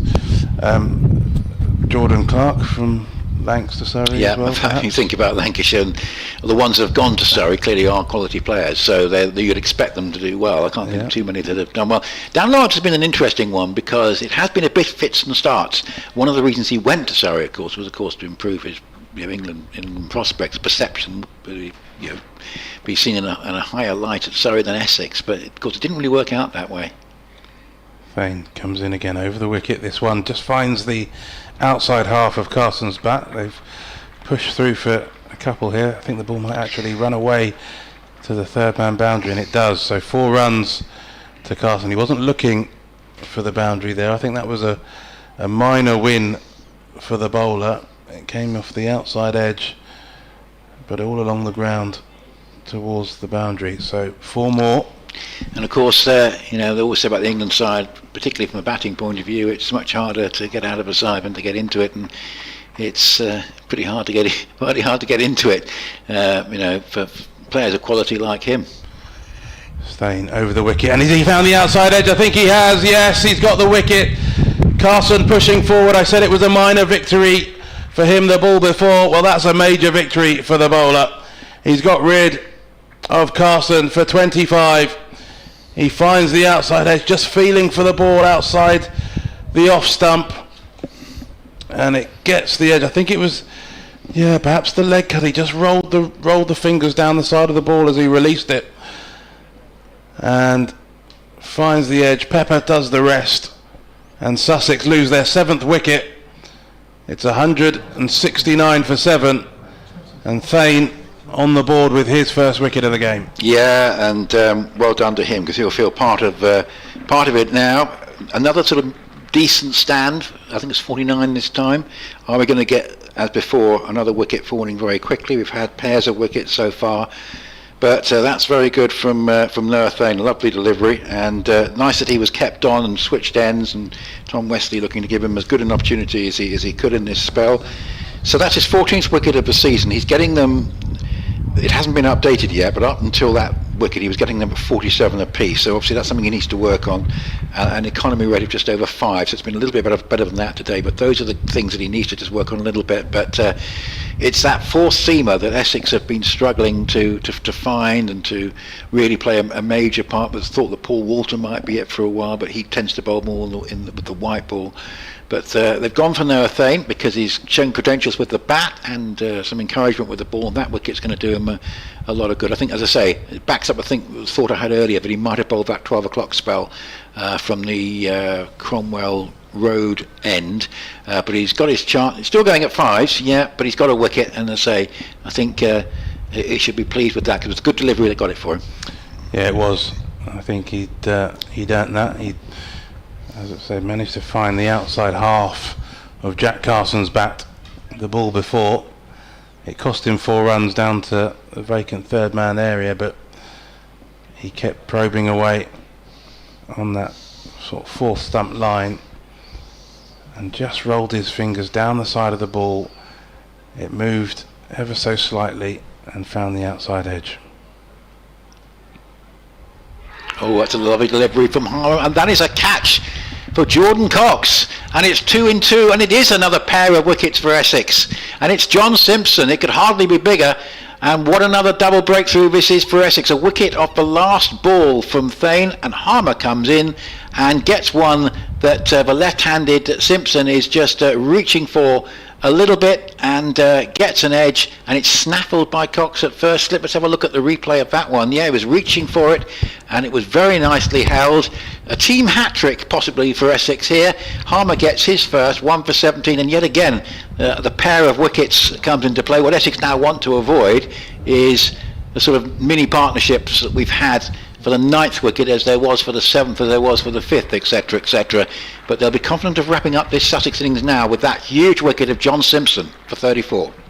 Yeah, Simpson there, just, I think, slightly caught in two minds. He wasn't quite as far forward as he has been against Harmer, and I think that one just gripped ever so slightly.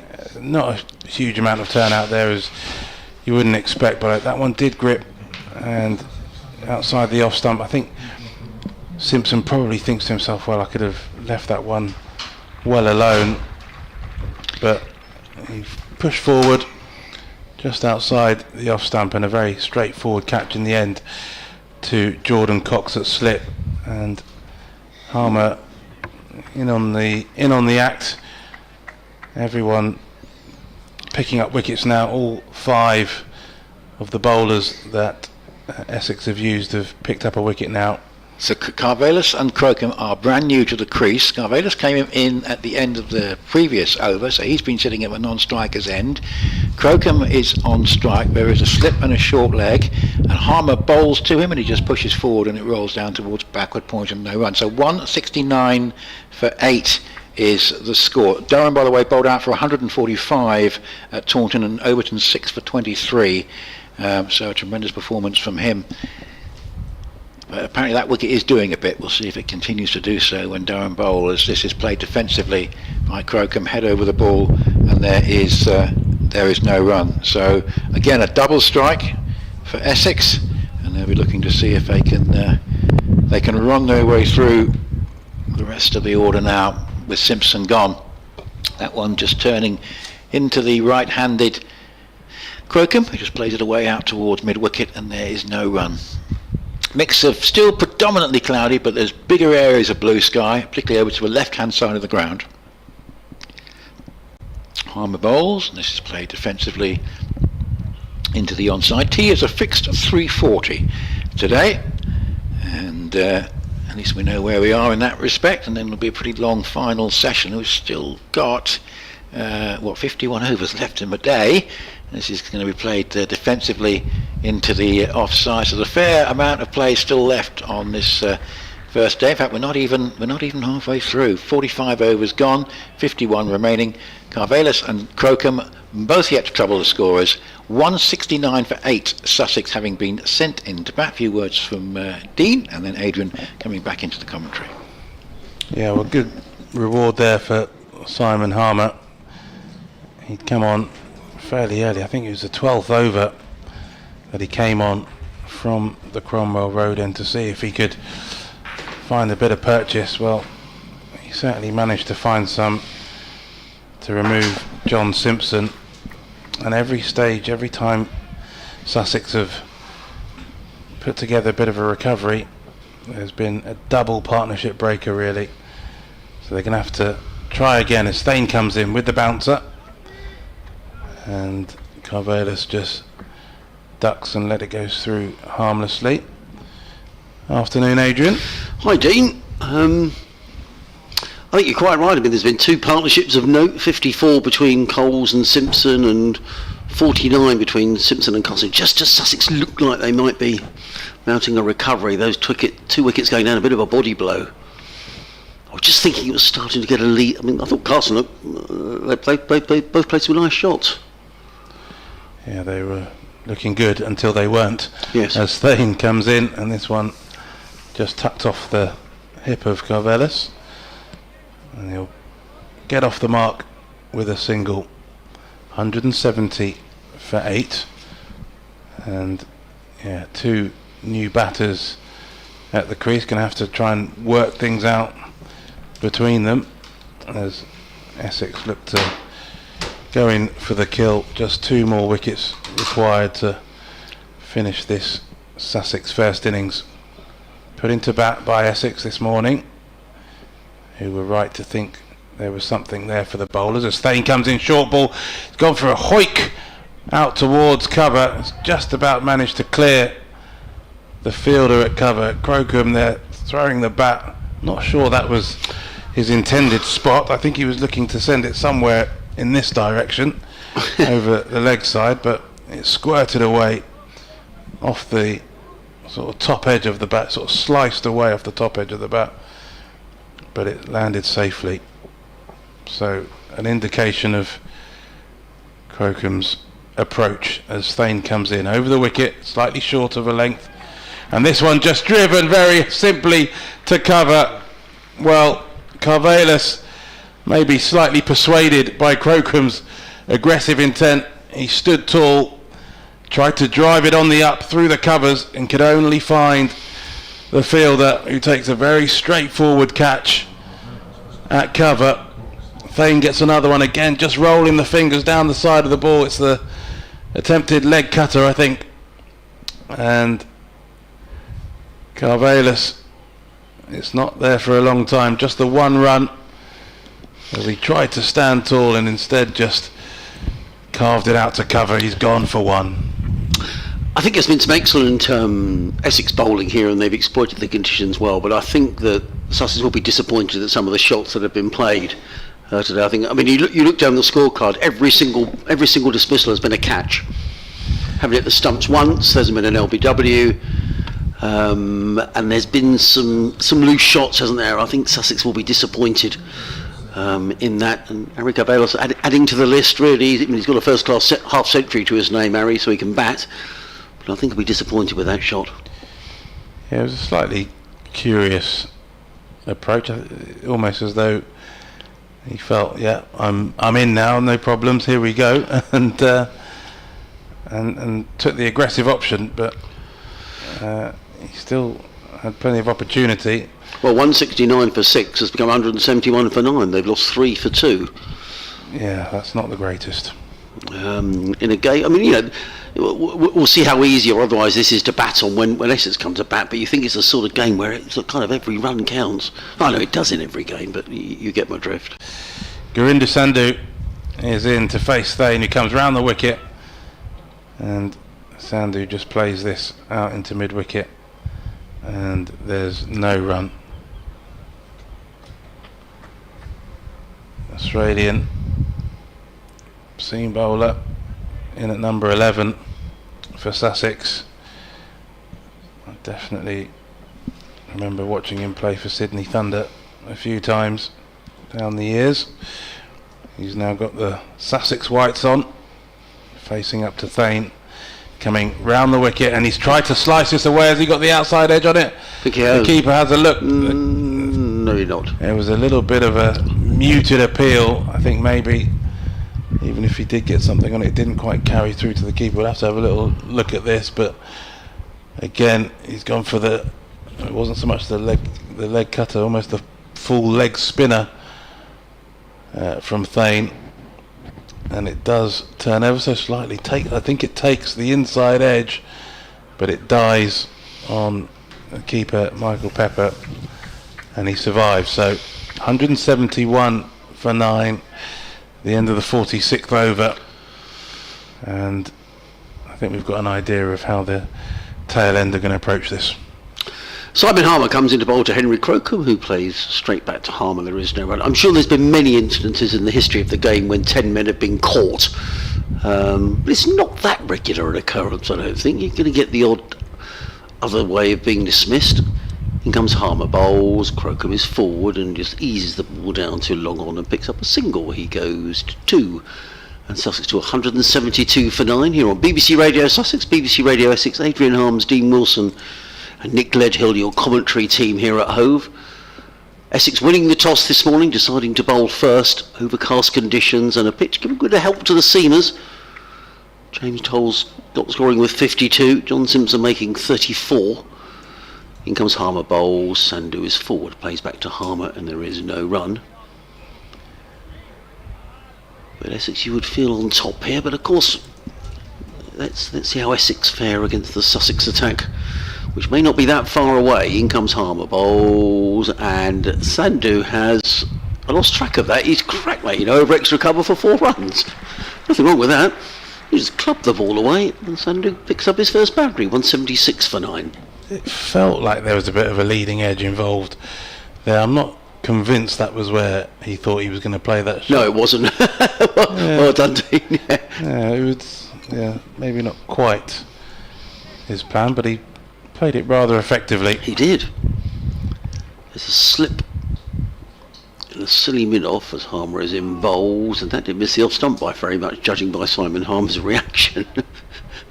They're all standing there, hands on heads, taken by Michael Pepper. Let's see this again.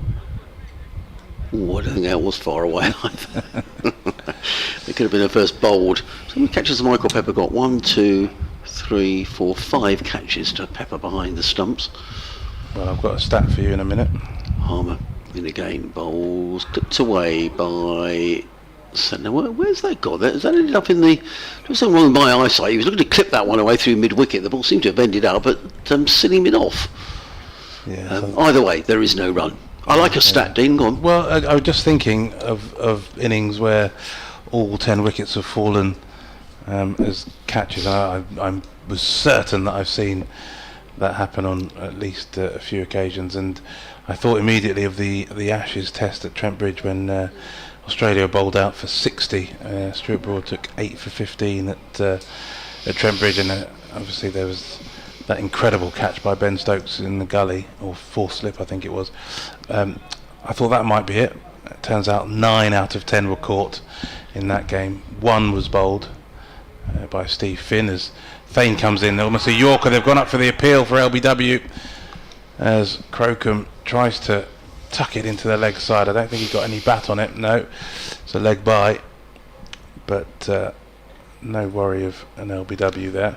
So yeah, that game against Australia, that was 60 all out, but 9 out of 10 were caught. And then I thought there was another game where I think there were a lot of catches, and I just checked the 4th test of the 10-11 series in Australia, in Melbourne, the 98 all out. Sorry to our Australian listeners if there are any. Thane comes in round the wicket, Sandhu drives confidently up to mid-off, there's no run.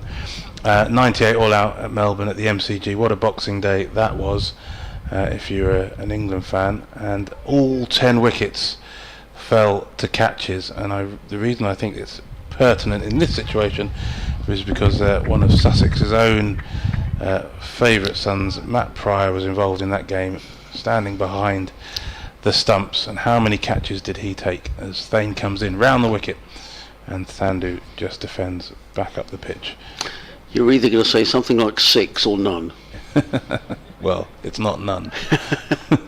Go on. Matt Pryor took 6 catches in that innings, mainly off James Anderson, a couple off Chris Tremlett as well, but 6 catches for Matt Pryor out of 10, all caught.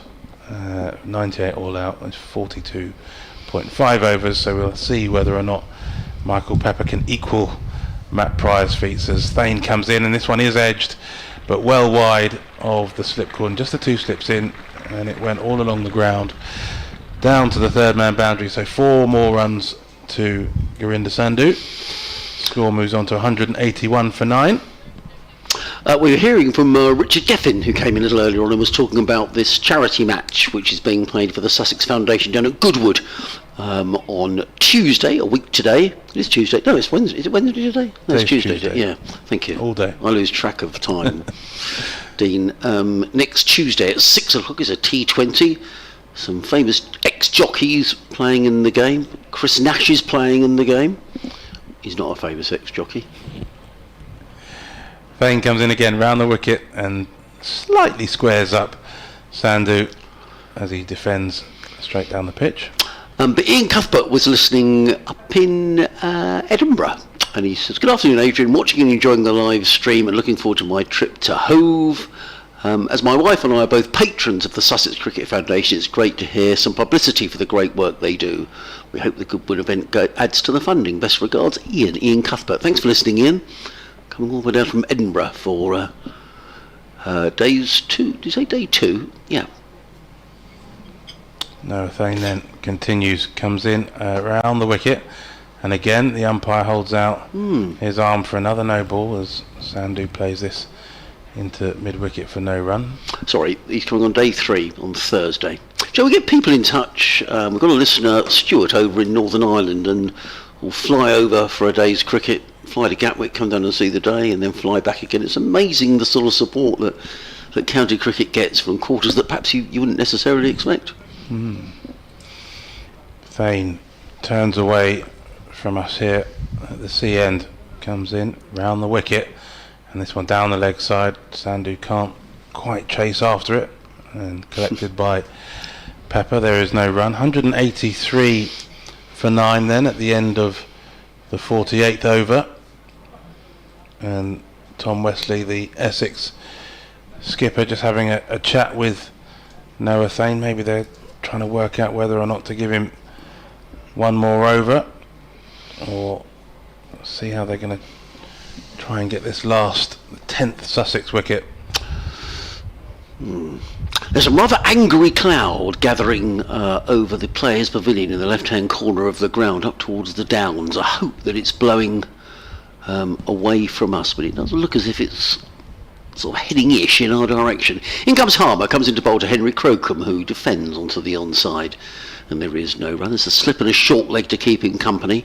Backward point, cover mid-off, long on, mid-wicket, a deep square leg, and a short fine leg, almost a backward square leg, as in comes Harmer bowls, and Crocombe drives handsomely through extra cover. He's going to pick up at least a couple of runs. It might run away for 4 runs. Yes, it does. Nothing wrong with that from Henry Crocombe. Foot to the pitch of the ball, drove through the line, drives the ball up to the boundary for 4 runs. He goes to 6, and Sussex to 187 for 9. Yeah, it's a fine looking shot there from Crocombe. As you say, a classical cover drive, foot to the pitch and all along the carpet. Nice shot. Harmer back to his mark. England bowls. Crocombe again is solidly forward, plays into the covers. There is no run, no question. Sussex will fall there. They've left a few out there, I think, is the expression that they use, with some indifferent shots. I think it's fair to say some very good bowling. Let's take nothing away from Essex. Harmer in again bowls. That's a quick delivery, and Crocombe's up to the task and plays it down the onside of the pitch. Harmer fields up his own bowling, and there is no run. 187 for 9. You can hear the wind in our effects microphone, so I just turn it down a fraction as that rather darker cloud drifts ever closer. Harmer in again bowls, and Crocombe plays on the bounce to Jordan Cox, who's very quickly round from slit to field. There is no run. I suspect that there will be a little bit of disappointment in the Sussex dressing room in the fact that while a few players were got out, there may be 1 or 2 that helped Essex along the way. Harmer in bowls to Crocombe, plays down the onside of the track. There is no run. End of the over. 187 for 9. Sandhu on 8. Crocombe is on 6. Very quickly rattling through the scores in the other game. Nottinghamshire 69 for 2 along the coast at Southampton against Hampshire. Somerset 32 without loss in reply to the Durham total of 145. Worcestershire 123 for 4 at Edgbaston against Warwickshire. Yorkshire 197 for 2 against Surrey at Scarborough. Finley Bean making 57. And in the second division, Leicestershire 228 for 3. Rian Ahmed, he's having some season. 115 he's made today. Lewis Hill 80 not out for Leicestershire, who at one stage were 0 for 2 in that game. Kent 154 for 8, so a collapse by Kent down in Cardiff. Lancashire 142 for 3 at the Cheltenham Festival. Middlesex 226 for 1 at Merchant Taylor School against Northamptonshire. Have you been to Merchant Taylor School? I've never been to that ground. I have. I've played a bit of cricket on that ground as well, yeah. Used to play quite a few games there in my youth. As Thane comes in round the wicket, and Sandhu, does he get a little touch on that, or is that just flick the pad? Yes, the umpire says those runs belong to you, Mr. Sandhu. So a little tickle fine for 4, and the score ticks on towards that 200 mark. 191 for 9. And yeah, useful runs from this last wicket pair. Is that I know they play at Merchant Taylor's at least once a year. Is that because Lords is unavailable, or because they like to go and play there, or? Yeah, they've sort of developed quite a strong tie with the school. They play a lot of both first and second team cricket there, as Thane comes in round the wicket and defended by Sandhu. Yeah, they've got fantastic facilities. They've really invested quite heavily both in terms of the pitch and the outdoor facilities, as well as the indoor facilities as well. So yeah, Middlesex have essentially, they use that as one of their sort of homes away from home. That's always been one of the issues for Middlesex, as Thane comes in and bowls a short ball, another no ball.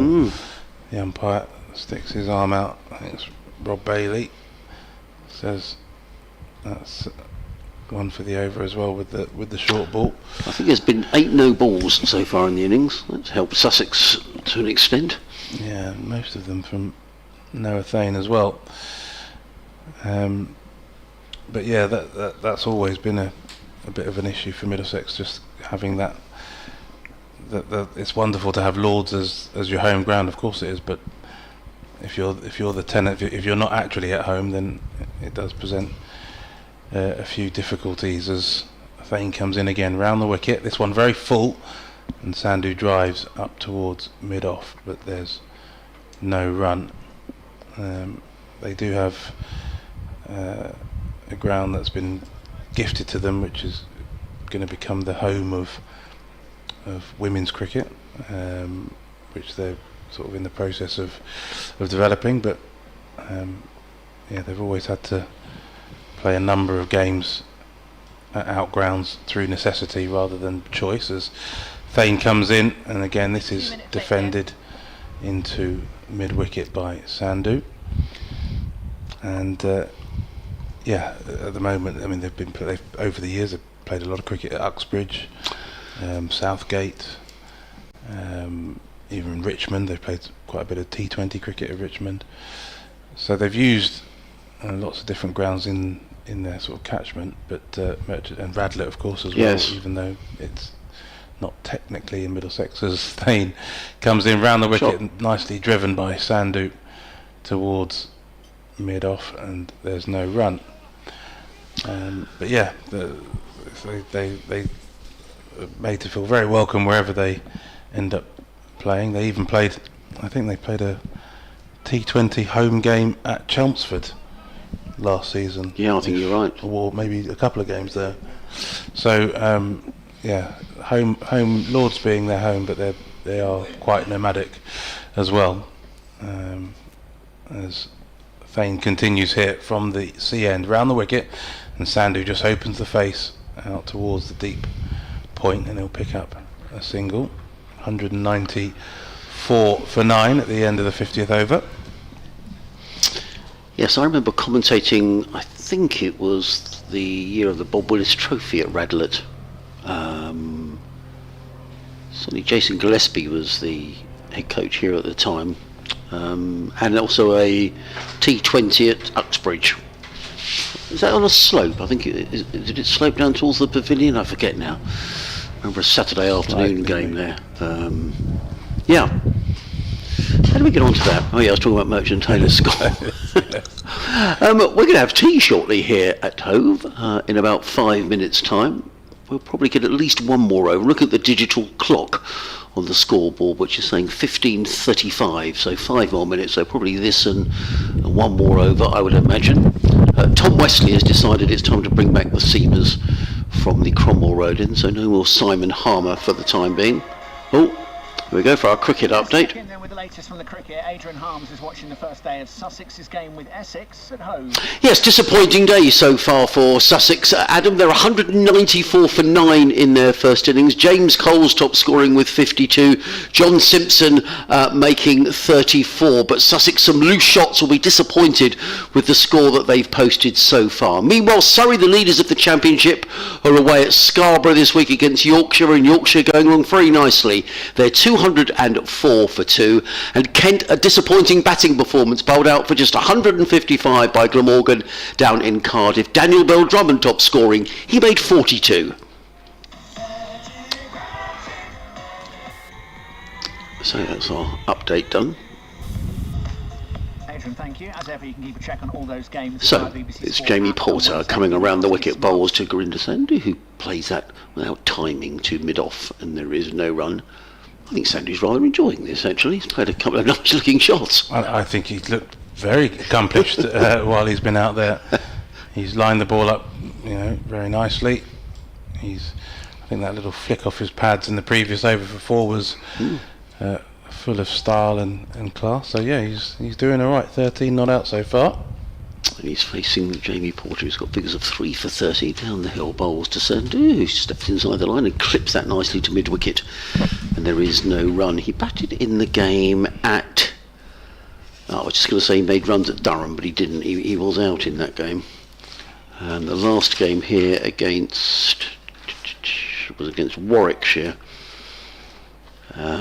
He made just 3, but he looked better than that. And he waits. 2 slips go down, 2 slips in a gully of the close fielders as Porter around the wicket in and bowls. And Sandhu is very confidently forward and plays with good timing to mid-off. And there is no run. That heavy cloud seems mercifully to have avoided us. And we should have never doubted the groundsman, because they're still sat at the far end of the ground. So they can see behind us what's coming, I think, Dean. We might get a picture of that on the live stream, but I can only imagine behind us there might be quite a lot of blue sky. And indeed out to the west, the skies look a lot brighter. Yeah, for sure. That stuff at the back there is not so clever, but left us alone. Porter in bowls to Sandhu, who plays that very confidently, just lets that pass over his shoulder through into the gloves of Michael Pepper, and there is no run. The rain played havoc at Southampton. They've only sort of recently got on to continue or to play there. Did it say to Nick earlier on, Dean, I was talking about Essex as Porter, final ball coming up of his 12th over, around the wicket bowls, and Sandhu with a high right elbow punches that out into the offside. There is no run. End of the over, 194 for 9, Sandhu on 13, Crocombe on 6. Adrian Harms and Dean Wilson, your commentary team here, up until tea at Hove. So I was saying to Nick, because we went to Chelmsford for a T20 a couple of weeks ago, and I looked at the Essex side and thought, how have they only won 1 game? Because it just looked, and they beat Sussex at Chelmsford relatively comfortably. And here today, I was sort of looking down their side, thinking, there's some good cricketers in this side. But why are they having, such a, for them, a poorish season? Because I always look at Essex and think, they're a top 4 Championship side, but it just hasn't happened this season. Yeah, I think they've been one of the real, consistent performers for the best part of a decade, really. I mean, yeah, won a couple of titles themselves in recent memory, and have always sort of been challenging there or thereabouts with Surrey and occasionally Somerset near the top as Cook comes in over the wicket. This one's flicked away very confidently by Henry Crocombe. He's going to get 4 runs for that. Just pushed it to the right hand side of mid-on, and it just rolled down the hill towards us. So 4 more to the total, just 2 away from that score of 200. But yeah, Essex have been a very strong side for a number of years, built largely on the backs of these 2 bowlers we're watching now. Sam Cook running away from us over the wicket. He comes short ball, ducked by Crocombe. There's no run. Jamie Porter, of course, and Simon Harmer. Those 3 have taken stacks and stacks of wickets between them, which has won Essex lots of matches. I think the fact that Sam Cook hasn't played perhaps as many matches this year as he otherwise might have done has played a small part in it, as he comes in again over the wicket, and this one he does wrap the outside half of Crocombe's bat, and that will run away for 4, and that will be the 202 for 9. Sussex have got there off the outside edge of Crocombe's bat, so that's what Cook is looking for. He just wants it to land into a slip or a fielder's hands, but Sussex have got past 200 now, and yeah, I just think that sometimes, even though they've had all that success, sometimes the game can just work against you as Cook comes in and this one's defended. We talked about Dan Lawrence. Dan Lawrence has moved on. Alistair Cook has played a lot of cricket for them in recent years, but up until his retirement, and of course they've made a few changes. Walter now playing as a top order batter has been a success, but I think just those few small changes have had an impact as Cook comes in again, and this one defended by Crocombe. There's no run, but I must admit it's a surprise to see them where they are. So I was just thinking back the last time I saw a championship match between, it was at Colchester, and I thought it was a good few years ago now. The time flies, Dean. 2016, 4th of August. Right. And I remember the ISDN point at Colchester where we plugged in our cricket was up a telegraph pole, and had to get a ladder to plug it all in. Extraordinary. Cook runs in over the wicket, and this one just turned into the leg side by Crocombe. Fine leg will come and do the fielding. They'll pick up another couple of runs. I imagine we're going to stay out here now, aren't we? Because 9 wickets are down, and we probably won't have tea. I think you'd be spot on with that. Yeah. So we're going to carry on a bit longer. Even though, right now, the way that Sandhu and Crocombe have been batting is just about the most accomplished and straightforward batting as you see. I think we've talked a lot about the Kookaburra ball, and certainly it's not doing a huge amount now. It's clearly a little softer out there, a little easier for batting. 52 overs in, and it's hard work now for the bowlers, but that doesn't mean to say they can't take wickets here, and that's why Porter and Cook are back on. In comes Porter, bowls to Sandhu, who plays down the onside of the track, fielded by Porter off his own bowling, and there is no run. That game at Colchester, just for interest's sake, Essex first innings 358. Top scorer Ryan Tenderscarter made 83. The Sussex bowling attack not too bad. McGoffin, Jordan, Archer, Visa, Briggs and Wells. Jofra Archer first change. Took 3 for 84. Chris Jordan 4 for 99.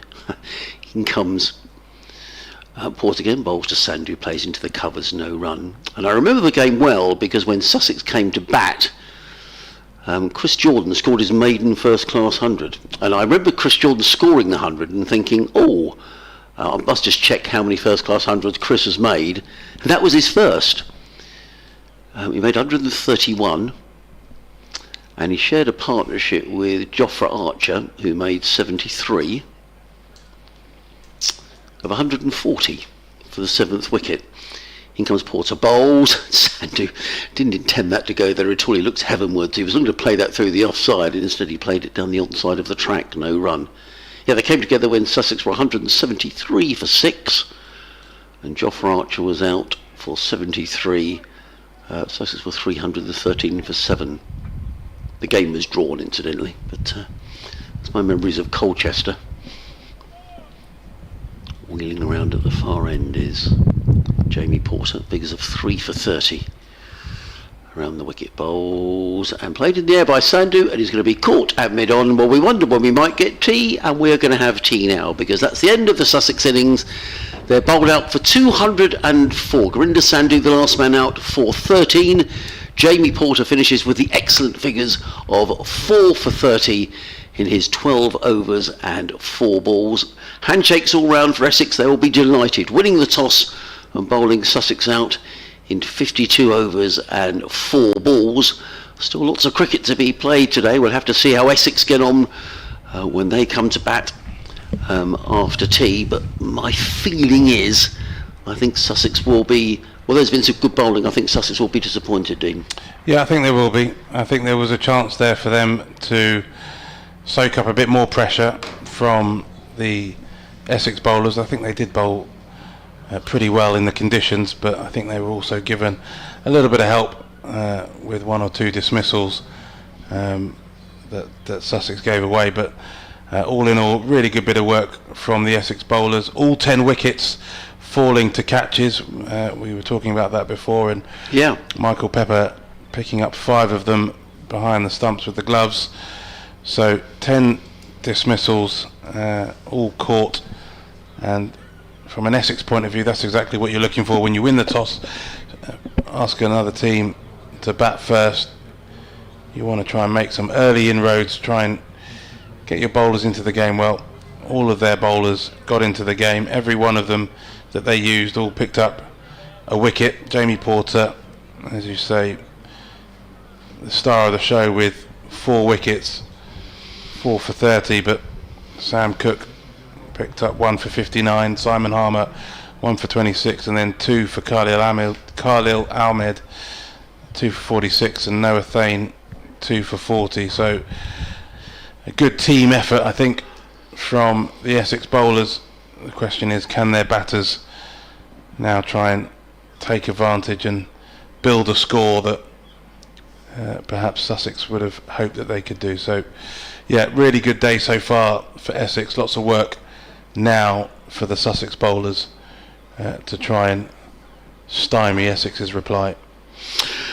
Yes, I'm not sure it's too often that you get all 10 dismissals are through catches. I'm sure it's happened on several occasions during cricket history, but nonetheless, I'm sure it's a relatively rare occurrence. So the spectators are around on the Alpha, which I like to see during county cricket, and they're making their way onto the hallowed turf here at Hove as the ground staff go about their work with their brushes and their buckets out in the middle. So Dean, Nick and I are going to have a break. We're going to have some of Margaret's excellent lemon drizzle cake, which has been provided, and a cup of tea, and we'll speak to you again in about 20 minutes' time.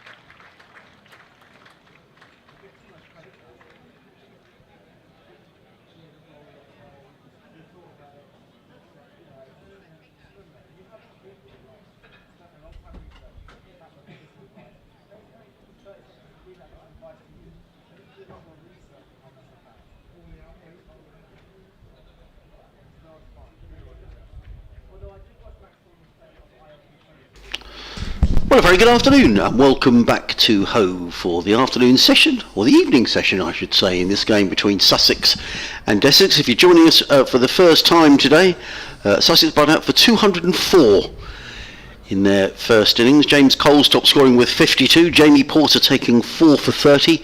Helpful conditions here for much of the day, quite overcast, and a wicket giving a bit of assistance to the seamers. Essex have bowled well. I think Sussex will feel that one or two loose shots haven't helped their cause, but we'll see how the pitch plays now. Sussex have got their chance to bowl. I'm Adrian Harms, Nick Gledhill next to me to take you through this early part of the session. Dean Wilson, journalist, has been joining us as well. It's been great to have Dean here as well. The other good news is that a wonderful cake made by Margaret from the Sussex Cricket Museum has been devoured by us here in the commentary box, and also by the lads in the press box who are gleefully tucking in. So Margaret, if you're listening over in the museum, thank you very much indeed. We've all enjoyed it with a cup of tea during the break. But it's going to be Gurinder Sandhu who's going to get things underway from this, the C end of the ground, coming in to bowl to the left-handed Dean Elgar. With 3 slips, comes in and bowls, and Elgar right in behind that, plays out into the offside, and there is no run. And from a Sussex point of view here, important to pick up wickets with this new Kookaburra ball, take advantage of the conditions. Conversely, from an Essex perspective, Nick, they'll be pleased with their day's work so far. Yes, they will indeed. It was a good performance by Essex, good team performance, bowling Sussex out inside 53 overs. In comes Sandhu over the wicket bowls, and Elgar works this one down through. So a very, very fine bit of fielding there by Finn Hudson-Prentice, diving away to his right hand side and prevented a run being taken there at backward point, and there is no run. So that means 43 overs left in the day. We haven't lost any time, and in fact we've done well here to maximise the time, because we had that early lunch at 12:40, and then there's no 10-minute break between the innings because we have a tea interval. So it means that we've not lost any time at all, and the weather looks fair. Slightly better conditions for the batters than there was this morning. Sandhu, maiden bowls to Elgar down the leg side and taken by Simpson waist high, and there is no run. So Essex 42 overs to bat after this. I reckon they'll be looking to try and get through no more than 3 or at worst 4 down, because what they'll be looking to exploit is what Sussex couldn't exploit, which is the softer Kookaburra ball in the second half of the innings. By the time Sussex really did see the ball getting soft, the last pair were together, which wasn't quite well. It did pretty well actually, but it just showed you how it was getting easier to bat. Sandhu bowls to Elgar, who works into the offside and pick up a single. The first run on the board for Essex, fielded by Hudson-Prentice. Essex on their way. Yes, that last wicket partnership for Sussex added 33 between Crocombe and Sandhu, who both look relatively comfortable. Main partnerships 54 between Coles and Simpson, 49 between Simpson and Carson. James Coles making 52, John Simpson 34, and Jack Carson 25, the main contributors. Sandhu runs away from us up the hill and bowls on Paul Walter, lets that one go through to keeper Simpson, and there is no run. What it does mean is that Essex have removed that 3-point gap to Yorkshire at the towards the bottom of the table. The slight snag is that Yorkshire are 215 for 2 at Scarborough inside 66 overs, so they're going to start getting some points fairly soon. But of course we have to wait to see how Surrey get on with the bat, but I suspect the early thought there it might be quite flat, and perhaps a draw might be the favoured option, but Yorkshire going well, 215 for 2 against Surrey. Sandhu in and bowls, and Walter struck on the pad. There's allowed I got the feeling that was quite high, and he's a tall man, is Paul Walter, who then sort of rubs his thigh as if to say, well, it was going over the top. Anyway, end of the let's just see this again. I think that was a little high. Good shout though from Sandhu. It wasn't overly convincing with the slips, but a good delivery nonetheless from the tall Australian. End of the opening over, and Essex in reply to the Sussex total of 204 here on BBC Radio Sussex and BBC Radio Essex are one without loss. And we were talking about a game at Colchester, because there's been so few championship matches between these two sides in this century, and you talking about that one, Adrian, in the last segment. Remarkably, this is only the second championship match at Hove between the two sides in this century, which is really quite something. As Crocombe comes into bowl from the Cromwell Road end, it's played up towards mid-off, and by way of explanation, as Elgar stays on one, Walter on none, just to add to that, one of the reasons is that in 2000 and 2003, when the two sides were in the same division, the two Sussex home games were played at Arundel, and the one other first-class game was in the Bob Willis Trophy, with no crowd, of course, in August 2020. Well, I'll tell you, I remember that game. We'll talk about that in a moment. Which Essex won, I think. Yeah, 3 slips waiting. It's Crocombe bowls, and that's driven by Elgar. It's a nice-looking drive, but straight up to mid-on, there's no run. Well, I remember Jason Gillespie was in charge in that game, and I remember Simon Harmer spending time out in the middle with Jack Carson, talking about off-spin. And Tom Haynes talks about Alistair Cook, who spoke to some of the Sussex players after the game about practice, and Tom Haynes said it was really inspiring. So that was good. That was really good. It was excellent. 3 slips, backward point cover, mid-off, mid-on, mid-wicket, fine leg on the boundary, and here's Elgar playing that one away with an angle bat, gets it between third slip and backward point, away down to the third man boundary for 4. I think he was pretty much in control of that. Yeah, well, it sliced away a little bit. I think he was trying to hit it in front of square. Yeah, but kept it down. Might have been an interesting low catch to a gully, but he kept it down. He's got 4 runs. So 5 for no wicket, and Elgar on 5. So we talked about the 2016 game at Colchester. As Crocombe goes around the wicket and bowls, and Elgar just comes forward and plays to mid-on. And there's no run under fair skies over most of the ground. We've got high cloud, blue sky, not particularly deep blue, but you can see it's blue and there's a fair bit of it, so it's nicer conditions than certainly we had earlier on. Sussex in April 2016 playing Essex here in the only other championship game of the century between the two sides on this ground. As Crocombe bowls, and that's adjustment from Elgar, played very well along the ground, through again where Gully would have been down to third man for 4, had to play that late but did so very well. It was a quick delivery from Crocombe, and Elgar just with a little late adjustment just angled that and allowed the pace of the ball to do the work, and it sent it down to the third man boundary for 4. Yeah, I just wonder if with 2 boundaries having disappeared down there, I just wonder whether Sussex might think about posting a third man. I know you don't want to go too defensive, but he's quick, Henry Crocombe. He is.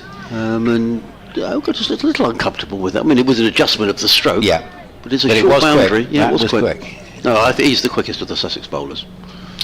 Going to come in from the Cromwell Road end with the block of flats behind him, as he bowls another quick delivery which is short to Elgar, just turns it down towards fine leg for Carvelis, and there's 1 more to the total, the end of the over, and it is Essex at 6 for no wicket, all 6 to Elgar. And in 2016 game in April, Sussex 360, Chris Nash 119, Ed Joyce 61, big opening stand there, Essex 320, Tom Wesley made 86. He's one of 2 survivors from the Essex side. The other one is Jamie Porter, a very young Jamie Porter then.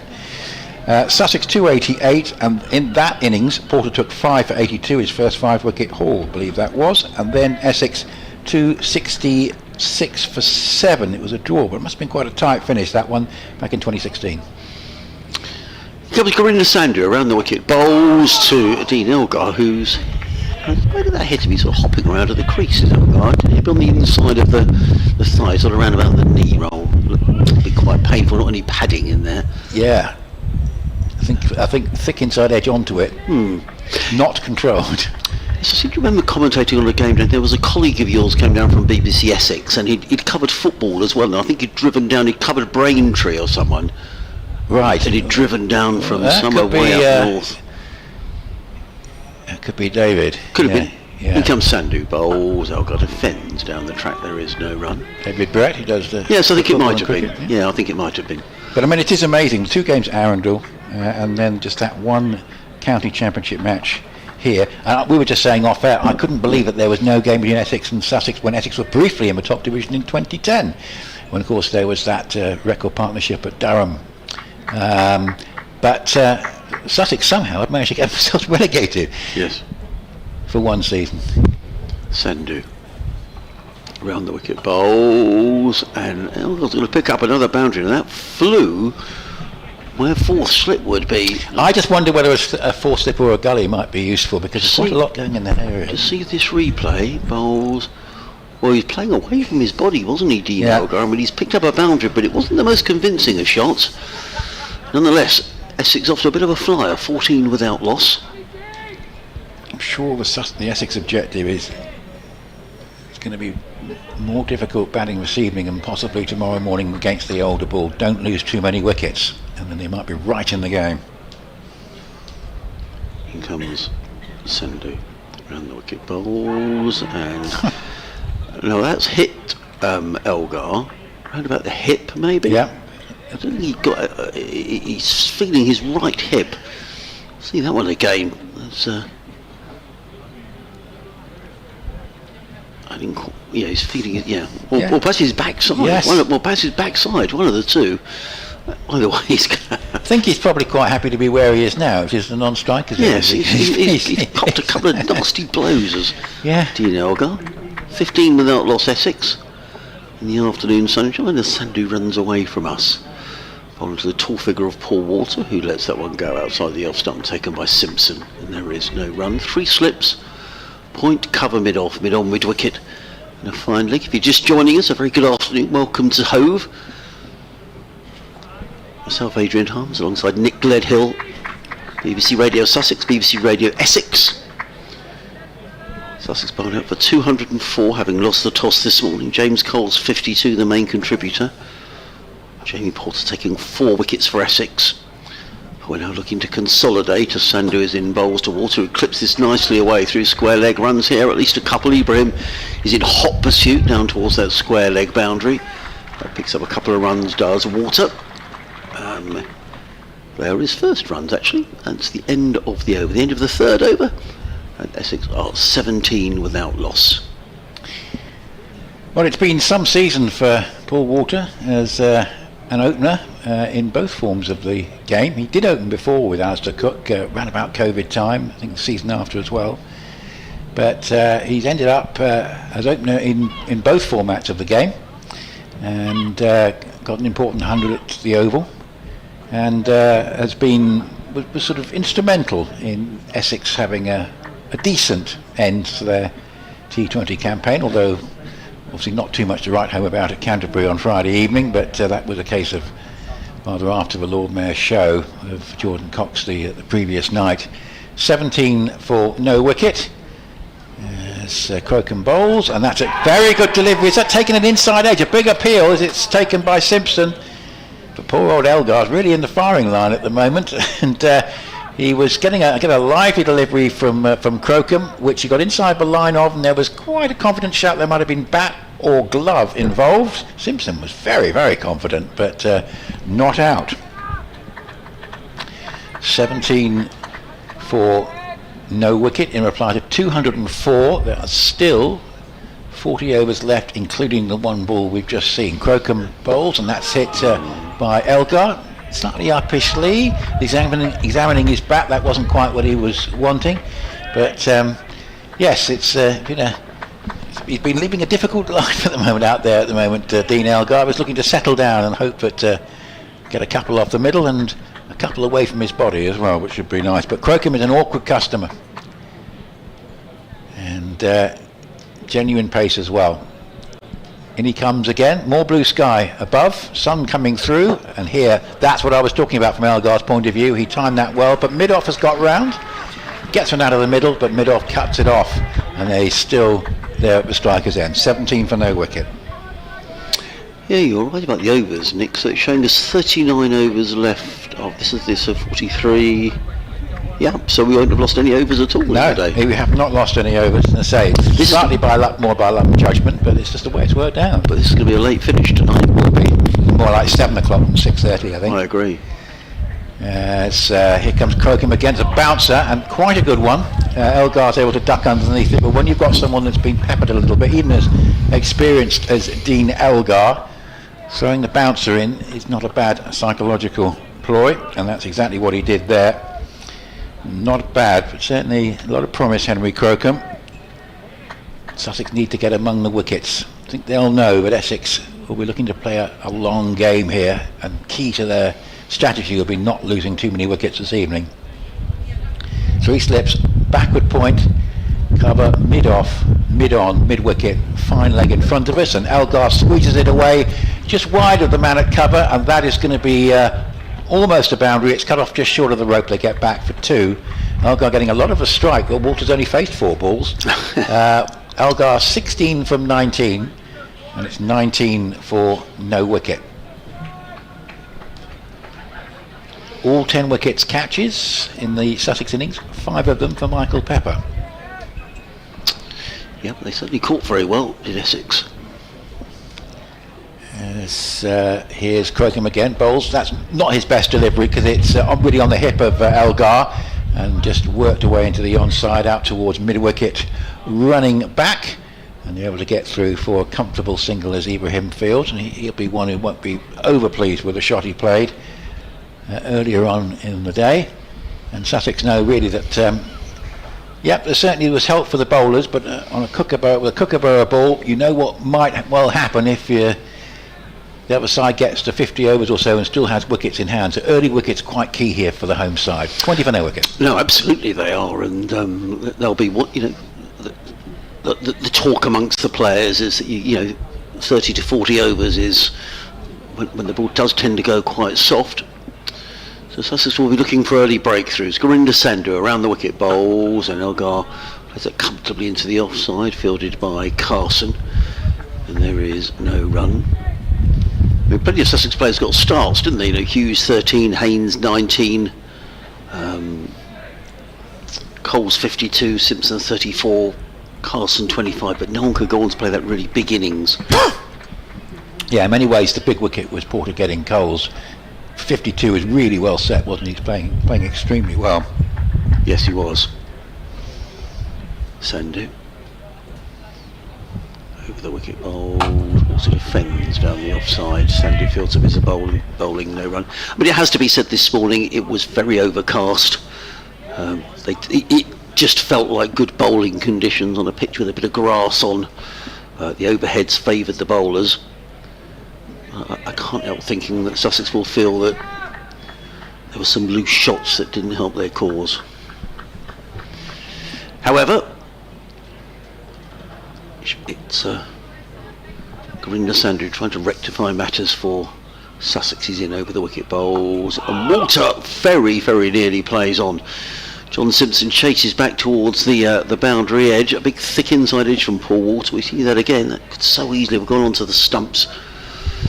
As it is, he picks up a single. You see this again. It was looking to play that away through the offside, and he's dragged so easily have dragged it onto his stumps. Total goes to 22 without loss. 202 50s for Paul Walter so far, averaging 44, 531 runs. Sandhu in bowls, let go by Elgar, good leave as well through to Simpson. There is no run. Elsewhere in the Championship, Nottinghamshire 105 for 3 against Hampshire at Southampton. Somerset 86 for 1, having bowled out Durham for 145. Worcestershire 159 for 4 at Edgbaston against Warwickshire. Yorkshire 239 for 2 at Scarborough against Surrey. Division 2, Leicestershire 249 for 3 against Derbyshire. Glamorgan 9 for 1 replied to Kent's 155. Sandhu in bowls. Forward comes Elgar, plays to mid-wicket, there is no run. Lancashire 169 for 5 at the Cheltenham Festival against Gloucestershire. From a Sussex point of view, Tom Price, you may have seen the release yesterday from the club, has signed for Sussex for next season. He'll be joining up with the squad in November when pre-season's training begins in earnest. The Gloucestershire all-rounder. Second acquisition from Gloucestershire, Don Goodman also joining for next season. In comes Sandhu bowls. Elgar places nicely through the gap. In the offside, it's racing towards the boundary. I don't think it's going to get there. Jack cast in hot pursuit. Well fielded, Jack. Pulls the ball back. Fielded by Hudson Prentice. But not for Elgar. Picks up the third run. I do worry when fielders chase like that. I mean, it's excellent commitment, but I just sometimes wonder. I remember seeing Henry Crocombe do that a couple of seasons ago, and you prevent a single but you hurt your shoulder, and it's well done, Jack. 10 out of 10 for effort. Anyway, he's okay. 25 without loss. Elgar on 21. Walter is on 3, and Essex will be very pleased with the start that they've made. Yes, and you look at the list of century makers for Essex this season in the Championship. You've got 2 for Cox, for Walter, for Pepper, for Wesley, and for Allison. And notably absent from the list, there's 1 for Critchley, but none at all for Dean Elgar. Just the 250s, averaging 29. And he's had a bit of a break. Didn't play in the last few T20 games.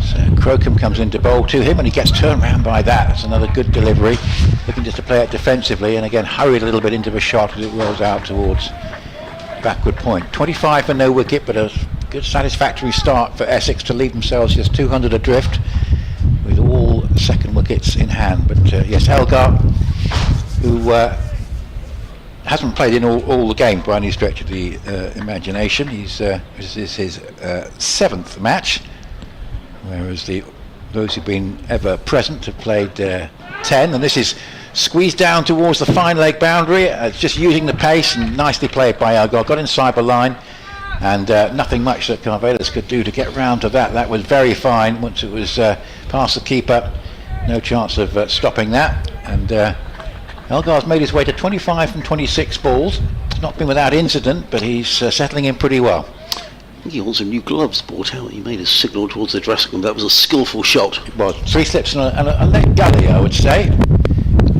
As here Elgar is on the drive, and it goes on the bounce, I think, out towards well, a deep gully, if you like, more backward point, certainly a little bit, probably a little bit. But betwixt and between the two, really, because a fielder who's backward is square. A deep gully is probably a fair description, but that wasn't a chance. But again, Crocombe still making life difficult, particularly when he's got it a roundabout off stump. So here's Crocombe again, bowls, that's a bouncer, goes through to Simpson.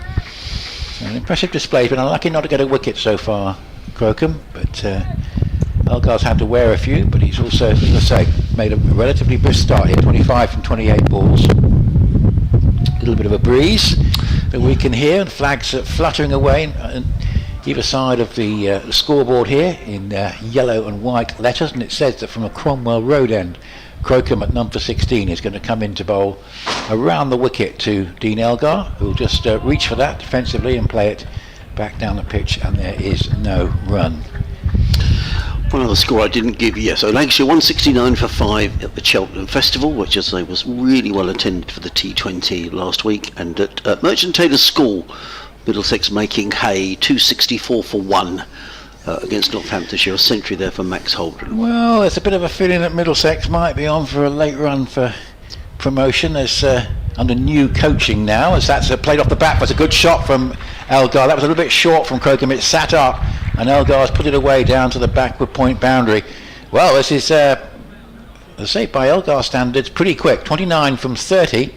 Walter's hardly had a hit. 6 balls for 3. You won't see too many occasions when Elgar's got 29 of the first 33 runs with Walter at the other end, but Walter does tend to play in obviously more conservative fashion in the Championship, but he often has faced more balls by this point. 33 for no wicket. Excellent start as far as Essex are concerned. Dean Elgar has gone to change his gloves, then comes trotting back nice and quickly. It sort of makes me think about some of the we'll have to talk to Dean about that when we get back on, about over rates, because I think in the Test matches this year has been dreadful. Well, I was having a little chat to him about that because we were talking about into the international game, and I did make the point that spent the first 4 days of a Test complaining about the over rates, and then the 5th day, of course, everything was great and it was tense, and of course we'd all forgotten about that. Well, in comes Gurinder Sandhu over the wicket bowls to Paul Walter. Lets that go outside the off stump. Now, as someone who's going to the to the final Test at the Oval, I'm going to the 4th day as a paying spectator. I'm paying 125 quid for a ticket, and I don't expect to see 80 overs. Well, you can get a ticket for the last day at Old Trafford for 26 quid. So I think you can. But you've got to gamble it's going to go there. Yes, but that's face value I'm paying, and that's pretty much the cheapest ticket at the Oval. So I think I think cricket needs to be careful Yeah, with you're slow right. over 8. Yeah. You're going to see the game. In comes Sandhu, bowls. Forward comes Walter, plays it down the track. I mean, one of the thoughts was at Lords, with the inordinate amount of time, that the umpires should be a lot stricter with the players. If it's a drinks break, it's 3 minutes or whatever it is, and all this continual running in and off the field with gloves, I think's a nonsense. I felt the umpires, particularly towards the end of day 3, there's a lot of sort of celebrating of what was going on at the end of day 3 with that protracted over at the start of the England innings, but at the back of my mind I was thinking, are the umpires really in control of the play, which they should be, of course. In comes Sandhu. Over the wicket bowls, Walter lets it go outside the off stump. There is no run. Of course, the other thing is, and I don't know, maybe I don't see things through the same glasses as others. It's the middle of the summer. It's a lovely evening. You're meant to bowl 90 overs or whatever it is in a test match, 96 overs in a county championship. It's a lovely evening. Sorry, fellas, you've got to stay out there. You're getting paid enough money. The punters are paying enough money to come and watch. You should just stay out there. I don't see why that doesn't happen. Tell you what, a few lovely mornings as well. I was thinking Saturday of a start Lord's early. Day. Start early. But you've got to bowl those overs in a day. Sandhu in bowls, Walter defends into the offside. There is no run. So I was saying to Dean that I personally think that the argument about 4 or 5 day tests and the argument about over rates is entirely a circular one, because without the slow over rates you're going to get a lot of tests finishing in 4 days. I think that this summer's been unusual because of the weather and the pitches. The pitches have been the critical thing. These have not been typical English test pitches which nibble about a bit and the likes of Port and Anderson make hay. These have been pretty good flat batting surfaces, where there hasn't been a lot on offer. Sandhu in the bowl. Walter's beaten outside the off stump. Good delivery by Gurinder Sandhu. Walter was feeling for that one outside the off stump. There is no run. So I think had a look at it in terms of the England-India match, added up a number of overs bowled and worked out that had the game been played with 90 overs bowled per day starting at 10:30 for example, India, had it been a 4-day test, India would have had 58 overs to get the 193. It just shows you how many overs were lost. It's an amazing number. Sandhu again bowls. Walter's beaten. That's another good delivery from Gurinder Sandhu, who's bowling a good line here, and Walter looks straight back down the track because he's been beaten twice outside of the off stump. Maiden over from the tall Australian, who's now bowled 4 overs, 1 maiden, no wicket for 12. Essex 33 without loss, in reply to the Sussex total of 204. We'll have an update to come to our listeners in Surrey, Sussex and Kent in a couple of moments' time, right. And then Dean will be back with you with Nick. Lovely. So we'll wait for that. 4:30. We think we're going to be in action for at least another 2.25 hours. I don't think there'll be a lot of spin on offer, certainly. Well, this is so how is this any different? This is a county championship game. We've lost a bit of time to weather today, but we're going to bowl the 96 overs. Yeah. That's what's going to happen here. So, and we could be here, light permitting, until whenever they're bowled. So why should a test match be any different? I was reading. I know there's countries and different rulings, etc. But Well, I must admit, I was saying to Dean, I think the solution is 2.25 hour sessions, minimum 14 overs an hour. Therefore, in a 2.25 hour session, you'd have 30 overs plus a 5-minute drinks break, and then you have half an hour at the end for any weather. So I think that's one way of looking at it. You have to even out the sessions a bit more. Crocombe bowls, and this is just played just down into the onside by Elgar, takes one hand off the bat and it rolls out to mid wicket and there's no run. Sorry, Nick, there's just been a change. Seagulls fighting over a bit of bread or something. They've just brought Hudson Prentice on. Oh, sorry. That's all right. Yeah, there we go. Yeah, so Hudson Prentice, who's missed out with a bat today. Yes, he did. Yeah, I thought that was quite slow for Hudson Prentice. Yeah, it's he's unlucky, Crocombe, actually, not to get a wicket. It really was. So what do we got? We've got 2 slips and a wider 4-slip, or gully, if you like, as Elgar has a more conventional, attacking position. And that one's just played defensively into the offside, and there's no run. And then we've got, say, 2 slips and then maybe a 4-slip, maybe a gully, a little bit square. See where he stands. And they've got a backward point, a cover, a mid off, a mid on, a mid wicket quite square, and a fine leg on the boundary. Sussex making 204, And Essex well on the way towards it with that stroke from Elgar. It's a lovely shot. He's playing some good shots here, and he's going to just get this one to the rope. I think it's a very good bit of fielding to stop that, and they're going to save a run. It was a long chase back to the mid-wicket boundary, and in the end it succeeded in saving one run. But Elgar, I have to say, playing very well in his 32 from 33 balls. That was a lovely punch through mid-wicket. It was a good chase by Daniel Ibrahim, chasing back from mid-wicket, preventing the single. Bit of a relay piece of fielding with Gurinder Sandhu, but so Essex will be delighted with the way this has started. Yeah, fair conditions. So 204 for Sussex, all 10 wickets falling to catches, and Essex 36 for no wicket. So as I say, they've got that deficit comfortably below 200 now. No wickets down. As this is Walter squeezing that one away between point and cover, and they're going to be stopped just short of the rope at the shorter boundary to the left, and they get back for twos. So I don't think there are many threes on that side of the ground, but Essex rotating the strike well and keeping the scoreboard moving. 38 for no wicket. Been a very good day for Essex, who were 3 points adrift of Yorkshire at the bottom of the table in terms of relegation places. Yorkshire just outside, Essex just inside the relegation places, but it's been a very good day for the visitors so far. 204 for Sussex and 38 for no wicket for Essex, and Walter will be he didn't know much about that. He was trying to put it away through mid-on, and it squeezed away off an outside edge between the second slip and the gully for 4. So runs coming off this Hudson Prentice over, but he's a bit unlucky as well. Yes, I'll just take over, Nick, because we've got an update to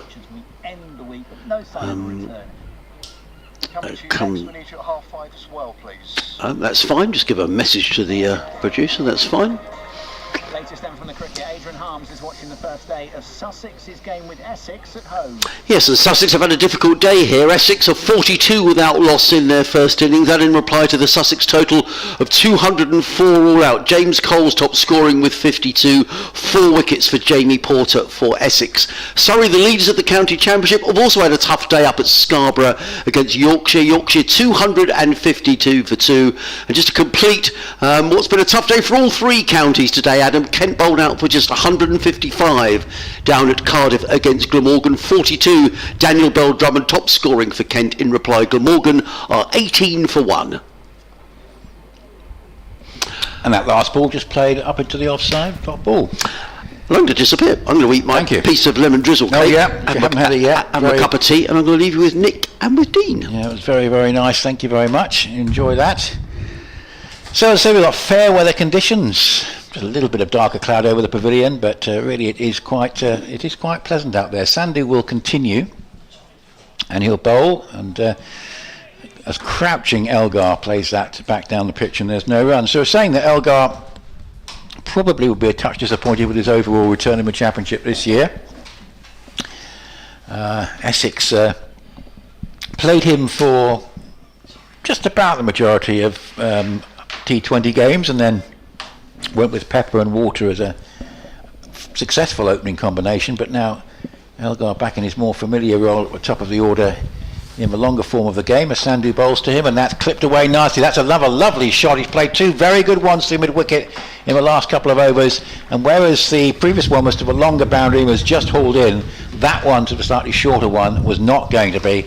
And Elgar here, 36 from 35 balls, looks to have benefited from the break really. 46 for no wicket in reply to this 204, and as I say, Sussex rather ominously, because they'll know that the ball will get softer after a while, you feel they need a wicket here, and fairly soon. Essex threatening to take control of the game. 2 slips and a gap to a 4th, as here Elgar just comes forward and with a crouching defensive shot plays it defensively back down the pitch. Backward point cover, mid-off, mid-on, very wide mid-wicket, and a fine leg. And welcome back to Dean. Yeah, good afternoon. A lovely looking shot there to be welcomed into position with Elgar. I think he's almost off the ground as he flicked that one through mid-wicket, but very sweetly timed.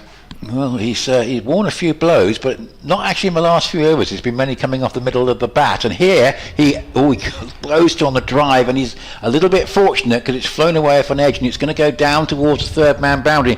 Things are tending to go his way, and when he lucks in, he'll get another 4. But that's, I think, a bit of a moral victory for Sandhu. Just looking at that one again, he was reaching for it. Oh yes, very much so. He was trying to drive that one away through the covers, and it's gone between second and fourth, slip into that gap.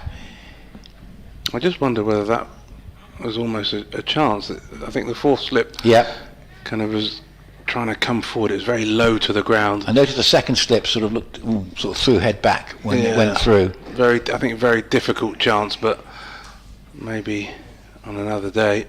Here is Sandhu going round the wicket, and this is punched away by Elgar. Doesn't quite time that one as well, but he's playing that onside stroke through mid wicket again and just gets the one. But well, it has been a very impressive innings from him, and as I say, Dean, he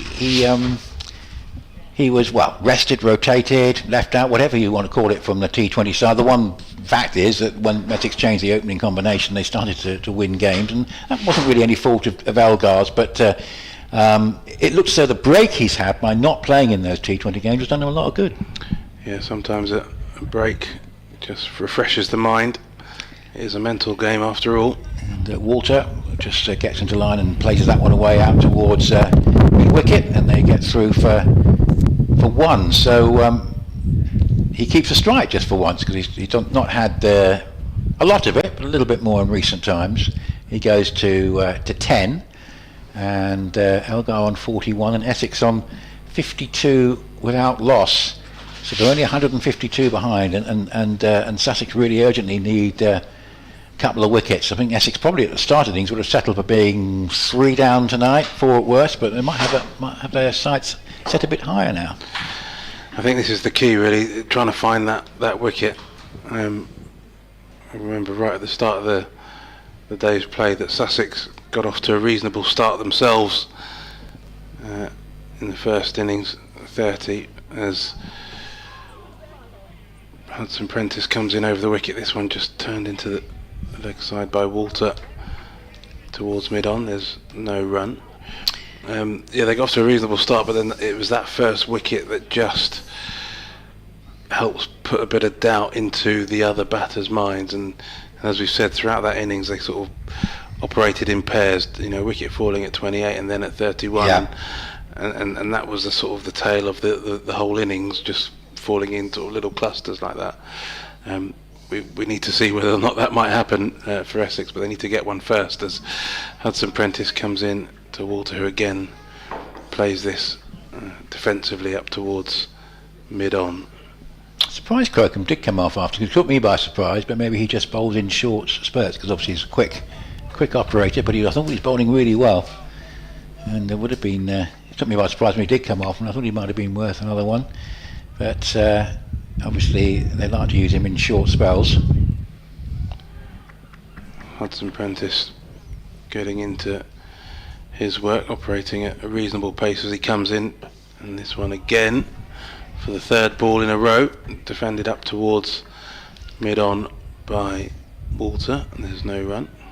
And Essex's T20 campaign, looked like it was going to. Well, they did finish bottom of the group. They actually sort of recovered things a little bit with 3 wins in the last 5. Starting at the Oval, ironically, arguably the toughest assignment of all, which they won. They beat Sussex at Chelmsford and beat Hampshire at Chelmsford in a very high-scoring game.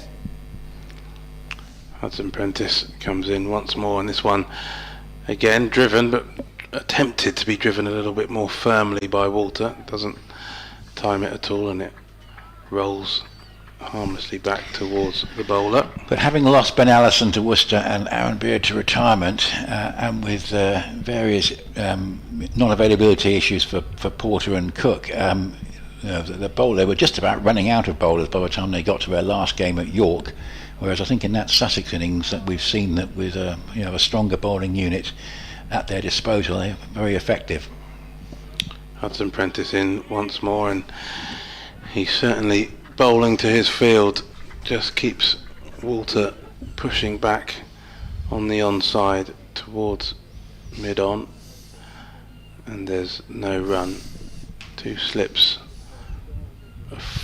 fourth slip, I'd say, as opposed to a gully, and then Yeah, I've been sort of wondering which it is. I think it's a fourth slip now. fourth slip, Yeah. and then a backward point. Man at cover, mid off, mid on, and a straight mid wicket, and then a long leg as Hudson Prentice comes in again, and again he's very consistent. That is a very consistent over from Finn Hudson Prentice, a maiden, every ball pitching just about on leg stump, and played absolutely straight back from whence it came up towards mid on, and no run from any of those 6 deliveries. So the score remains 52 without loss, and I'm just wondering whether or not I can tell I've got one Finn Hudson Prentice story to tell. Oh, but right. I'm wondering whether I should save it for save it Well, for tomorrow. So, we've only got one. You've got quite a lot of time to decide when to use it, I guess. As Sandhu continues, 6th over, 22 conceded so far. He bowls and just clipped round the corner by Elgar for a single to go to 42. As I say, Elgar short of the really big scores this season.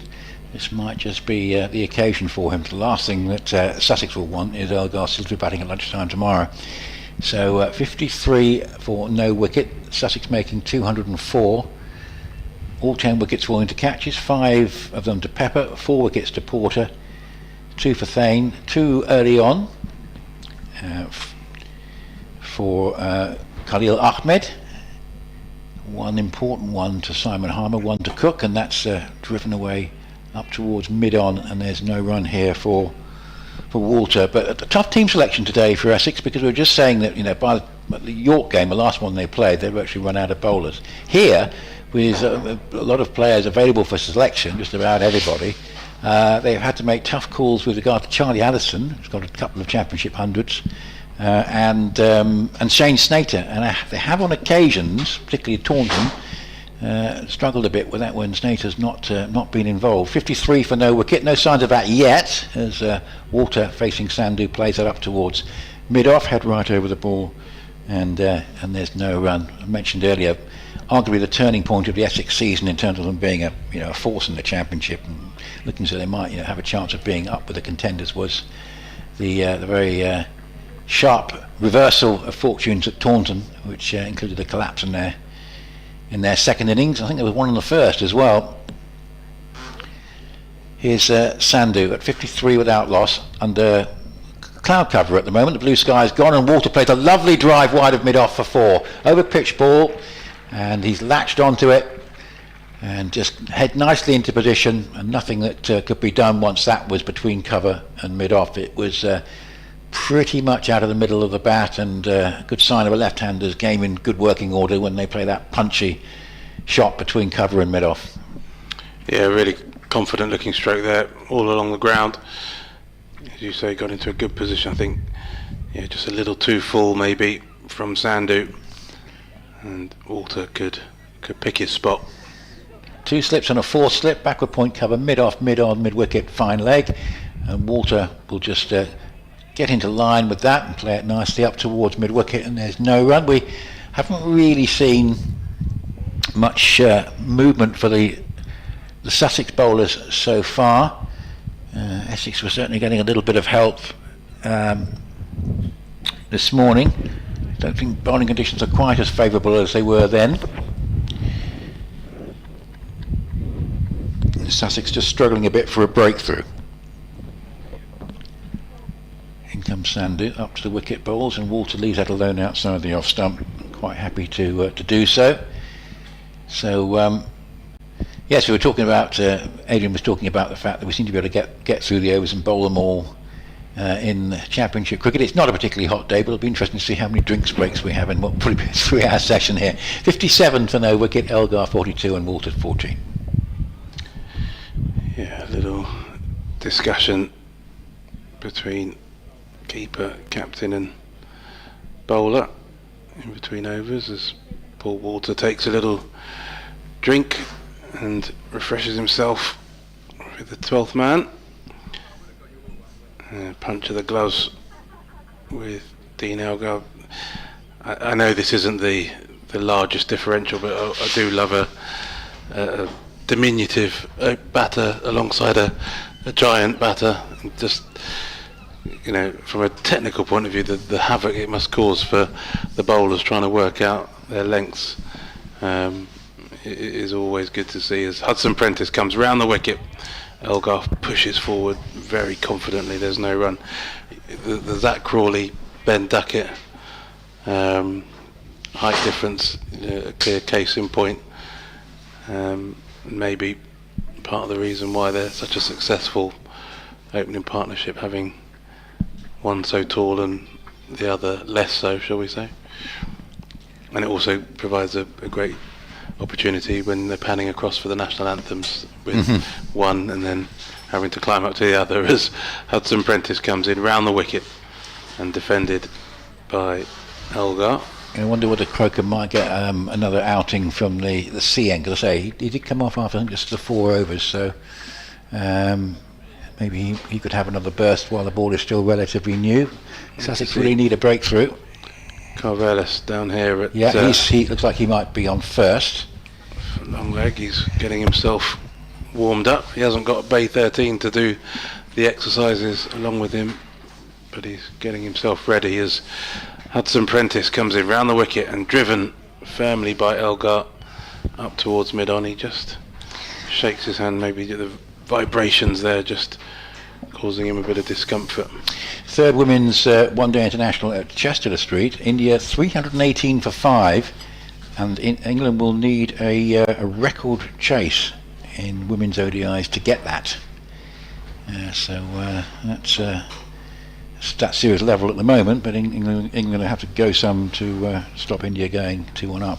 Yeah, really interesting series that, as Hudson Prentice comes in round the wicket to Elgar, who drives to mid-off. It seems to me, Dean, that Indian women's cricket has improved massively almost overnight. It used to be very much England and Australia, and that was the problem with the women's game, and Australia were ahead of England and England were ahead of everybody else, but it's India very much to the fore now. Yeah, absolutely. I think they were always going to be the sleeping giants of women's cricket. They've produced some fantastic players down the years, as Hudson Prentice comes in round the wicket and again driven up to mid-off. There is no run.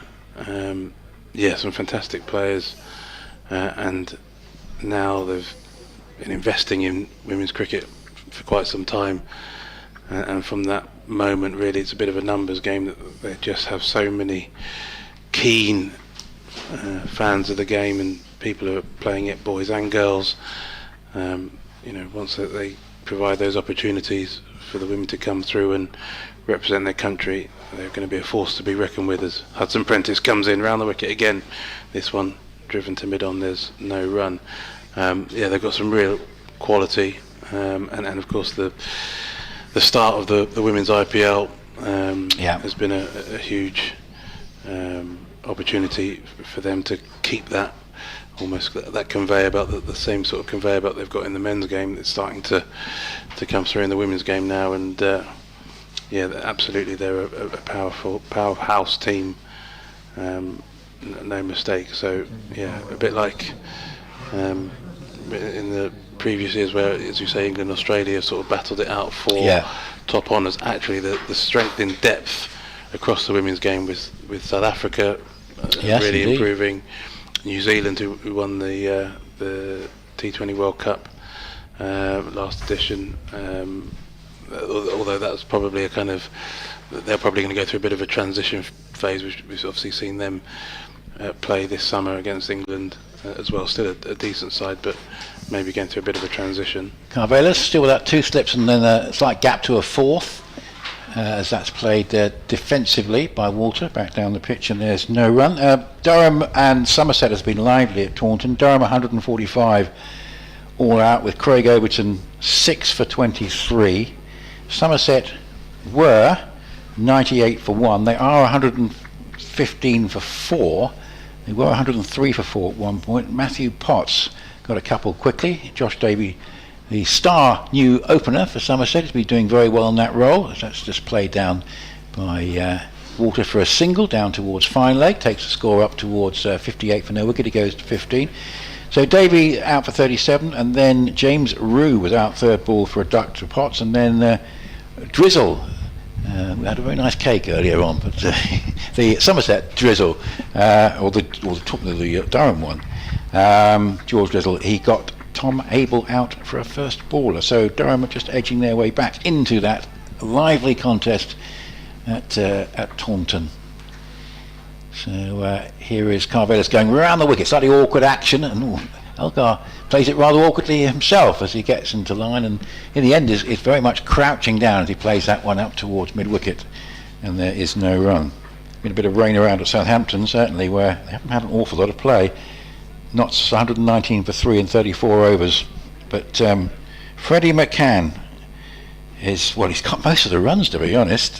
He's got 73 of them from 106 balls, which is a huge percentage, as that's just played off the back foot down towards mid-wicket, and there's no run. Not one of the stories of the season. Not in the T20. Again, they've rather underachieved in that, as they have in recent years, but they sort of pieced together a side, and they just seem to be playing much more as a team than perhaps as has been the case in a few recent seasons. And only just a point behind Surrey at the top of the table going into this round of matches. 58 for no wicket as Carvelis bowls, and that's off the back foot but not timed by Elgar. Rolls up towards cover as James Carson. There's no run. Jack Carson. Yeah, it's that's a very high percentage. 73 out of 119 for 3. He's still there, batting with Jack Haynes at the moment. Wicket each to Eddie Jack, Carl Abbott, and James Fuller. No Liam Dawson, of course, in the Hampshire side. Here's Carvelis bowl. That's on the pad, so it's an easy one for Elgar. Right in the right place for the left-hander. The shorter boundary, just has to help it along, and just plays it away wide of mid-wicket for a pretty comfortable 4. And well, Essex are having one of their better championship days of the season. There's not too many questions about that. As Carvelis' first over goes for 5, 62 without loss. They are currently 142 behind, with Walter 15 and Elgar 46. Yeah, Elgar, that's meat and drink for him. We've seen a couple of shots just tucked away off the pads. He can play that all day long with ease. I think that it's not really been the same kind of threat here for Sussex as there was for Essex in their innings, as Hudson Prentice continues from the Cromwell Road end, and this one just tucked off the pads of Walter down to long leg. Carvelis does the fielding. Interesting that Rehan Ahmed got another century today for Leicestershire, 115, and Lewis Hill is at 103 not out. Peter Hanscom 68 not out. Leicestershire 290 for 3 for leaders against Derbyshire at Derby. Wickets in that game falling at 0, 0 and 169. Hudson Prentice in again, short ball. Elgar ducks under without fuss. There's no run. It's been a very impressive season for Rehan Ahmed with the bat, averaging just about 50, 300s. So that's certainly the sort of thing that when I know England aren't going to the subcontinent for a while, but as long as he bowls more in the second half of the season, England will be certainly keeping their eye on the fact he's getting so many runs. Yeah, Hudson Prentice comes in, and a bit upishly is going to be a caught at mid-wicket for Dean Elgar. Hudson Prentice jumps, celebrates. He's made the breakthrough. Dan Ibrahim at mid-wicket gladly scoops up the catch. Dean Elgar just trying to work the ball into mid-wicket off his pads. We've been talking about how well he's played that shot so far in his innings, but this time doesn't quite get it right. Almost a slight leading edge as he tried to turn it towards mid-wicket, and the ball just looped very comfortably towards Dan Ibrahim at mid-wicket. Takes the catch low to the ground, diving forward, and Dean Elgar has to go a reverse of his shirt number, 64 on his back, but he's gone for 46, and Essex are 63 for 1. That's a big blow because Elgar has not played the major innings this season, and after threatening to do so today, goes for 46 from 51, so 63 for 1. Did mention that the fact Crocombe had only bowled the 4 overs, and there must be a thought from the Sussex point of view that he could come back on in fairly short order with his extra pace. It's sort of fairly gloomy at the moment with quite heavy cloud cover, and in fact he's only bowled 3 overs for 3 overs of 20. I thought he bowled 4. He bowled 3 overs for 20, so even less than I thought. Assuming everything's okay with him, but that does seem a very short spell, so assuming he's okay, you would think with a new batter in fairly gloomy conditions that it might be worth thinking about bringing him back on. But that's a much needed wicket for Sussex. Yes, so far 6 overs for Sandhu, 3 for Crocombe. This is Hudson Prentice's 4th, and Carvelis has just bowled his 1st, so it was a very short spell from Crocombe, so it took me by surprise when he came off, but I wonder with Wesley new to the crease whether that might be an option. And this is going to be an interesting little period here, trying to see whether this Essex innings takes a familiar shape to the Sussex innings. It was almost a pair of wickets each time that felt, so having got the breakthrough now, can Fid Hudson Prentice add to it? The first ball to Wesley worked into the leg side, but he can't beat the fielder, and there is no run. Well, Adrian's about to come back on. I think he's made a habit today of coming back on when 2 wickets have just fallen. So he'll be hoping that the sequence continues before he picks up the mic at the end of the over. Well, it has worked that way for the majority of the day, but the Essex captain might just feel that he can change the direction as he drives handsomely into the covers, but there is no run. It is slightly gloomy again this afternoon. Again, Yeah. It feels like bowling conditions. Yes, I wonder, could light come in to play? Presumably we can have the floodlights on if necessary. Well, for now, everyone is happy to keep going. Could be, not particularly bright by 7 o'clock because the sunshine hasn't really materialised that we were expecting. Hudson Prentice in outside the off stump, and Wesley just beaten on the outside edge. Not sure if he truly played at it. We'll have a little look at the replay. I think he did. He tried to withdraw the bat after the fact. I'm going to head off. I just wanted to mention just before I do, Wesley 36 averaging this season, 539 runs, 2 centuries and a 50. So sort of moderate season, but say it's had its good bits.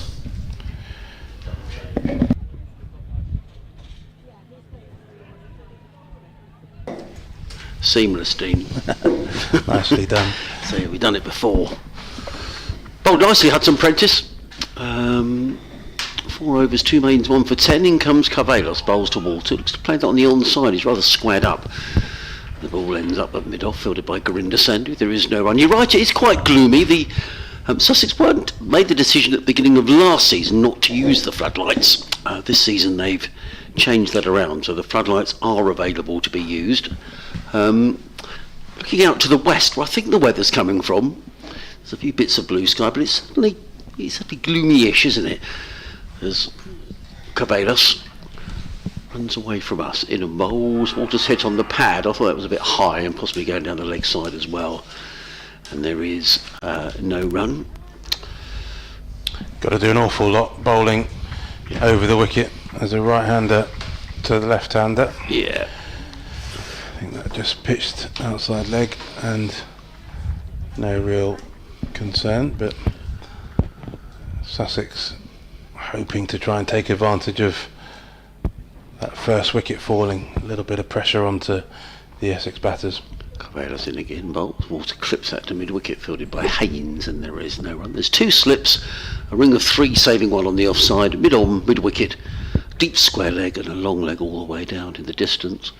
I don't know if you heard a conversation earlier, Dean. I was having my weekly bellyache about over rates. And relating to Test cricket, and just can't understand why we continually have these slow over rates in Test matches. Carvelos in bowls. Oh, what a squirt! It hasn't been very convincing at all. Paul Water. He's going to pick up a boundary here as the ball runs away down to third man. He goes to 20. They're in the book, as they say, and they're 67 for 1, but it hasn't been the most convincing 20 you'll ever see. No, he certainly was beaten there. I think the bowler can take a little bit of confidence from that, just sliding across the face of Walter's bat. The issue of over rates is, I know, one that vexes a lot of people, and I used to get reasonably upset by it as well at times, but Carvelos in bowls to Walter. There's a much more convincing. Clips the ball off his hip down to deep square leg, picks up a single. Does Walter? He goes to 21. The total is 68 for 1.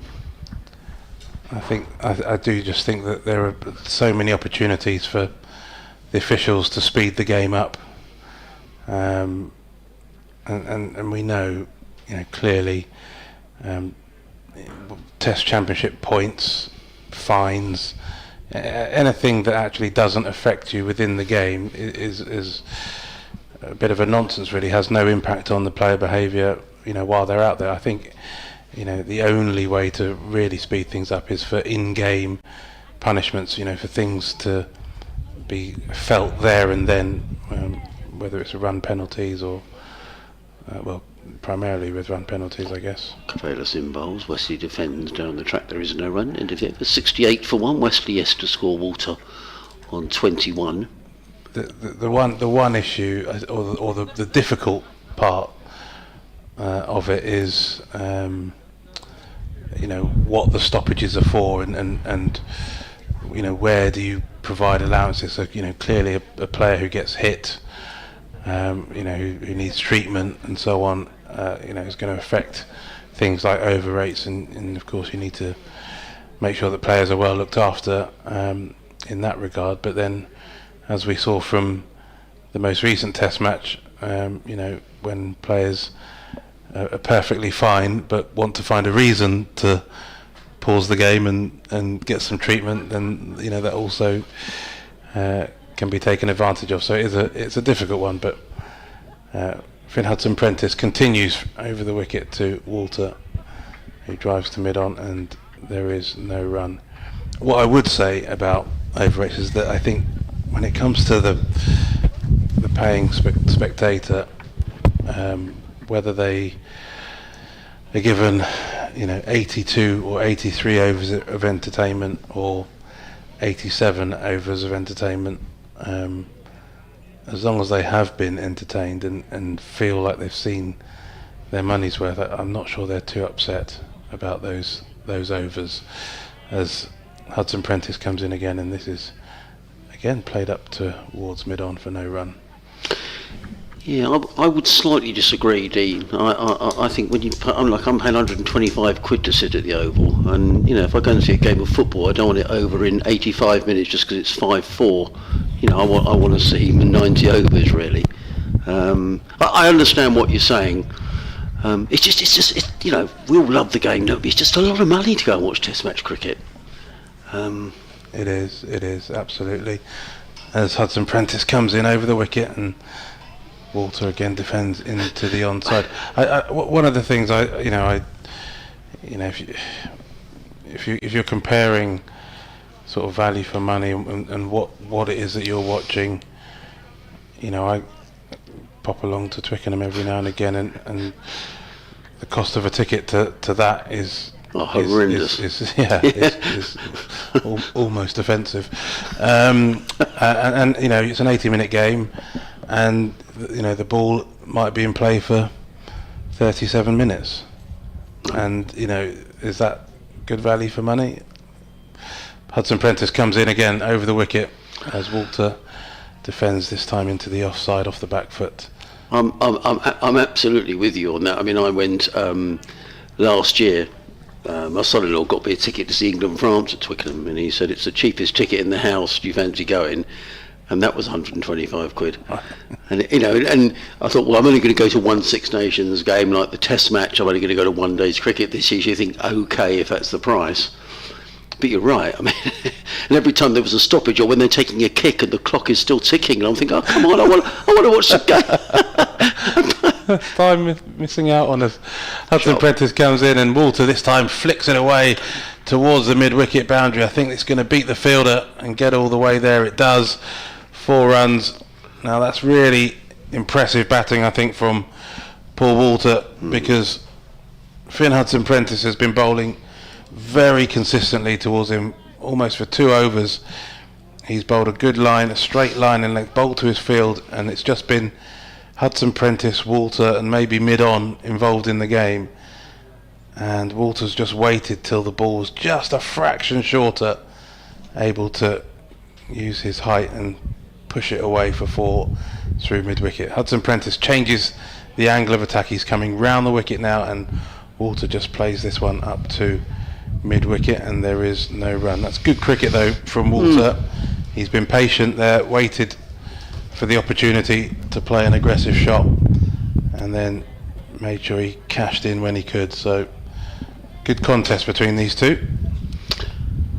No, but no, I agree with you completely on that, Dean. And I guess the thing is as well, with someone like Twickenham, for example, clearly they can sell it out and charge 125 quid a ticket, so maybe they're not too bothered. But you know, when they're waiting to go for a scrum or something and the clock's ticking, I'm thinking, this is ridiculous. But it's a very good point that you make.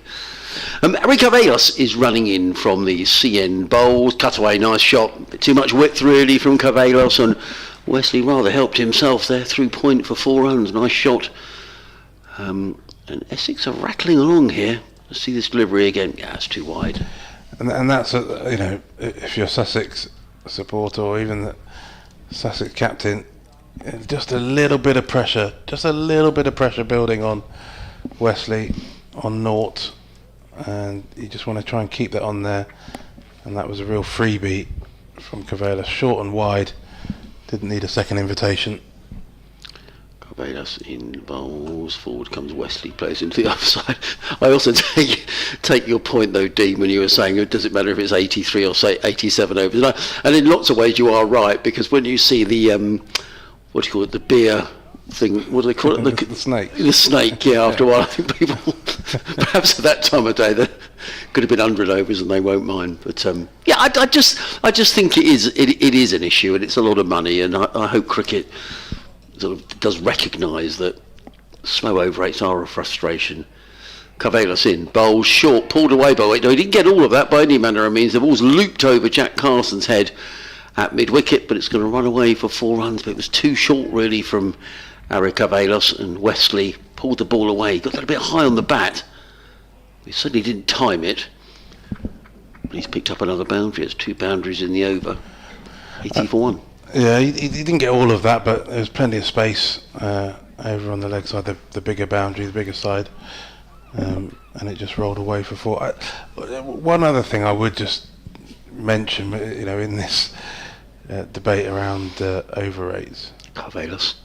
And again, bowls, and is he caught behind? Sussex think they've got their man. Wesley wasn't going anywhere. It was a decent delivery from Cavelos. It got a big on Wesley. He was going to cut that one away through point.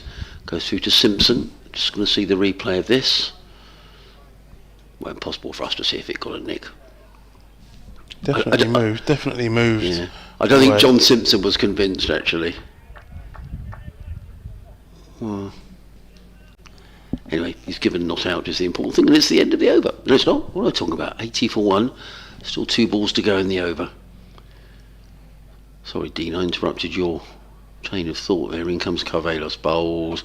Wesley defends down the offside, no run. I think that the issue around over rates is to do with why pip overs are not being bowled, and it's the things like drinks breaks, unnecessary drinks breaks, where you've already a wicket's fallen, and everyone's come out with a drink already and then 5 minutes later they stop for another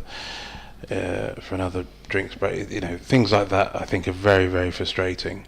Cavaliers in bowls, let go by Wesley outside the off stump, taken by Simpson, end of the over, 80 for 1, Wesley on 8, Walter is on 25. And you just have times, I think that we all can see moments and times in the game, whether it's to do with the sight screen or, you know, all these sort of small stoppages that you feel could be eradicated by maybe some more proactive officiating. But, you know, sort of fundamentally, if the players are giving everything and spending all their time on the field performing and playing, and, you know, yes, sometimes it takes longer because you've got four seamers rather than a spinner, and you know, it takes time for them to run in, and maybe the ball's going to all parts, and, you know, the ball changes are an issue. That's taking up lots of times. Those things are sort of frustrating, but ultimately, if the entertainment is there, that's the most important thing in my mind. As Hudson Prentice comes in again, round the wicket and defended back to the bowler.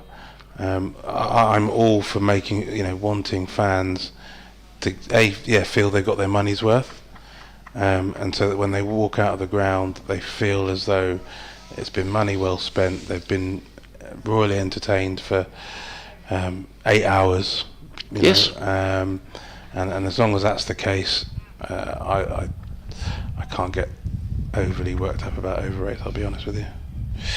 Hudson Prentice comes in again from the Cromwell Road in, round the wicket and driven up towards mid-off by Paul Walter, and there is no run. But I do agree with you. I think that all the sanctions that are put in place anyway don't seem to have any effect. So I agree with you. I think, you know, some sort of penalty on the field that affects the match is probably the best way of going about it. Yeah. Deduction of runs, or well, I guess that's the main. Would it be deduction of runs? Might be. I don't know. Again, and that's where I'd give the umpires more immediate control. You know, if they told a 12th man, you know, to get off, as Hudson Prentice comes round the wicket short, and Walter has a flap at that, an attempted hook, doesn't get anything on it, goes through to wicketkeeper Simpson.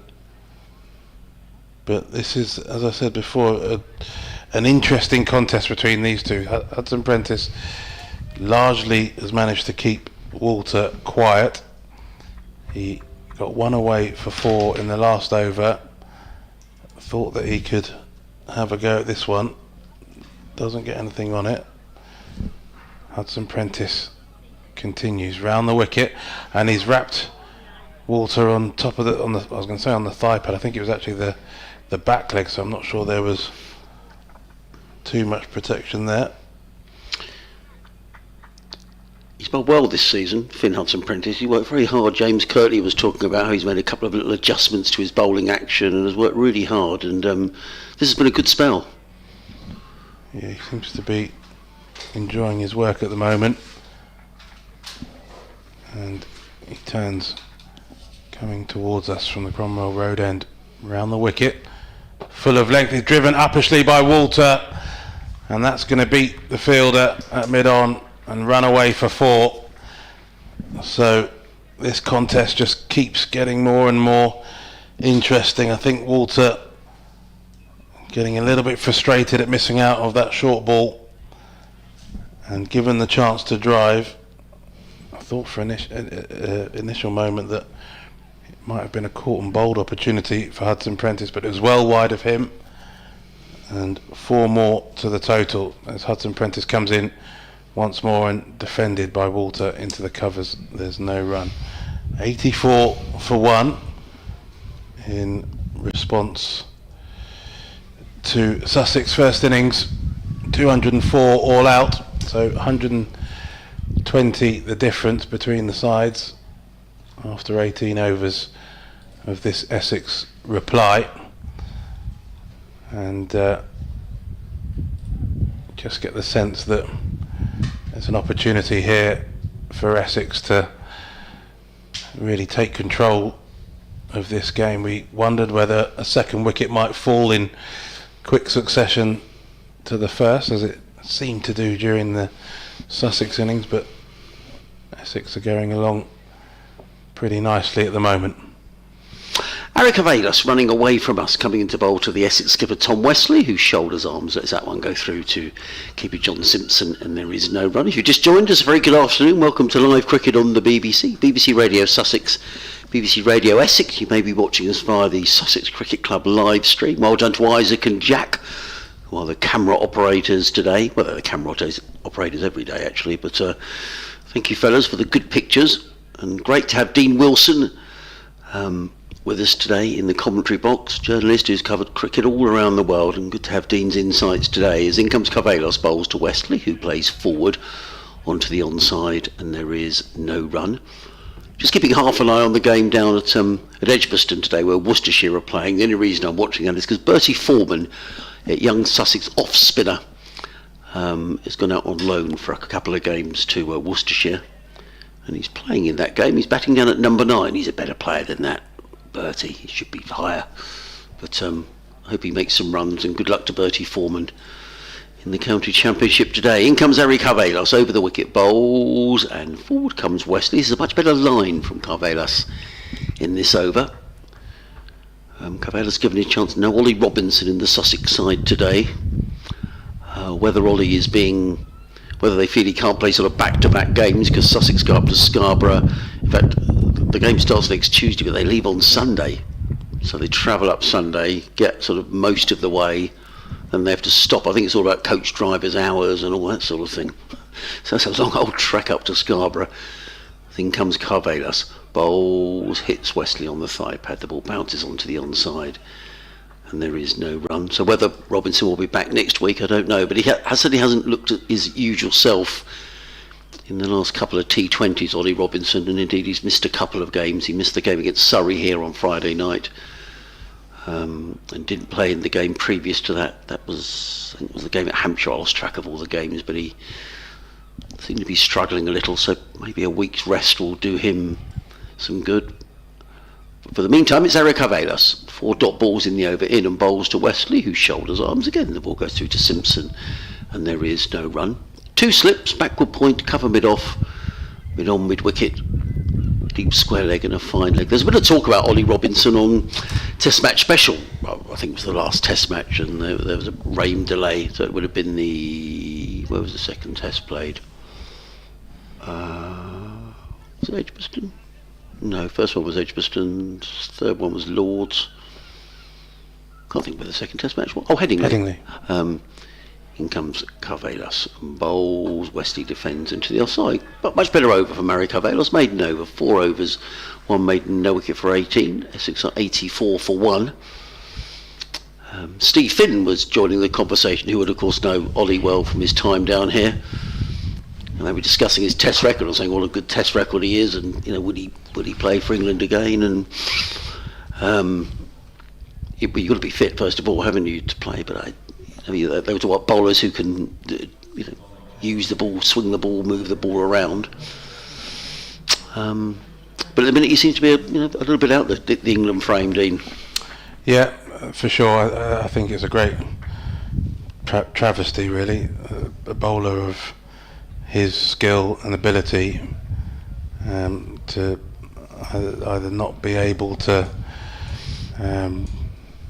be fit enough for what England demand or require, and I know that they rated him, or certainly probably still do rate him, in terms of the skills that he's got, but I think that it's one of those ones where if Ollie was able to show his fitness and show that he could kind of deliver what they need when they need it, he'd be back in there. But there's definitely a bit of a disconnect between him and the coach and the captain at the moment, and unfortunately that is not going to change in the immediate future. But as a cricket fan and someone who likes people with high skill levels to be on show, I think it's a great shame that we're not seeing more of him at that level. As Carson takes over from Hudson Prentice, and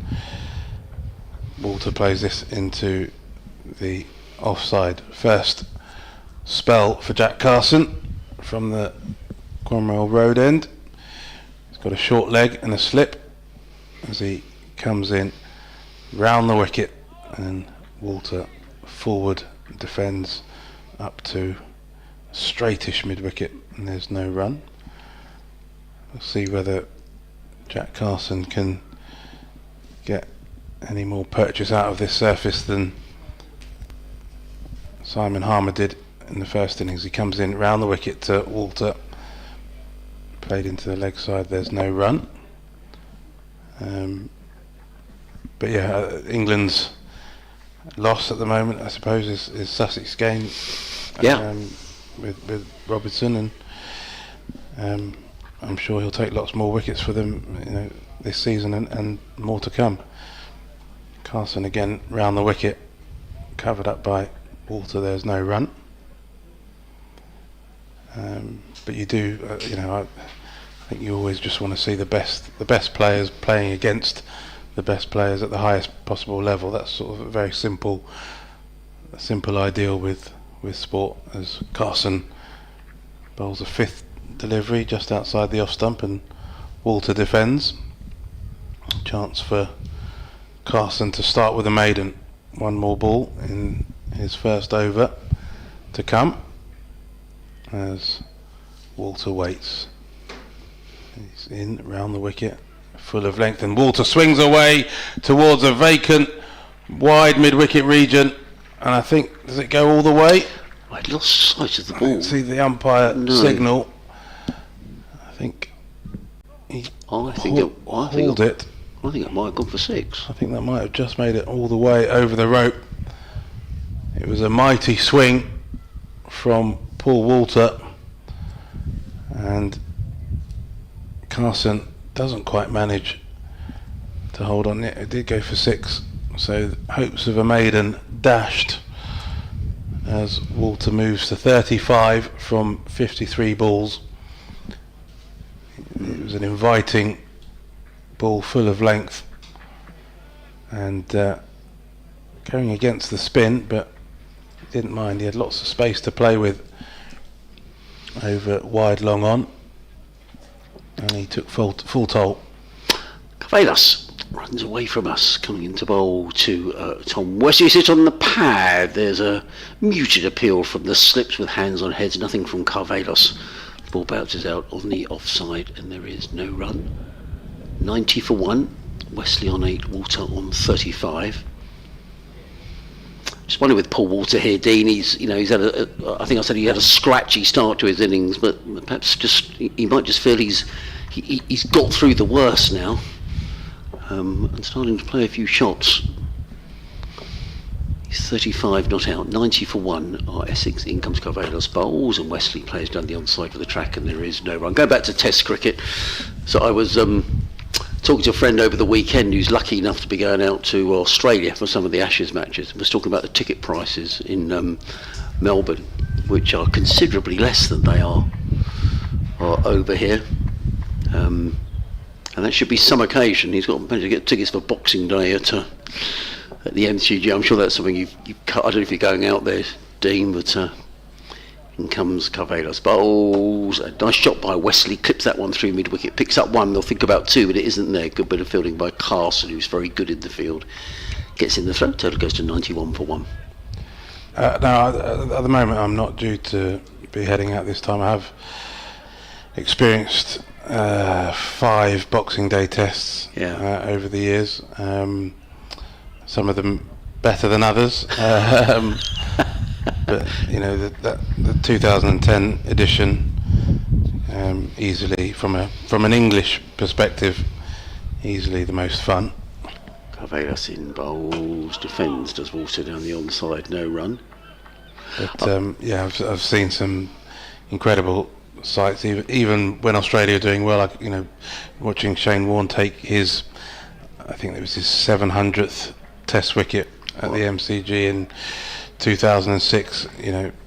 Might not be supporting Australia, but you'd take a pretty cold heart not to enjoy that.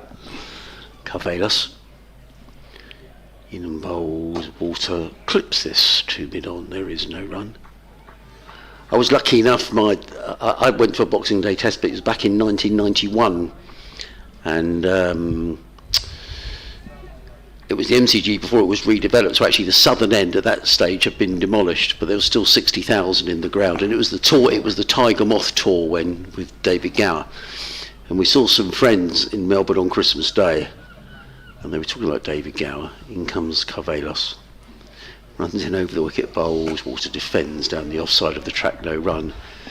End of the over, 91 for 1, Walter 35, Wesley on 9. We'll bring back Nick in a few minutes' time. I don't think David Gower had a great domestic season, and there was a lot of talk about should he go on the tour, and these Aussies were saying, well, Gower has to play, you know, he's your best player by a mile. And he walked out on Boxing Day to bat.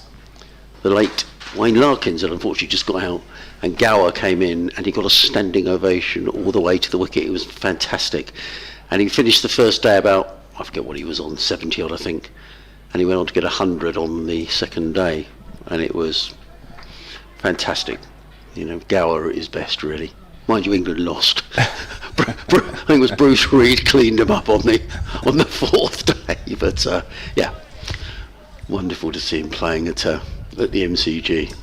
Yeah, I think both sides, both sets of fans do appreciate the best that are on offer as Carson continues this time over the wicket to Tom Wesley, who turns it into leg side. There's no run.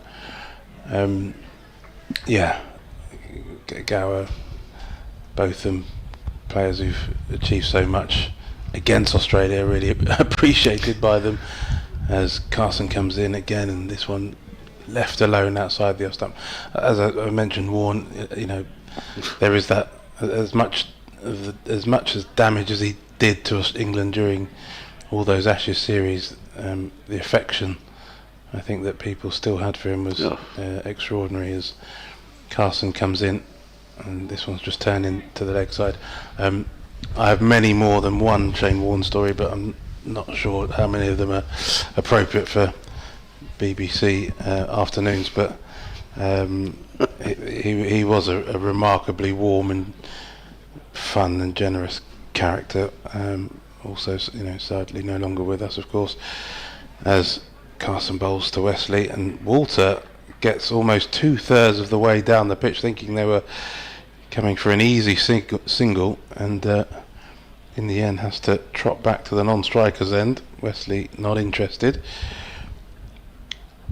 so Carson to continue over the wicket. He comes in. This one turned more confidently into the leg side by Wesley out towards deep square leg, and there will be an easy single. One more to the total. 92 for 1. And of course there's been so many mentions of that 2005 series, 20 years to the day. Well, I think it was a couple of days ago it began, 20 years to the day, as Carson bowls and Walter defends. And you know, the greatest series, as it's often dubbed, but you know, would not have been anything near the greatest series if it wasn't for the 40 wickets that Shane Warne took. And yeah, regardless of his nationality, I think we all rather enjoyed what he had to offer. Oh, totally. Yeah, well said. Totally. Is it my turn to make way for Nick? It is. I think. Thank you, Dean. We will see you before the close, because we've got another 21 overs to go, yeah? So absolutely. we're here for about another 2 hours. Dean, we're also great to have Dean with us in the commentary box this week. In comes Harry Carvelos, racing in, bowls to Wesley, who clips away through mid-wicket. That's going to race away for at least a couple of runs. A herring round the boundaries. Jack Carson. Oh, well fielded, Jack. Jack Carson always gets 10 out of 10 for effort. That was brilliant. Chased the ball all the way around the boundary edge, pulled it back with his left hand, stopped it going for 4. Well done, Jack. Saves a run, and that's the sort of commitment you want to see, and that's why such a popular cricketer is Jack Carson. And we've got an update to come to the listeners on BBC Radio Surrey, Sussex and Kent in a moment. But Essex batting themselves into a very strong position here. They're 95 for 1. Walter on 35, Wesley on 13. Carvelos makes his way in again, bowls to Walter, who drives down the ground, and Carvelos fields off his own bowling. There is no run. John Simpson is having to go slightly more defensive here. He's just got the 2 slips in place. A backward point, cover mid-off, then a mid-on, mid-wicket. He's got a deep square leg and a fine leg way down in the distance. Yeah, I mean, I've spent much of the last 20 minutes just checking Crocom's on the field because I don't quite get this. The fact he's only bowled 3 overs and he bowled very well and he really roughed Elgar up. Carvelis in bowls, Walter defends onto the onside. He is on the field. I just would have bowled him more, you know, with a new Kookaburra. There must be a reason, but particularly I would have probably put him on against me when Wesley first came on, if they came in. Well, he... yeah, you're right. He wasn't getting... Yeah, he got 3 overs for 20, but he wasn't being hit around. But he was... No, certainly 8 of those were runs that came down to third man. Absolutely. Yeah. I'm just a bit puzzled by that. There must be a reason. Carvelis makes his way in again. Bowled, also drives, splendid shot. Threw mid on for 4 runs. It was as good as it gets today. Nice shot, drills the ball down the ground for 4 runs. Well, I tell you what, 99 for 1. Good he's shot, having a pretty good time, Paul Walter, at the moment. He's effortlessly moving from T20 opener, his new role, which he's done very well in, back to the Championship opener.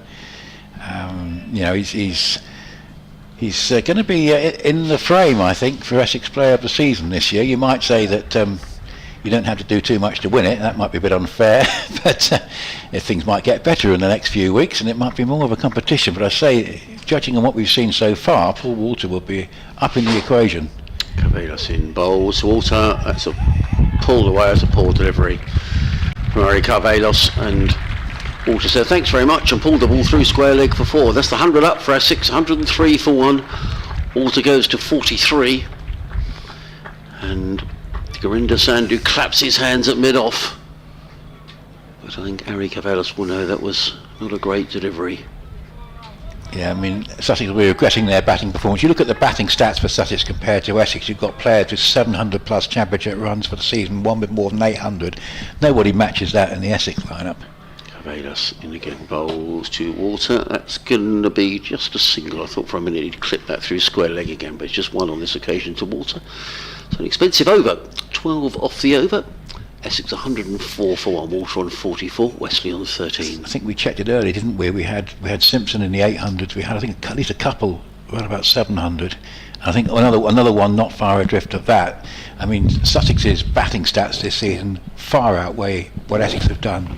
But it's been Essex's day. I mean, so Sussex will be looking back with a bit of regret, I think, at the batting. Yes, they had perhaps the more difficult of the conditions this morning with a bit of dampness around, as well as the overheads. But yeah, it's looked like a more traditional Kookaburra game, hasn't it, over the last couple of months? Yes, it has. You can hear the wind in our effects microphone. It is a breeze. There's a lot more brighter sky coming in, and the sun is just starting to come out. So we could well get a good proportion of these 20 overs, yep. Nick. Slip in and a short leg. Carson to bowl. As he goes round the wicket and bowls to Walter, and Walter plays defensively back down the pitch. I would just, last time I was on, I didn't quite have time to go through the whole point about Wesley's stats for this season, saying that his average sits on 36, which suggests a sort of moderate season. Doesn't quite tell the full story though. And here's Carson. We'll talk more about it when he's on strike. And this is Walter just playing that one defensively, head over the ball, pushed up past Ibrahim, who go to collect it. So 104 for 1. They're exactly 100 behind, and a fabulous position. Starting the game 3 points inside the relegation zone, and Walter on the drive sends it up towards long off, and there's going to be 1 run, but they've got a great position here to do what Sussex couldn't do and get into the second half of the Kookaburra ball with lots of wickets in hand, and that gives you a chance to really set up a good position inside 80 overs. Slip in a short leg waiting.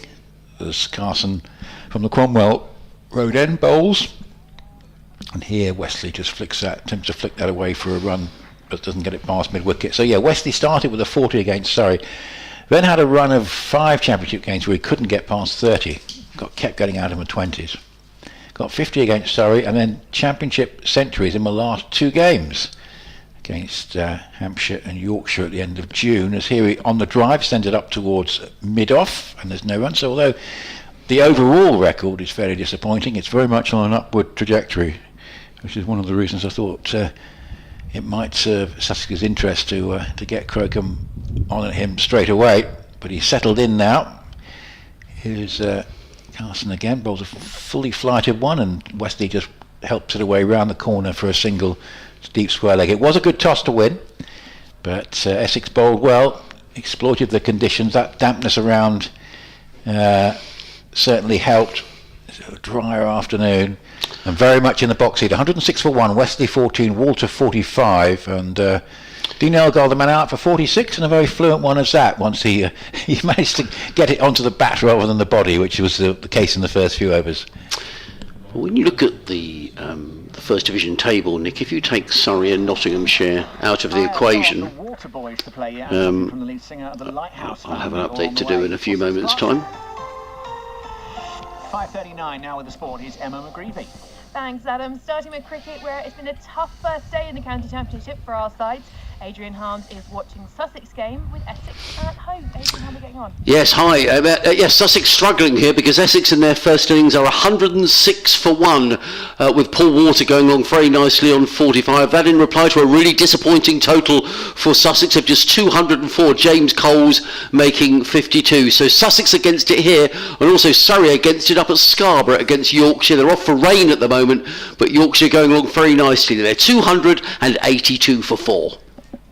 Thank you very much, Adrian. We'll check in with you tomorrow, and ball by ball commentary continues on the BBC Sports app and website.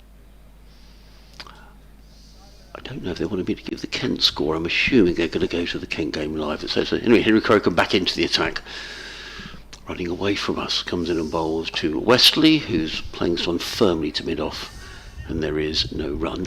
It sounds like could be bit of a tricky pitch at Cardiff. 155 Kent and Glamorgan 69 for 3 in the 23rd.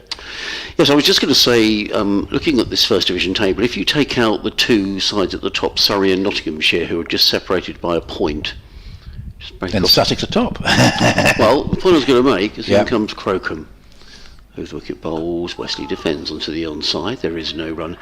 The points difference between Sussex in 3rd and Essex in 8th is only 35 points.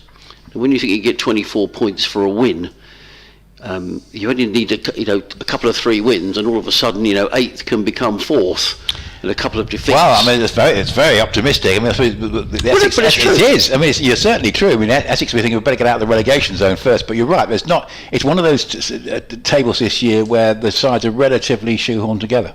Here comes Crocombe, bowls short, pulled away by Wesley, and that's going to race away for 4 runs. Well, even the speedy Jack Carson can cut that one off. Too short from Henry Crocombe, and Wesley hammering the ball away through mid-wicket for 4. He goes to 18, the total to 110 for 1. Yes, and I think a lot of these games with the Kookaburra ball, because they were draws, everyone was picking up similar amounts of points. So although it looks, I mean, the table is pretty concertinaed between 3rd and 9th. I mean, poor old Worcestershire. I love going to New Road, and I love Worcestershire as a club, but they're slightly cut adrift at the minute. Crocombe in and bowls. Wesley clips this one back to a square on the leg side, picks up a single. He goes to 19. Total to 111 for 1. Have you, or do you have a game at New Road this year? Yes, last game of the season. Oh, right. So I mean, certainly there's a lively pitch in the first few weeks. No fault of the grounds, because they were having problems with the sort of silt from the flooding, and it was causing ridges. And basically, if you were bowling from the Diglis end or had any pace, you were pretty lethal. It's good to see Crocombe back, but as I say, I thought from Sussex's point of view, it could have been a bit earlier. Yes, Sussex play Yorkshire twice, Hampshire and Worcestershire after this game. Crocombe around the wicket bowls. Walter plays comfortably through the offside and picks up a single. Does Paul Walter? He goes to 46. Total to 112 for 1. So yes, I think a side, around the bottom of the table, for example, like Essex, a couple of 3 wins, and suddenly it looks like a completely different season. And, other sides maybe think, oh, crumbs! All of a sudden everyone's catching up. So it could still be a very exciting. It could. I mean, looking at it, I mean, obviously Yorkshire having a pretty good day today, but we've yet to see Surrey bat on that, and it's probably going to be pretty flat. The thing about Surrey is they just never lose. It's very difficult to get them into a position where they're sort of faced with defeat in a game, and of course they are undefeated this season, and it's interesting that Warwickshire typically are well up there, having only won 2 games, but that's quite typical of Warwickshire when they have good seasons. They often get into that situation just by not losing, and they've had 6 draws out of their 9 games, and they're in joint 4th place. So it tells you how valuable the 8 points for a draw is. As Carson bowls, and his Walker just playing that one from the crease up towards mid wicket, and it's still 112 for 1 in reply to that 204. Well, perhaps that's another point of conversation. Is 8 points too many for a draw? It should be. See what Dean thinks. I'll go 5 or 6. I'm sort of slightly torn between the 2. That's about right, I think. Slip and a short leg as Walter on the drive sends it away down the ground up towards long off for a single. As it's sort of the value of it could be critical for Essex this season, because they drew a game against Yorkshire. They were losing at Chelmsford, lost against Yorkshire at York. If Yorkshire had done a double over Essex this season, Essex's position in the Championship would be parlous, to put it mildly. But that 16-point swing could be critical. 113 for 1, and it's now Wesley back on strike with 19 on the board. Carson go over the wicket to him, and he plays that on the bounce to short leg, and there's no run. Yeah, so it's going to be interesting. Obviously, Sussex has got an awful lot to do to win this game, but I don't think Somerset are totally out of it if they can. Although they've been pegged back at Taunton by Durham, there's certainly going to be a result in that game, no question about that. 113 for 1. So that's just turned away out towards deep square leg for a single by Wesley, and no great danger being posed at the moment. It's just accumulation, and Essex clearly here playing the long game, looking to try and bat well into tomorrow and get a significant lead. 114 for 1. They only trail by 90 after Sussex were bowled out for 204 after being sent in, as Carson bowls, and Walter just plays that one back down the pitch, and there's no run. 47 to Paul Walter, and it's been another terrific hand from him. So he started off in good season. He got a 90 in the first game. He really hasn't look back, as that's all. Just pushing forward. There's an appeal, and he's been given. So Paul Walter, we were just saying, a bit like Dean Elgar, was looking pretty much nailed on for a very big score indeed, and he's been dismissed by Carson, and he was just pushing tentatively forward, and he's given LBW on the front foot, just half forward. He was pushing forward. He wasn't. He was playing a shot. Let's see. He's playing a shot. Interesting. Looks a bit disappointed. It's below the knee roll, isn't it? And that's probably going sort of fairly straight on. Yeah, fairly good decision that, I think, because even though he was a little bit forward, that's the only thing he might be thinking. I'm quite a long way forward, but it did hit him quite low, as you say. My word, that was an important wicket for Sussex to take, and I'm sure you'd agree, Adrian. There didn't appear in the last few overs to be a great deal of threat there to the Essex batters. So it's a bit of a wicket out of nowhere, and a bit like Elgar, Walter has gone almost when you least expect him to have got out. They've both gone in the high 40s. Elgar 46, Walter 47. Walter's going to have to wait for another 50. Doesn't change the fact he's had a very good season. Here's Jordan Cox, who got that incredible innings against Hampshire in the Blast. He's had a pretty good championship season, but of course the injury sustained at Taunton was a big blow to Essex, not just to Cox personally, but very much to the side in terms of what happened over the next few weeks. They're very pleased to have him back. Well, I'm sure they were. I was just actually, you were just saying, about things happening, and I was wondering whether Sussex might turn to James Coles for a couple of overs while the ball is still relatively hard. But I think picking up that wicket, Jack Carson, 4 overs, 1 for 11, and I think they'll stick with what they've got. And I think now with Crocombe on, with Cox new to the crease, that's good from a Sussex point of view. If they can find a way of getting Cox quickly, they'll feel they're not completely back in the game, but they've got a bit more of a toehold. In comes Crocombe, running in over the wicket, bowls to Wesley, who's forward solidly. The Essex skipper plays to mid-off, and there is no run. A very good evening if you're joining us for the first time here on BBC Radio Sussex and BBC Radio Essex. Adrian Harms, Nick Gledhill with you on commentary duties. As Crocombe wanders back to his mark. If this was a test match, we'd be packing up round about now, wouldn't we? Around about the 80 over mark for the day. In comes Crocombe again bowls, and Wesley plays a poor shot, looking to cut that one away. He was beaten for pace outside of the off stump. The ball rattles through into the gloves of John Simpson, and there is no run. So Cox with 2 centuries and 2 50s, including that 100 at Taunton, which was cut short with injury, had to retire hurt, and was out of the equation for England as well. 200s, 250s, averaging 50, almost 54, and he's 16 away from 500 runs for the season. But as I say, we've got 4 Essex batsmen around about that mark. Crocombe bowls, and Wesley plays to mid-on. There is no run. We've got, just looking in total, we've got 6 Essex batters between 493 and 590, which is Michael Pepper, who's top of the list. So, that's reasonable, but in comparison to Sussex, it's Sussex have got several batters well ahead of that, so they'll be disappointed with what's happened today.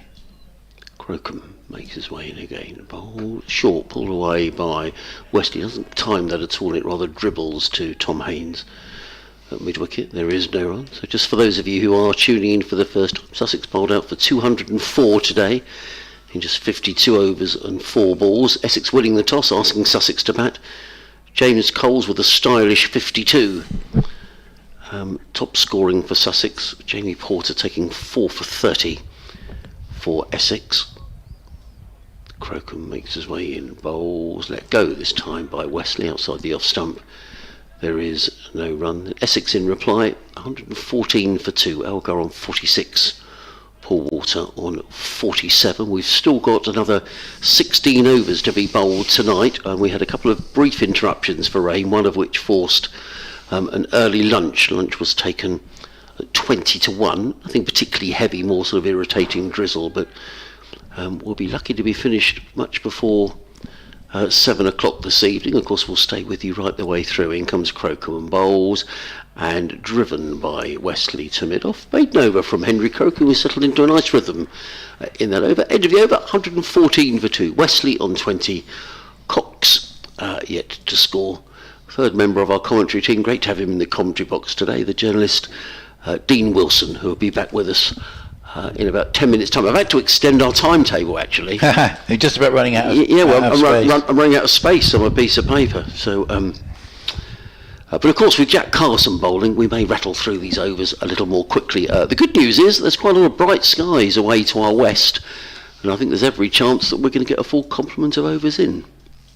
Talking of timetables, a rather more famous one than ours, unfortunately. I remember being at Lord's, I think probably towards the end of the 2019 season, and saw on the rota for the World Cup final, radio commentary was still on the list. Really? So rather cheekily, I thought I'll take that home as a memento. I still got it. If they ever want it back, we know where it is. It's Carson coming into bowl, and that's played off the back foot and into the onside, and there's no run. Yes, that was a memorable day, of course, which very much went the distance with the super over and the daftest rule of all time, most boundaries winning. 114 for 2 as Cox plays that defensively back down the pitch, and there's no, I think they've got rid of that fairly quickly afterwards, but it was rather daft and it's been unfair on New Zealand. But you can't share a World Cup. You've got to find a reason for one side to win it. I would have thought the easiest thing to do would have another super over, but that's history now. Here's Carson bowls, and this is played just on the bounce past short leg down towards backwards square leg, and they get through for a single. So Cox will get off the mark, and Wesley on strike with 20, 115 for 2. So Essex have played a bit more like you might have anticipated they would play for most of the season, but let's say various things happened. The Taunton turnaround, the injuries, the Cook call up, various little things, and suddenly really running out of bowlers, having lost the services of Beard to retirement and Allison to Worcestershire at the end of last season, and they got into a position where they just had very few directions in which they could turn. Carson bowls, and here this is played away nicely, just whipped away by Wesley for a single out towards deep mid wicket, and he's progressing along very nicely, as you might expect from someone who's got centuries in his last couple of games. So he's on 21. Cox had a single, 116 for 2. Carson from the far end, the Cromwell Road end, bowls to Cox, and Cox just plays it defensively up towards mid-wicket. And Essex will be thinking, if we can get in 2 down, the key thing is to get to that softer Kookaburra ball. They really are going to be in a position to capitalise in the first session tomorrow. Is or delivery, which is a beauty, which goes through, and I think, does it go through everybody or take the pad of Cox? I thought it bowled him. Yeah, I thought it might. It was very close. He left it alone, and Simpson has got his arms outstretched as if he's wondering whether that hit the stumps. Because if that had hit the pad, there surely would have been a huge shout. Oh, it did hit the pad. He was outside the line, not playing a shot. No appeal for LBW. He padded up basically, and it went away down towards short fine leg, and they got a run. That was strange. Wesley 21 is on strike. Cox has a single. In fact, just have a little look at that again, because as I say, he's padding up. It's just come back into him a little bit. There's a sort of, Simpson's got his arms outstretched, and it's gone down backward square on the onside. So yeah, very strange incident, but it is going to be there's no run there, of course, no shot off, so Wesley is going to be on strike, and it's 116 for 2. I apologise to Archie Henderson, who sent an email in a little earlier today that I've only just picked up. My apologies, Archie. In comes Henry Crocombe running into bowl to Wesley. Ball comes off the thigh pad and trickles out onto the onside. I think it's off the thigh pad. We'll wait for the umpire's signal, and indeed it is a leg by, 117 for 2. He says, thank you for the coverage. It's good to have the red ball back. I think our overseas have been brilliant for the last 2 seasons. Would love to see Hughes and McAndrew back for 2026. I noticed Hughes hasn't been picked for the New South Wales or Sydney Sixers, which is a shame for him, but hope he'll return to Hove for 2026. Great to have Sussex being competitive in Division 1 and the Blast, says Archie. Archie, thank you for your email, and apologies we didn't read it out a little earlier on. We batted beautifully here on Friday night, Daniel Hughes, in the game against Surrey. In comes Crocombe, bowls and steered away, and that's a brilliant piece of fielding. I thought that was 4 runs. Very good indeed by, I think that's Finn Hudson-Prentice. That's his usual position at backward point. Dean's got a story about Finn Hudson-Prentice, which he says has got to wait till tomorrow. Yes. So I'm going to hold him in reserve tomorrow. Yeah. Not 180 for 4, by the way, at Southampton. Freddie McCann was out for 79 and 45 to Jack Haynes. He's unbeaten. 180 for 4, second place Notts at Southampton. Crocombe makes his way in again, bowls, and this time Cox plays straight into the offside. There is no run. And yes, that's my sort of story of the World Cup final. You were talking about yours with the list, was that Sussex were playing in a county championship match at Lancashire on that day of the final. It was the 3rd day, and Sussex got beaten round about tea time. So of course everyone was rushing to get in front of the nearest television screen that they could find. So Crocombe runs away from us. In and bowls, and good delivery, short delivery, but well played by Cox, who just sways out the way through to Simpson, and there is no run. And I was lucky that Sussex invited me to sit and watch with them and watch the rest of the game, which we did. And I found myself sitting next to Chris Jordan, which was great. And when it got to the super over, I turned to Chris Jordan and I said, well, who on earth's going to bowl this? And he said, without hesitation, he said, well, it will be Jofra Archer. As in comes Crocombe, runs away from us, bowls to Jordan Cox. Cox is forward defensively, plays into the offside, and there is no run. And I remember saying to Chris, well, that's ridiculous. He's only, he's inexperienced. Sorry, that's not fair. And he said, no, he will bowl it. Yeah, he did a great job. And of course the rest is it's one of those days where history. The fates helped England, because I think given the 4-run ricochet off Stoke, a fair result probably would have been a 5 to 10 run New Zealand win, but of course unfortunately for them it didn't turn out to be as fair as they wanted. Crocombe in bowls, played to mid-on by Cox, and there is no run. Nice and tidy from Henry Crocombe, was coming into the attack. Nick was questioning why he hadn't bowled earlier. He's now bowled 6 overs, 2 maidens, 0 for 26, 117 for 2. I would imagine that Dean was there for the World Cup final. Yeah, we'll have to question him when he comes back on about what that must have just been unbelievable, the tension of that occasion. Anyway, it's the end of the over. We've got 14 to go, 117 for 2. I'll do one more with you, Nick, and then it is where are we up so to? yeah, I'm going to do one more, and then I'm going to hand over to Dean after this next over, which will be through fairly quickly. It's got Carson. Tom Lammonby is making the difference for Somerset, 71 not out.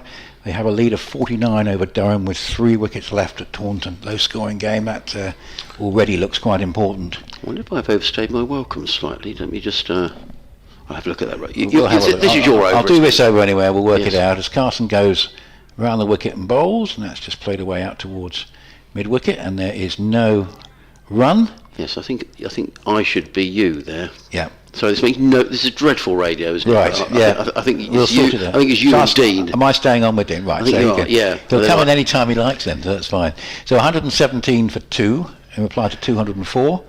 And Wesley works it away out towards mid-wicket. Tom Wesley's looked very comfortable out there. 21, so he got 100 against Hampshire to help save the game, 100 against Yorkshire. His run of form started with a 50 at the Oval. Carson floats that one up, and Wesley just plays it up towards mid-wicket, partially stopped, but there's no run. But Essex have got a great position here, particularly if they can go in 8 wickets in hand. Knowing that batting against the softer Kookaburra should be a little bit more straightforward in the morning session, as this is driven away by Wesley for a single up towards long on.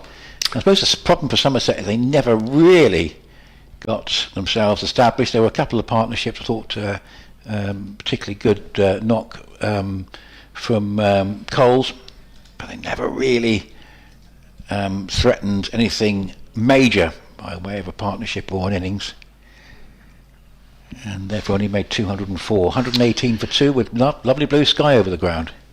Well, I guess if Essex go at 3 and over from here on in, they're going to be around about 150 at the close. Yeah. Slightly more, actually. Cox, a little slip and a short leg, bowls, as does Carson bowls, and that's just run away down towards deep square for another single. Cox collects that one, goes along to 2. It means that Wesley is back on strike with 22. Best weather of the day. Yeah, it's belatedly, the forecast is getting itself right now. It's not been quite what we were expecting this afternoon. It's taken a while for the clouds to clear a bit, as Wesley on the drive sends it uppishly initially, but up towards mid-off, and there's no run. But I think Essex will be very pleased if they don't lose a wicket in this last period of play, almost regardless of a number of runs, because it sets them up to get up to and beyond this Sussex score against the older Kookaburra tomorrow, and from then on they will feel that they're in a very strong position in the game. So it's 119 for 2, Wesley 22, Cox 2, and earlier, well, a couple of very similar contributions. Elgar 46 from 51, Walter 47 from 70, both out when it was least expected, really, and wickets have been the 2 wickets have been, let's say, surprises when they've come. Sussex just haven't quite been able to get as much out of this as Essex did, Dean. Yes, absolutely. It's Crocombe to continue, and it's been put away through the offside by Jordan Cox. Confident looking stroke there from Cox, moves to 6 not out. So it's 42 overs, would be 43 overs at the end of the day. That would give them the morning session with the older Kookaburra tomorrow. Yes. So they should, they'll fancy their chances of being in a strong position at lunchtime tomorrow. Absolutely, and yeah, the ball's not likely to misbehave more as the innings goes on, as Crocombe comes in and a second successive drive from Cox. That's really good batting from Jordan Cox. 2 in 2 against Crocombe outside the off stump. He's lent on that one, maybe not quite as big a stride as the first, but an equally impressive extra cover drive brings him back-to-back boundaries. I was surprised that Crocombe came off after 3 overs when he was roughing up Elgar, and perhaps that he didn't come back as soon as Wesley came in, because he's been sort of given his second spell with an older ball and he hasn't looked as effective. I thought he bowled very sharply early on. Well, he runs away from us now over the wicket, and again another drive from Cox, who really does look in terrific touch out there. Already 10 from 14 deliveries. Yes, he at least ensured that the Essex supporters went home happy at the end of the Blast campaign, because they've had a pretty miserable time at Chelmsford until the last couple of games when they beat Sussex at Chelmsford and then chased down 220 against Hampshire. And it was Cox who got, it was 139 of them in the end. I mean, it was an extraordinary innings, the second highest ever for Essex in the Blast, behind the famous Graham Napier one. Well, he's in good form then as Crocombe comes in, short ball. Cox spots it early, ducks comfortably under it. Yeah, and it's easy to see how, yes, it's a different format, slightly different tempo, but the confidence that Cox will have of connecting with the ball as sweetly as he has done in T20 cricket, bringing that into 4-day cricket. And he's been so unlucky, hasn't he, with his chances for England and the fact that they've coincided with injuries. Crocombe comes in over the wicket, just back of a length, and Cox is able just to ride on top of the bounce there and drop it into the offside. There's no run. Do you think it almost doesn't matter how... I think Pope might be slightly different, but I think I heard a comment saying it doesn't really matter what Crawley does in the next couple of games. They think he'll do well in Australia, and he'll certainly play the first 2 or 3 tests there. I think that's fairly accurate. Yeah. They're committed to him, aren't they, now? They have. So we're going to bring in Sibley. They would have done it by now. Crocombe comes in, and this one just knocked into the leg side. A deep square leg comes in to do the fielding, and there's just one more to the total.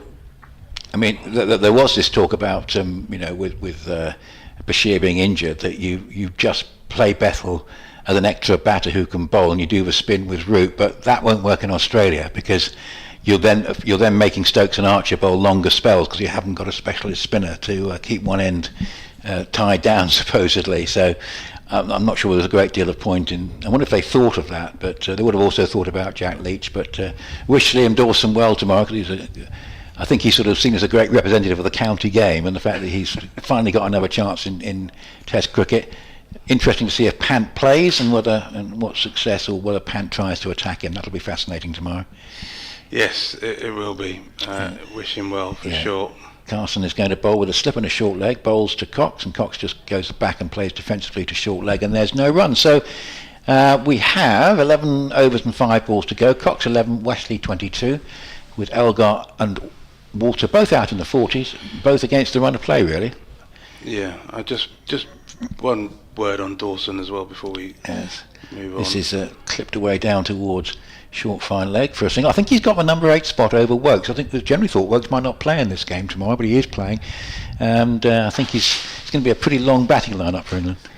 Yeah, he certainly can bat. I was going to say that I remember his debut, his Test debut for England. Carson bowls, and that's just clipped down towards short fine leg, and there's no run.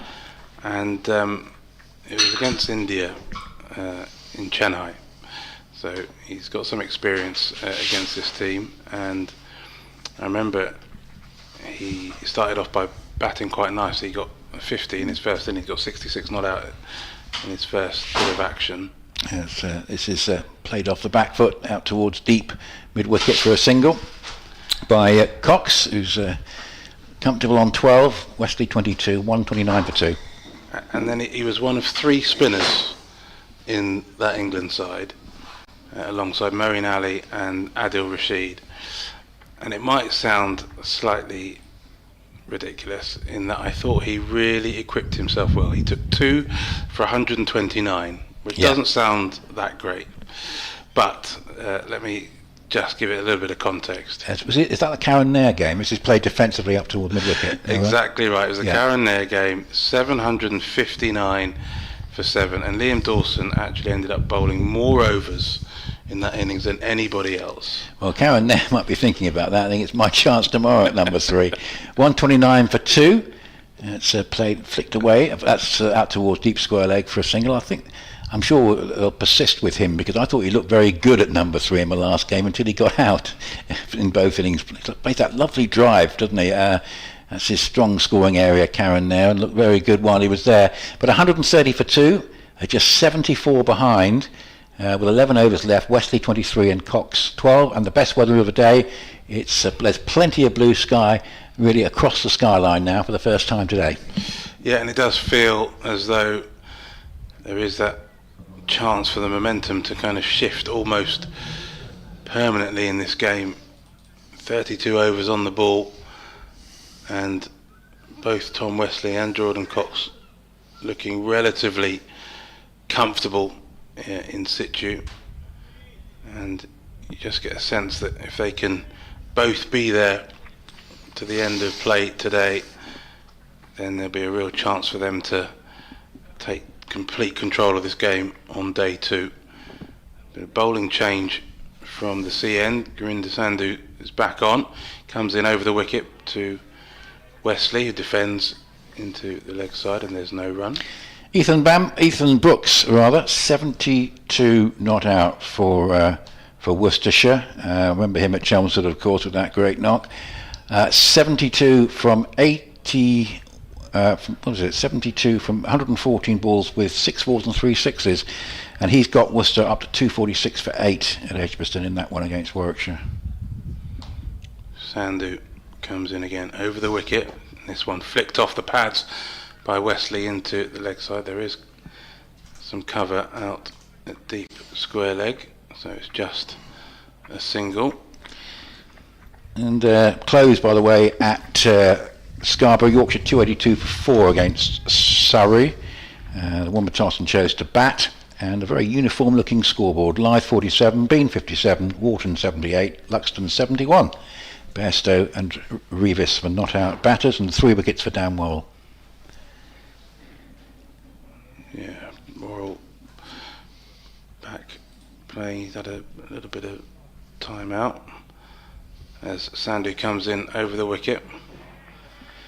I've been seeing Worrell pop up on my social feeds playing some club cricket at the weekends. Talking of players not playing as intended, not in the Surrey side for this game, Gus Atkinson. He's playing in the seconds, I believe, and I think England were thinking that he would be playing at Scarborough, but Surrey didn't want him to, because for the same reason that England didn't pick him in a test match. He hasn't played enough cricket.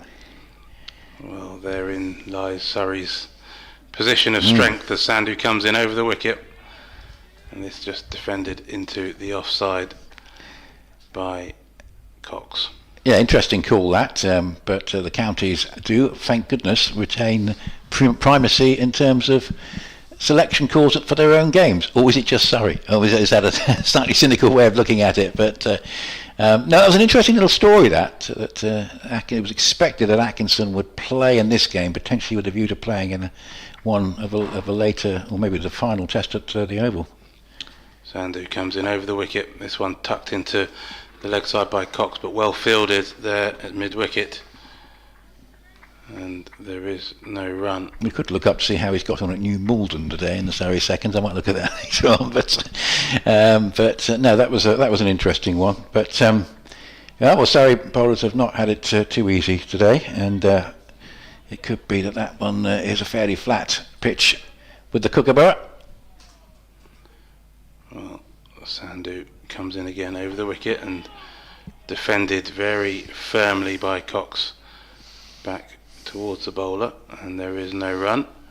Be interesting, that game.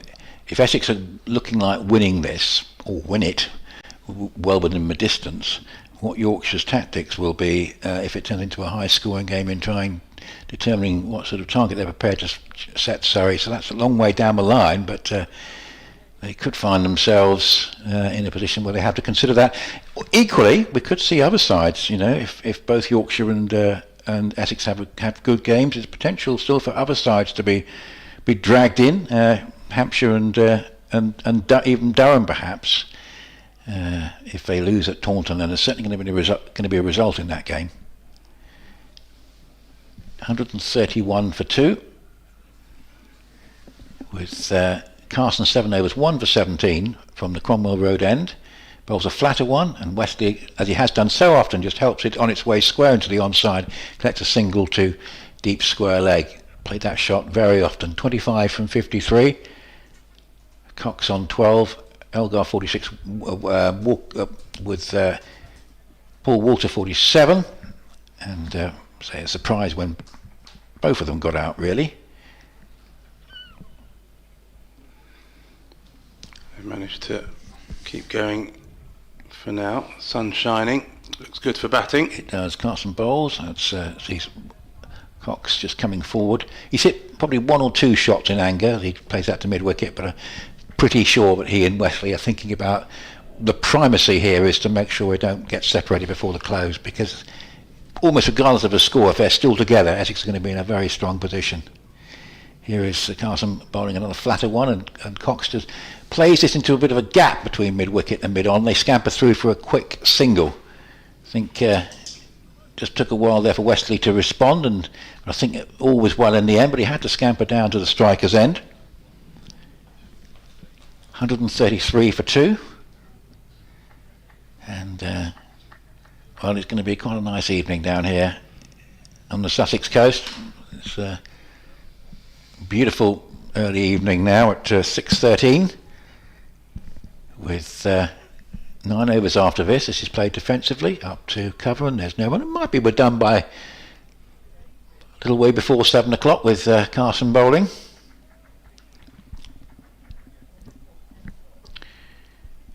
As comes into bowl once again, it's pushed through, and Wesley again hitting it into the onside, but doesn't get it past mid-wicket this time. Yeah, you do get the sense that there's not going to be too much risk-taking from this pair of batters at this stage. Carson again bowls again, well floated up, and Wesley playing defensively. Here Wesley 25, Cox 13, Essex 133 for 2 in reply to the Sussex 204, and at the Merchant Taylor School, the close, which Northampton will be very pleased about because Middlesex are 319 for 1. They could yet mount a promotion challenge. Holden 137 not out, and Kane Williamson 88 not out. Very big second wicket partnership, unbroken at this stage. More power to add tomorrow. Well, I thought I would just have a little look at that Surrey second 11 game against Somerset. He might have made 100. Hugh Morden. Well, no, he had a chance to bowl because Somerset second 11 batted first. They're 260 for 5. Atkinson did indeed open the bowling. He bowled 14 overs, 3 maidens, as Sandhu comes in to bowl over the wicket, and this is pulled away through mid-wicket by Cox. It's going to be a chase on here for the fielder, yes, and scoops it up. Just a couple of runs added to the total with Crocombe doing the fielding. Atkinson 14 overs, 3 maidens, 2 for 38. So a couple of wickets for Gus Atkinson for the Surrey second 11 against Somerset second 11 in New Malden, as Govinda Sandhu comes in short ball to Cox, who defends on the back foot into the offside. There's no run. Well, his argument might be if I'm going to play a test at the Oval, a warm-up match at New Malden is more sensible than Scarborough because it's tiring. It's a travel that tires you out. Interesting one that. But who knows how he might have got on at Scarborough? But it sounds like it's been a pretty flat deck, and Dan Wiles managed to take 3. Yeah, I think the sense or the decision making does make sense as Sandhu comes in, and this is defended by Cox. A muted appeal. I think they thought it might have squeezed past the bat into the pad, but I think he did get some bat on it and chopped into the pad, so no problem there. I think yes, with the fact that it's a Kookaburra ball, and that Surrey have got a pretty decent set of options. I think Overton released back for that game, isn't he? The one at Scarborough as well. I think he's playing in that. He is indeed. Sandhu comes in over the wicket and just dropped into the offside by Cox, but there's no run. I think their bowlers, essentially, they've still got an entirely international bowling lineup. So, and when it comes to workload as well, they probably thought that the Kookaburra ball would cause a bit of work for their bowlers. So, give Atkinson a bit more control over his comeback as Sandhu comes into bowl over the wicket and defended by Cox into the offside. Do you think, I'm thinking about Australia, is it your hunch? I mean, Woakes has not been quite the bowler in this series, has he? He's had one or two decent spells, but interesting, he's going to play in the next match. Do you think the jury's still out about whether he goes to Australia, where he traditionally sort of is not his happy hunting ground, is it?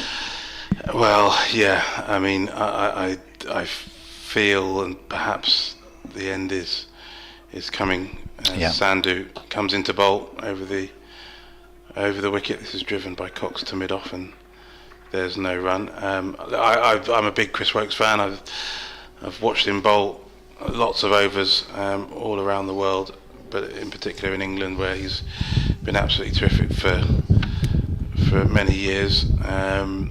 But I do wonder whether time is kind of catching up with him a little bit at the moment, and certainly I think another tour to Australia might just be a tour too far. Yeah, it'd be interesting to see who England's number 8 is in Australia. Well, they might have different number 8s, but of course if Dawson were to go, that potentially solves the problem. Atkinson is probably, if Woakes doesn't go, he's the nearest fit, I would imagine, in terms of, although to be fair to him, Bryden Cast has been showing potential to go from 9 to 8. He has a record in domestic cricket which suggested he could do that. Yeah, for sure, absolutely, and I think it's the quality of England's lower orders, their bowlers who can bat. I think from whether it's 8, 9, 10, I think they've all got ability, and I'm not sure that there's a huge difference at the moment, but Atkinson has already shown that he's got the ability to reach 3 figures. I'm not sure how many more times he'll do it, but he batted very well, didn't he, in that last test when they were in a complete mess. That's a no ball, and it's return of Hudson Prentice, and it's a no ball and driven up towards mid-off, and there is no run.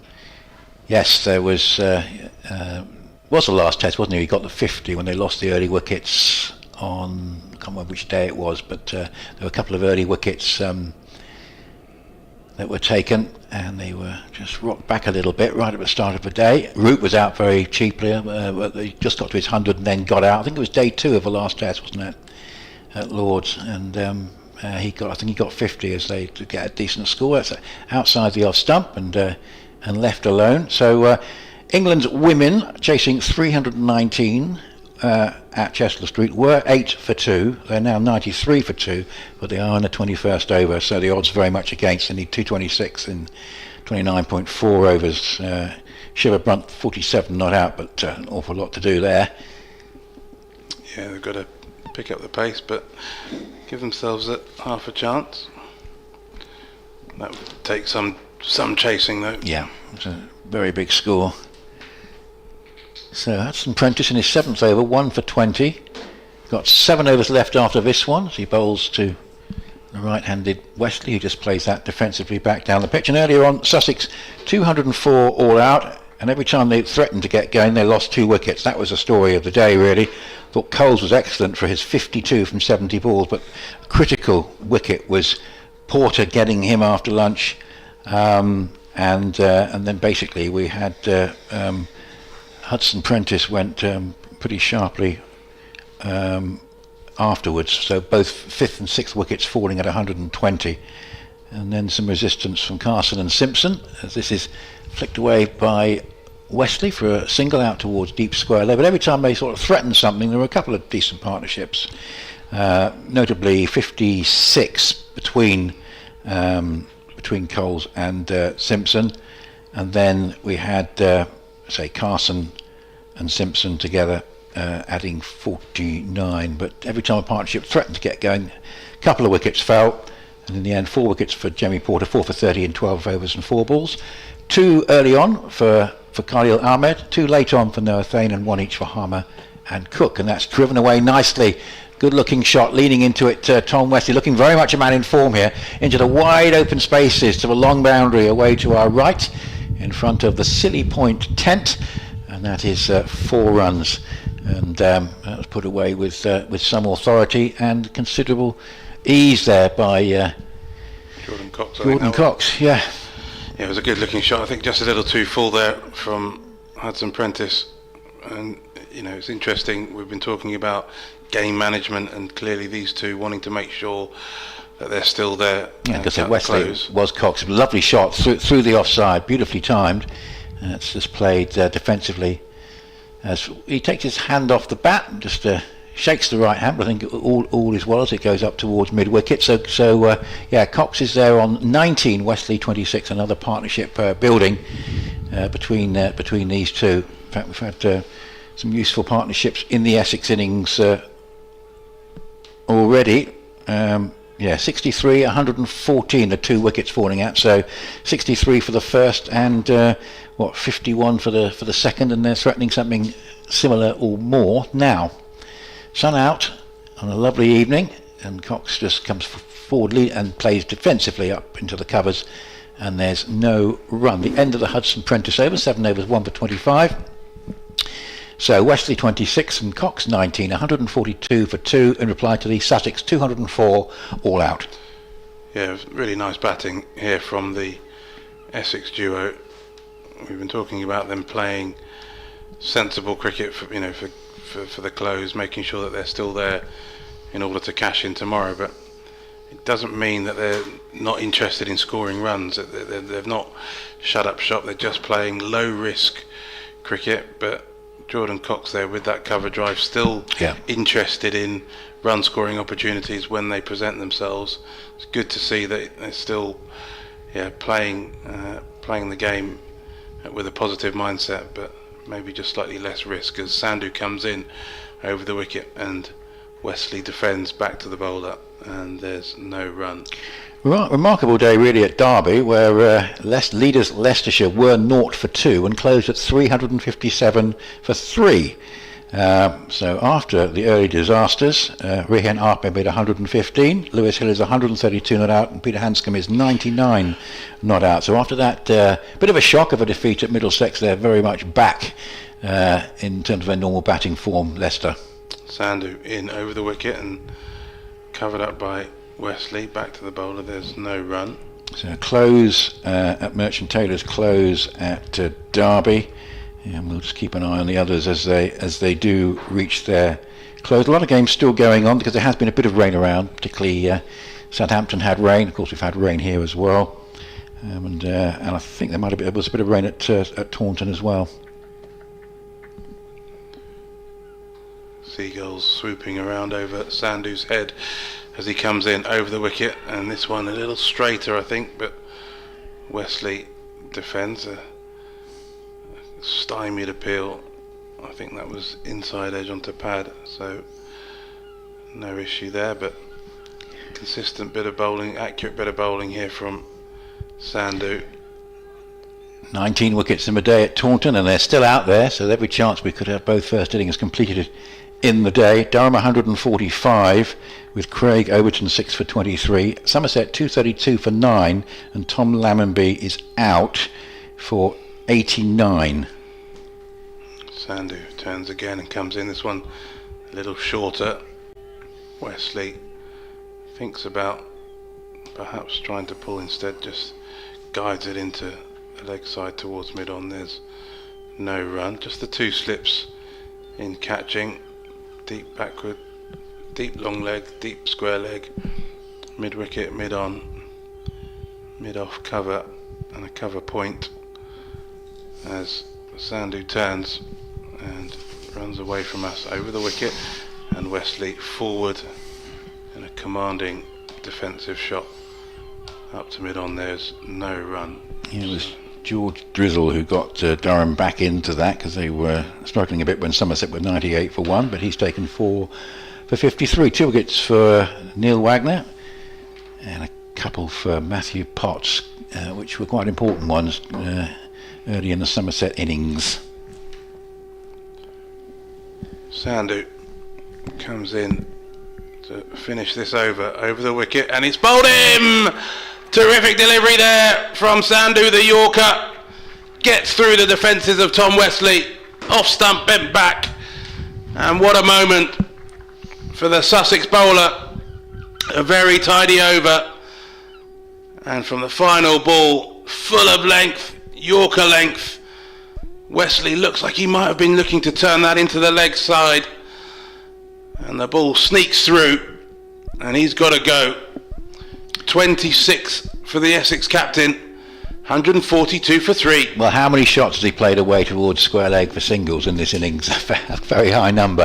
And I think you're right there, Dean. I think he had in mind just running it away for another nice, comfortable single. But a lovely piece of bowling.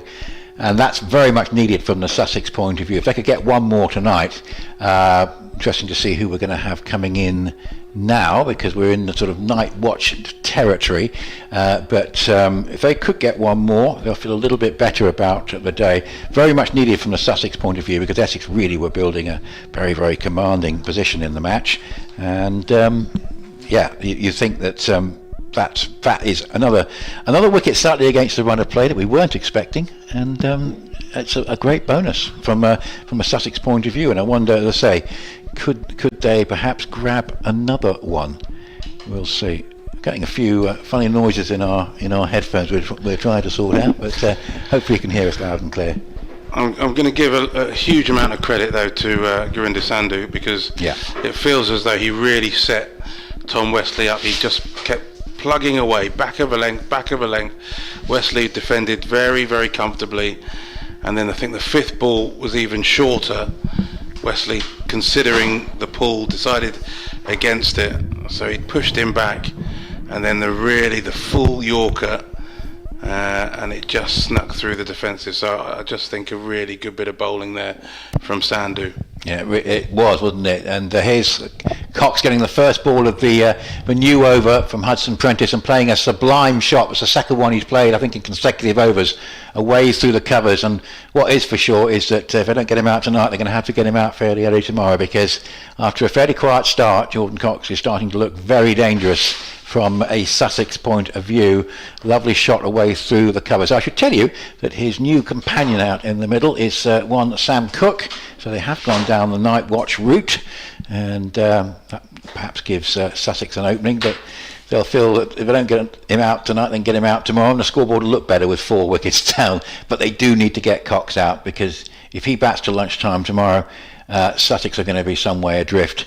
2 slips waiting as Hudson Prentice comes in to bowl. That's a good delivery, and Cox treats it with respect, playing defensively back down the pitch. Bring Adrian back at the end of this over. It might be that we're not going to be here till 7 o'clock. We might have a bit of a slightly shorter session than we thought, but I think Sussex will have their eyes. Can they get Cox out tonight? I'm not going to be worried too much about Cook. They'd love to get Cox out tonight. Yeah, I think they would. I'm not really sure how. No, he's been looking very good, hasn't he? Happen. He's been looking very good. As here's Hudson Prentice again, bowls. Oh, and that one certainly. Just the last couple of deliveries, Cox has been in more trouble than he has for quite some time. As he was thinking of putting that one away through the covers, and I think it's just trickled away into the onside. He goes to prod the pitch, which no one's had too much cause to do. Oh dear, yes. He took a hand off the bat. He was trying to hit it away through wide mid-off, and it sort of just got onto the sort of inside part of the bat and just rolled away into the onside. So just a little bit of encouragement here for Hudson Prentice. There's a little game within a game going on at the moment. As it comes into bowl with 2 slips and resolutely forward, Cox plays that one defensively up into the covers, and there is no run. Still playing at Southampton, Notts 232 for 5. Every time they build a partnership, Hampshire get a wicket. Jack Haynes is 67 not out, but Eddie Jack has just got his second success, and quite an important one, because he's got Kyle Verreyn out for 42 to break a partnership there. So Notts 232 for 5. Just inside 59 overs, coming up to the close. Not quite there yet at Southampton, where they've had a little bit more rain than we've had here. 2 slips still waiting. That's outside the off stump and left alone by Cox. And so the weather has turned as forecast, but it took a while to do it. It was very reluctant this afternoon to sort of improve, but it did, and it's now going to be a nice evening down here, and it's forecast still, I think, for showers tomorrow. Might be a bit hit and miss. We might sort of get away with things, but there's certainly a possibility of 1 or 2 showers around tomorrow, particularly in the afternoon, I think. As Hudson Prentice bowls and Cox just clips that away for a single down towards deep backward square, and I think that will take us to the end of the over. Yep, so it's 147 for 3 in reply to the Sussex 204, Cox 24, and of course he's actually protecting the night watcher from the strike. He's taken a single off the last ball, but anyway, sometimes that's what happens. A few words from you, Dean, and we're going to bring in back Adrian. Yeah, just 5 more overs left today, and Jordan Cox, who has looked in very rude health indeed, the way that he's played so far, but I think perhaps the wicket of Wesley will just concentrate the mind, and for him to really try and make sure that he's not out at the end of play today. He's 24 not out at the moment, as Govindu Sandhu comes in from the sea end up the hill. This one driven confidently by Cox, straight back to the bowler, but there's no run.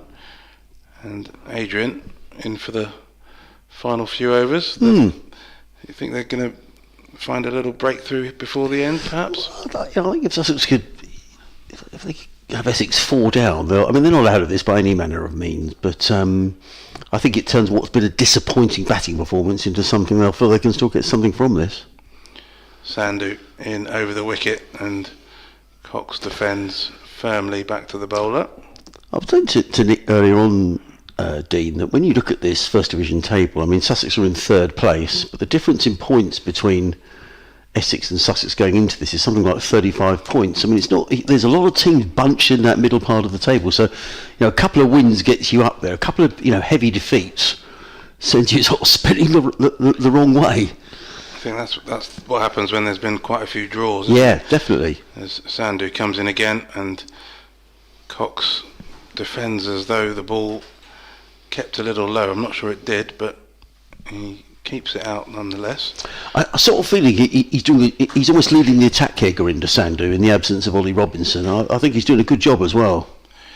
Yeah, absolutely. That wicket of Wesley, as I was saying to Nick, I thought was down to him. That was his bowling, that was his skill.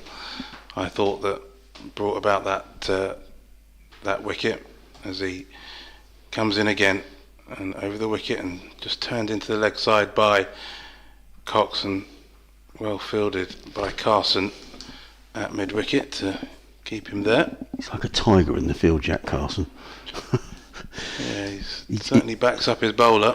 Well, he does, and he's kind of 100% the whole time, Jack. He's either chasing the ball down or flinging himself around. He's a hugely determined cricketer. I really like that about Jack Carson. Well, that's one of the non-negotiables in the England team for Brendan McCullum, as Sandhu comes in, tries the Yorker trick again, but Cox this time very much equal to it, keeps it out, pushes it up to mid-on.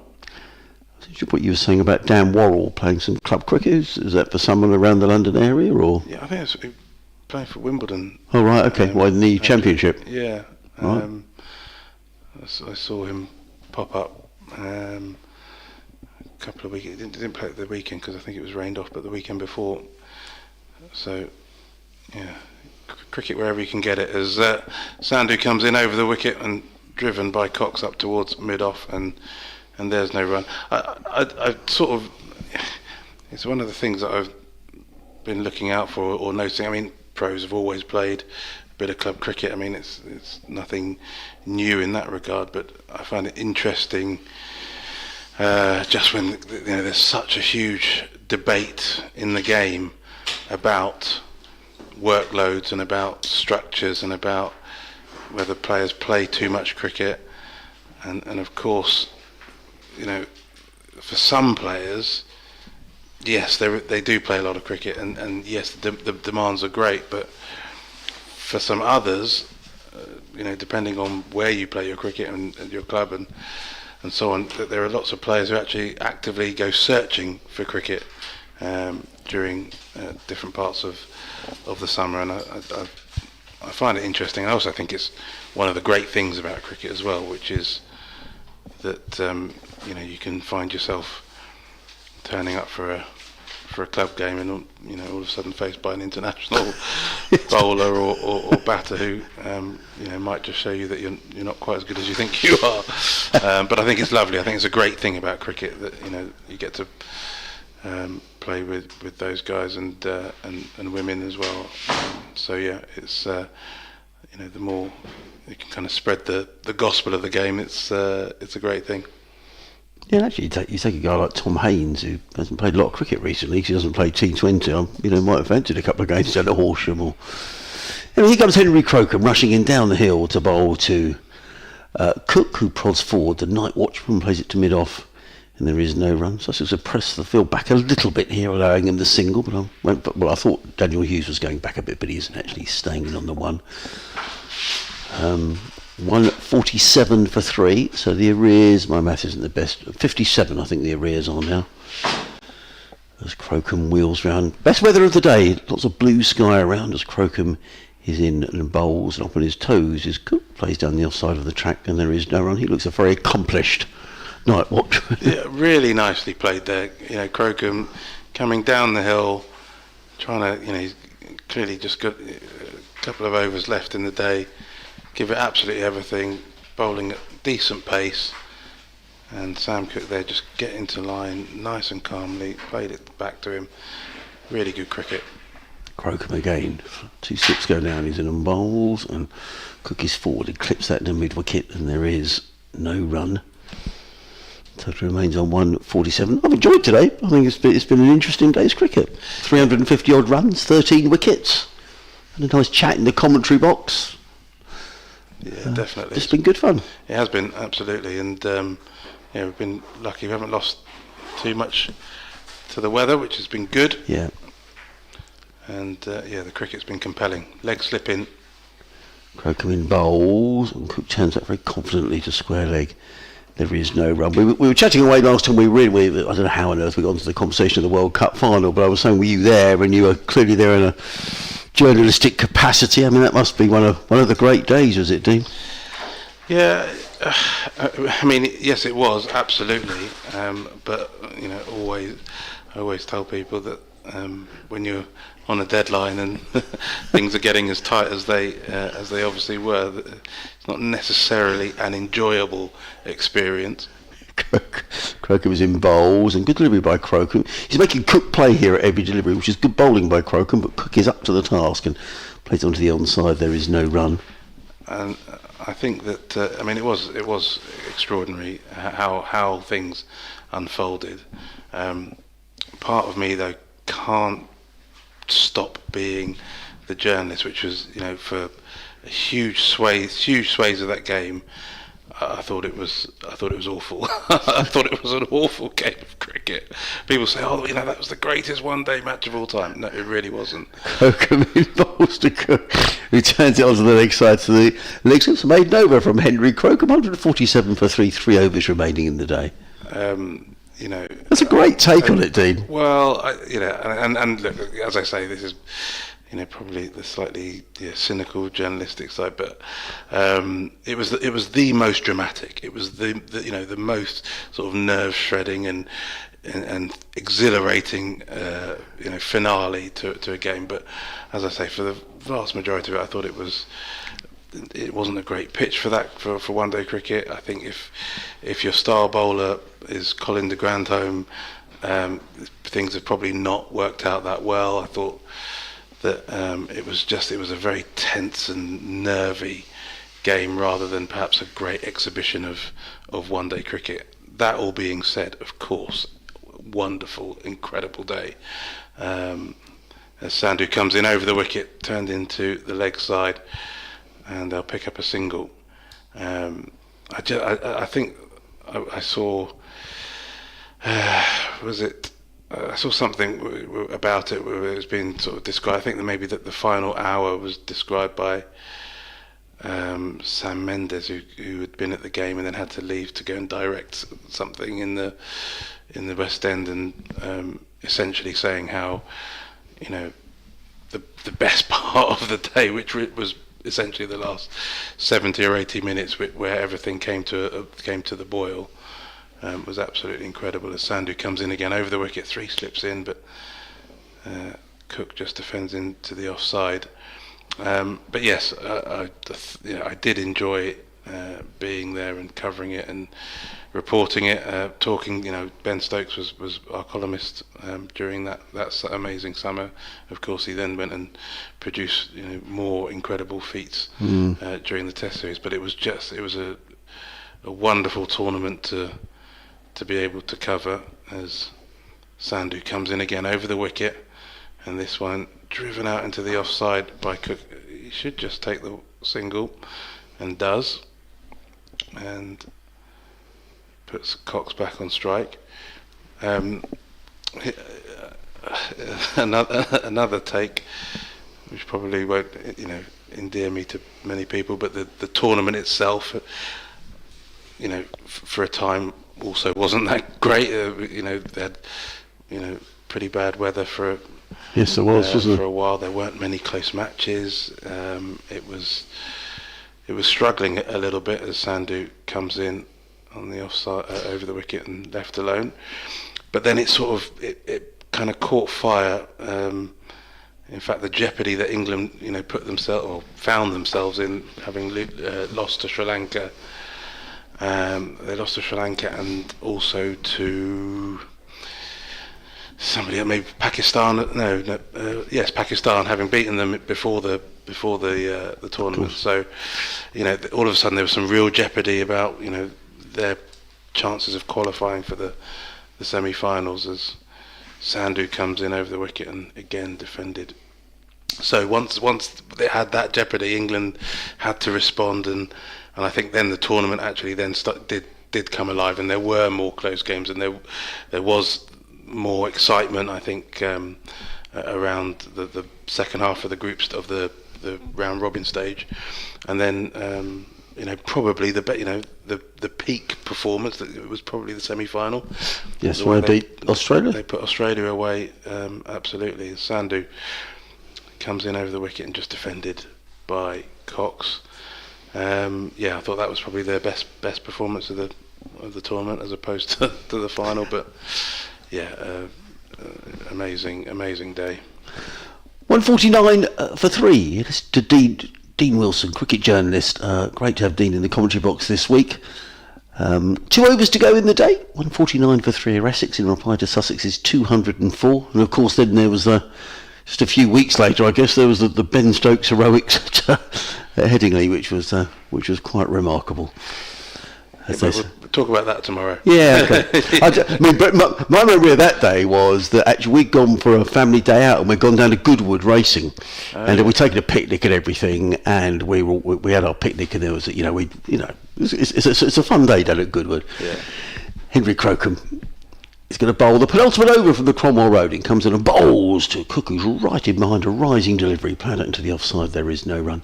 Anyways, Ben Stokes started his heroics. A few people started drifting away from watching the racing. to get in the bars.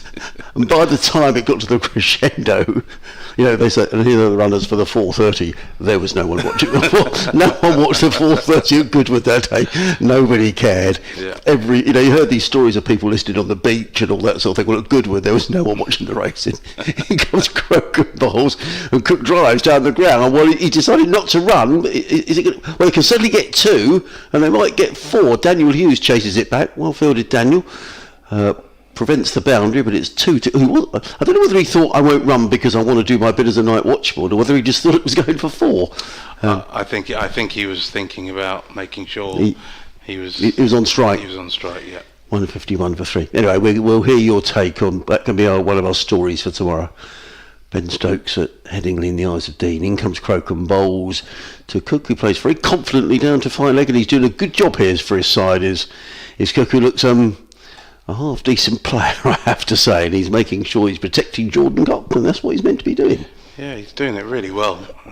Doesn't look in any fuss or trouble whatsoever, and Henry Crocombe is working up a bit of pace, as I say, coming down the hill, knowing that these will be his last 3 deliveries, so he can empty the tank before getting in. Comes in again, bowls, and gets right into line and plays with soft hands into the offside. There is no run. There is a short leg in place. There's a leg slip, as Dean was saying. There's a mid-wicket who's relatively close as well. So John Simpson's got everybody in catching positions. Yeah, very clear the plan here, the short ball tactics, but he's got to direct it appropriately, and he's really got to be aiming just for under that armpit, that left armpit, with the field that he's set. Crocombe in again, bowls, and Cook plays into the offside. They think about a single, but decide not to take it. I would imagine that John Simpson's going to keep the field in here and hopefully prevent the single and have a last over, have a go at Jordan Cox.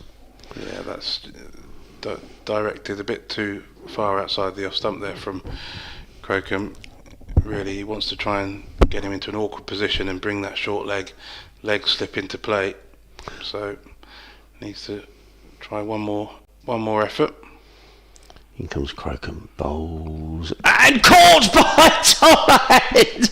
Well done, Dean, who's called it absolutely right. So it was a short delivery by Crocombe. That's why you earned the big bucks, Dean. It's turned to leg slip. Tom Haynes takes a really good catch, low down to his right hand side. That went quickly. And the night watchman is gone, and Sussex have just fought their way back here in the last half hour. They've got another over to go, which I think is going to be bowled by James Coles, who was warming up, although that might change now they've taken the wicket. In fact, Sandhu's now taking his cap off. I think is Sandhu going off the field? I think he is, which is slightly worrying. But I think James Coles is warming up. Well, there you are. You called it, Dean. And you got that in the right place. Yeah, absolutely. And, full marks to Crocombe. I think the field that was set with the leg slip, short leg, it was really about trying to get him into an awkward position. It was about trying to tuck him up, really. And the first couple of balls were just a little bit too far outside the off stump, allowing Cook to play the ball defensively and without any fuss. But that one was absolutely spot on, a little bit straighter in under the armpit, and Cook then trying to get inside the line, trying to work the ball away into the leg side.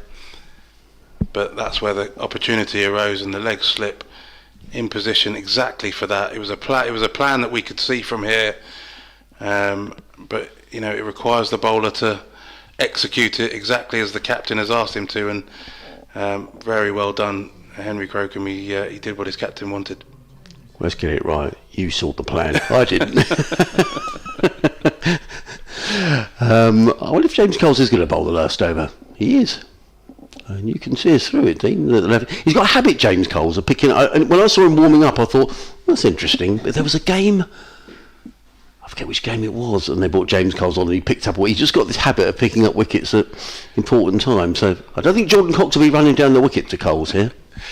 No, I think very much the plan for Jordan Cox, even though he's surveying the field and having a look into the deep. I think 6 defensive strokes might be in order here as Coles comes in, and it's a little bit leg side, and Cox tries to tickle it round the corner, doesn't manage to do so. There is a slip and a leg slip for Cox as Coles comes in round the wicket, left arm round, and this is just patted back towards mid-on by Cox. There's no run.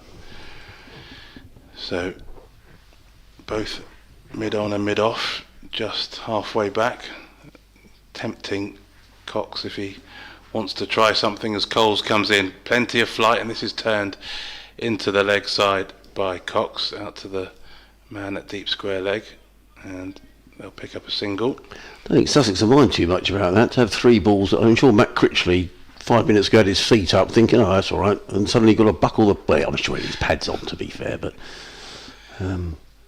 I still think it's very much been Essex's day, Dean, but Sussex will just feel they've sort of fought their way back into the match a little bit. Yeah, definitely. It's Essex's day, but Coles comes in round the wicket. This one a little bit shorter and just defended by Critchley. But yeah, I think that to pick up 4 wickets in response is a good effort from Sussex. Of course, Essex already with 152 on the board, but they're in the contest, that's for sure, as Coles comes in again round the wicket and defended by Critchley back to the bowler, and there's no run. So just one more ball to come, and this the first day between Sussex and Essex as Coles comes in round the wicket, and it's been past the outside edge. He's gone up for an appeal for an outside edge chance. Caught by the leg slip in the end, but the umpire Rob Bailey not interested. I think that one was more out of hope than expectation, and that will be that. James Coles goes up to umpire Bailey, takes his sweater, just double checks that there's nothing doing, and that concludes the first day's play. 152 for 4, and as we said there, Essex's day. They've dismissed Sussex in their first innings for 204, and then in reply 152 for 4, trailed by just 52 runs at the end of the first day's play. And Adrian Harms, I think that's a good bit of work by the visitors. Yeah, I think it is. I thought Essex bowled excellently this morning, picking up those 4 wickets. I thought Porter and Cook were both excellent. Arkberg bowled well as well. I think Sussex will be a bit disappointed with the way they batted. I think there were some loose shots, particularly in the top order. Essex looked on top though, didn't they? Looked to be set to building a big lead. I think from 114 for 1 to Sussex to take 3 wickets. Essex closing 152 for 4. You've got to say Essex are ahead, but I think Sussex have given themselves a chance tomorrow. Dean, it's been great to have you in the commentary box today. Thank you very much indeed with your insights. Getting a wicket at the end. Do more of that tomorrow. Nick, great to see you as well. So we're going to say goodnight. Thank you all for listening. And Dean, Nick and myself will be back here tomorrow morning at 11 o'clock sharp. Thanks for listening and see you tomorrow.